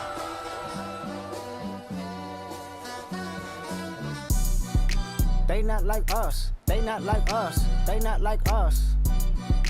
They not like us. They not like us. They not like us. Oh. This is important also. They not like us. You see that hat? It says TDE, Top Dog Entertainment. They not like Yes, us. fellas, this is Top Dog. This is the album that Kendrick used to run under. It's Compton, obviously. It's a LA album or an LA label, and Drake was like, yeah, TDE was fucking you over. Haha, those guys were fucking ripping you off. You guys probably are on such bad terms. Nah. They not like us. Once upon a time, all of us was in chains. Homie still double down, calling us some slaves. Atlanta was the mecca, building railroads and trains. Bear with me for a second, let me put y'all on game. The settlers was using town folk to make them richer. Fast forward 2024, you got the same agenda. You run to Atlanta when you need a check balance. Let me break it down for you, this the real nigga challenge. You caught Future when you didn't see the club. What, little baby, help you get your lingo up. What, 21, get your first street cred. Thug, make you feel like you a slime in your head. Oh yeah, this fucking... said you can be from north side. So all these people dancing, these are all, you know, part of Tommy's, you know, sort of school of dance, you know, and it's kind of amazing. This is like a form of crunking, but it's also like it's interpretive dance. I mean, crunking is already kind of interpretive dance is the thing. I guess maybe all dance could be technically interpretive dance, but yeah, no. The point is, it's really very good. The T Squad. Thank you. Sorry, the minutia of stuff like the names of the smaller groups escapes me a lot of the time. I'm good with big concepts, not the details. Like I'm bad with names and dates and shit. See the club. What, little baby, help you get your lingo up. I love that. 21, get your first street cred. Thug, make you feel like you a slime in your head. What, Quavo said you can be from north side. What, 2 Chainz say you good, but he lied. You run to Atlanta when you need a few dollars. No, you not a colleague, you a fucking colonizer. The family matter and the truth of the matter. Here was God's plan to show y'all the liar. Chat, who do you think that is? Why isn't Whitney denying all of the allegations? You haven't seen the kids in 6 months. The distance is wild. I'm Drake.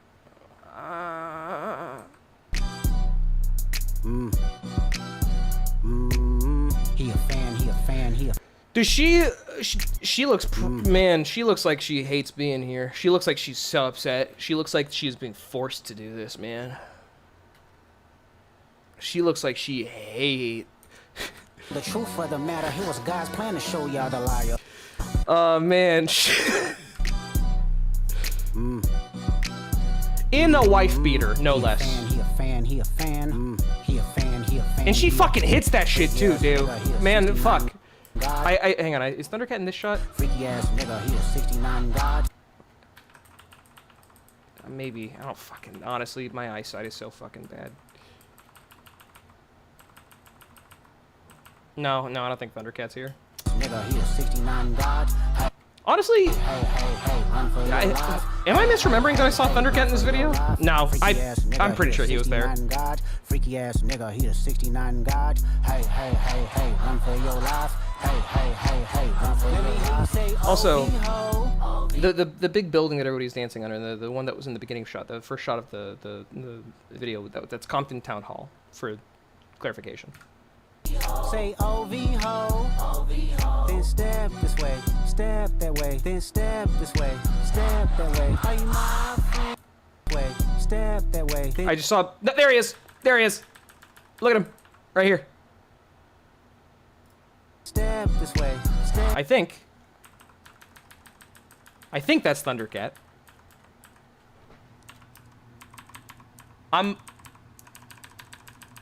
Yeah, that's Thundercat. That's Thundercat.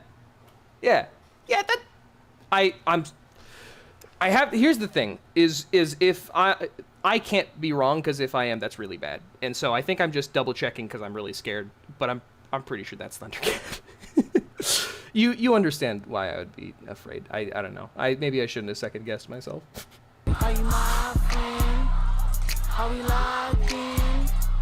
Then step this way, step that way, then step this way, step that way. Oh man.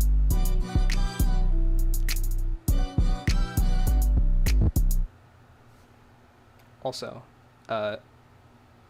OVO. I don't know that I've said this specifically yet. OVO is, the label is an owl.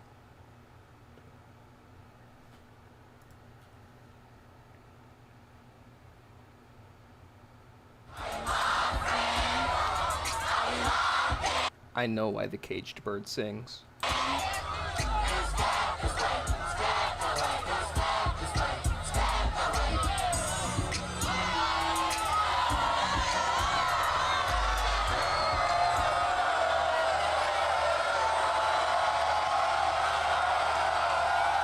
Directed by Dave Free and Kendrick Lamar.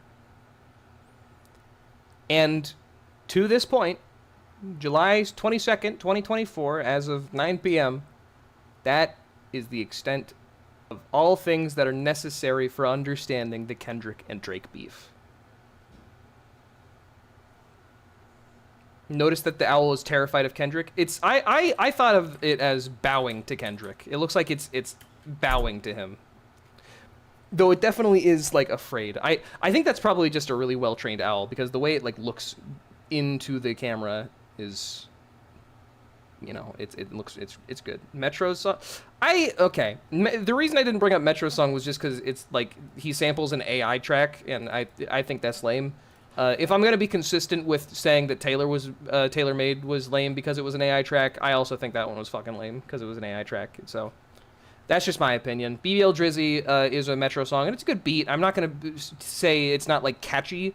Just, like, you know, on an ethical basis, I don't want to show it. Same reason I didn't go digging up Taylor Made Freestyle.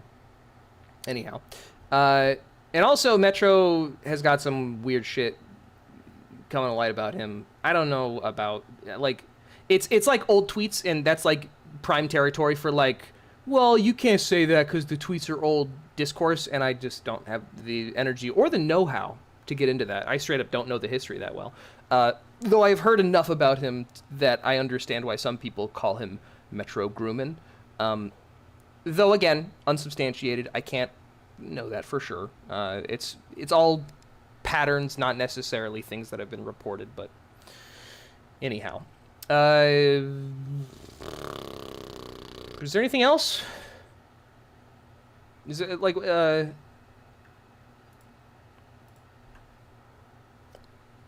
I made this. The Pulitzer Prize winner is definitely dialed in. I got your fucking lines tapped, I swear that I'm spiraling. First I was a rat hiding out in a small rat town. I am a clown, this is my expiration. I was fucking young girls, I was fucking A minor. I'm too respected, I'm Epstein, pedophile, masturbation, rat inflation. But you so thirsty, you not concerned with the drug I use for less inflation. Touch my body, I'm your baby. Ah, fuck me. You'd rather fuck my Hogan come with the desperation. Freedom Drake with no protections, I got pregnant. I'm not gonna lie, this shit was some good exercise. Pregnant Drake. That's pregnant Drake. I posted this on the Kendrick subreddit, and I started the caption was zoinks, and that's the only thing I wanted. I just wanted to say that zoinks.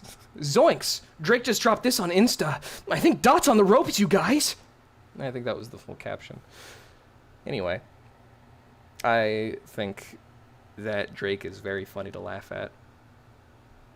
And before I send you off, I actually want to send you off with these 3 songs because I like them all. Thundercats' Dragon Ball Durag was a song that I was just talking about. Norman San's Cavalier is a song from an artist that's kind of small that I wanted to show you. And Stephen Marley's The Traffic Jam is a wild card song that's completely unrelated. Listen to Dragon Ball Durag first because it's the most related immediately, right? We were just talking about Thundercat. This song fucks hard, by the way.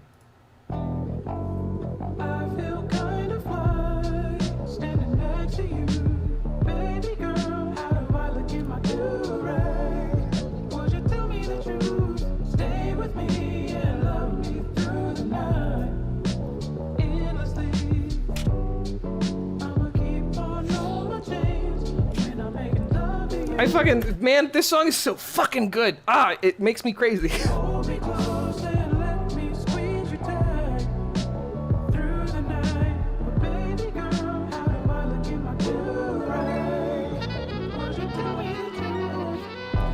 I'm so glad that people are still making music to have sex to.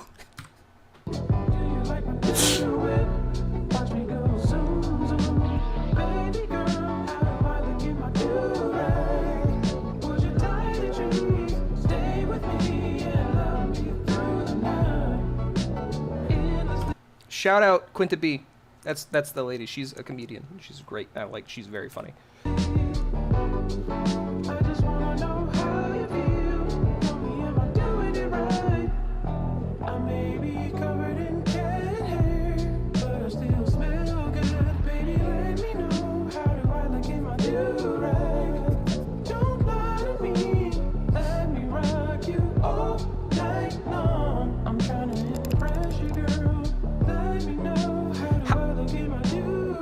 It's unbelievable. It's unbelievable that he's being rejected right now. Look at him. Look at him. Also, I didn't make the connect. Oh fuck me! I just made the whole connection. I didn't make the connection until I saw this video and I saw it on his ass. But he calls himself Thundercat because of the Thundercats. Why did I never make the? Oh fuck! I just made the whole connection. Sorry. He's literally Mr. Sex.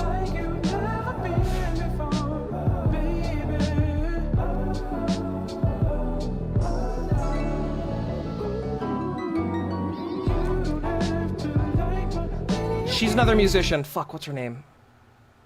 She's another musician. I'm sorry, I don't know her name.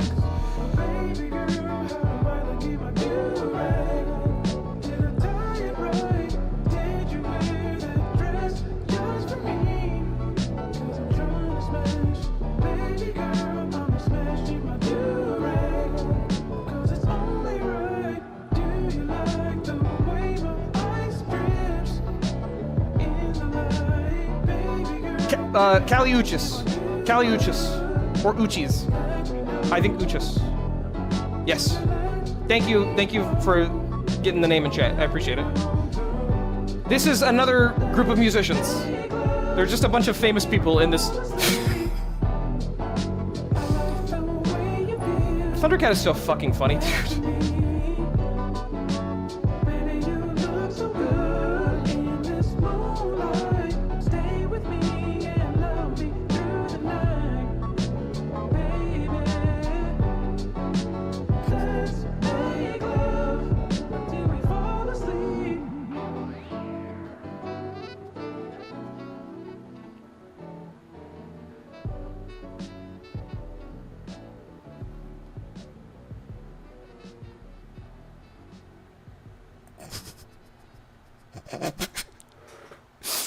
I love that. I love that that song is both hilarious and a very good song, and it doesn't compromise on either of them. It's very good in a vacuum, and it's also very funny in a vacuum. And I think that's pretty fucking crazy. Them, you might know Thundercat from Them Changes. That's the other song that I at least know him from. I think he is a very talented person. The next person is also very talented, but this person is less famous than Thundercat. They're from New York. Their name is Norman San. I shift the atmosphere when I step in the stratosphere. I unchief the pin when they bring the pad in here. They told me be the light, so I brought a lamp in here. Feeling like the king, though I ain't no cavalier. Yeah, top off the wheel, but we don't do no capping here. I'm feeling myself, but ain't no fapping here. I'm so unique, you would think my name's unique. Flow so clean, when I rap, it goes squeak. Underground legend, I don't think they can compete. It's like I don't have no legs, cause I will never see defeat. Mama told me when I was young that I'm gonna be a star. I ignored 15 calls from 7 A&Rs. 47 labels know my AKA. I ain't no capper, but I stroll on these rappers like a probate. Y'all boys got a light buzz, but like Bud, you got no taste. Y'all can't see through me like I'm opaque. This nigga with an attitude cold like ice cubes, but I ain't O'Shea. Okay, I record in Blu-ray, you record on VHS. Old devices we don't play. I shake up the box office while you get thrown away. I wish I had more to say about this, but most of the bars are at least self-explanatory, so there's not really much that I can break down.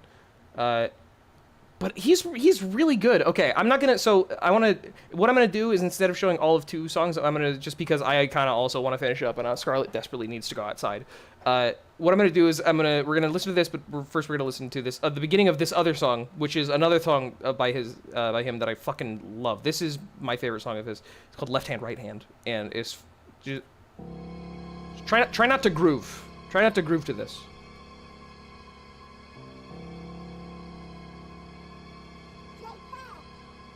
Let me see you use your left hand, right hand, vibe with it like you got the hype, man. If you passing me the bottle, then I might dance. About to turn the whole crowd into my band and make them say left hand. I know you scared, right hand, I know that it. Vibe with it like you got the hype, man. If you passing me the bottle, then I might dance. I'm about to turn the whole crowd into my band and make them say, use your hands, please. Keep them to yourself, lest we get handsy. Moesha baby sitting that bottle of brandy. And that brother over there got the tool handy like his name Manny. I'm just here dancing, don't mind my rambling. So can we try to keep it G like rambling? From where I'm standing, I feel outstanding. One thing about being this fly is you gotta learn how to stick your landings. Take time to perfect your handling. Both sides ain't made for straddling. Honestly, I lost faith in rap when they started tattling. And big labels started backing these fake gangsters who be having these outrageous origin stories. We can all tell you planted these. We can all see you farming streams. Your ratios look kind of funny. You might be all BOTs and your metrics look disproportional. And this must be some kind of scheme. Hey, look, we all make mistakes. It's cool. I'm just setting And you're free to use your left hand, right hand. Vibe with it like you got the hype, man. Oh man, are we buffering again? God damn it! Why is my man? I was enjoying this song so much. Ugh. Lame. Well, it seems that the streams. Wait, hang on. I think we're coming back up in the kilobytes per second. Nope, we're going back down. Fuck. Wait, up 987, 1300, 1500.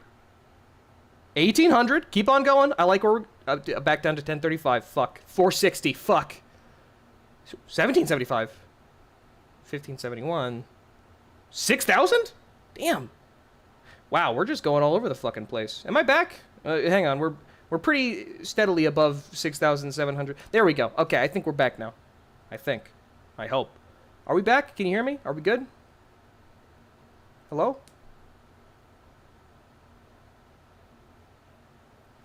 You know, honestly, I don't know if... I think probably people are catching up still. Let's put on the final song. This is an older song. This is by Stephen Marley. It's a reggae song.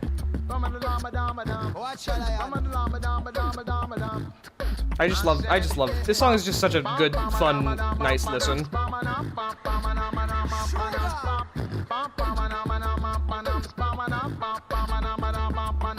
This is ragamuffin from the ghetto youth camp. Anywhere me go, me say me must left me stamp. Marijuana where me smoke them said too ignorant. Just the other day some papa wall me fi one. Me my brother Juju and me auntie named Dan Bounce. How far back are... So not fetch. How far back are we?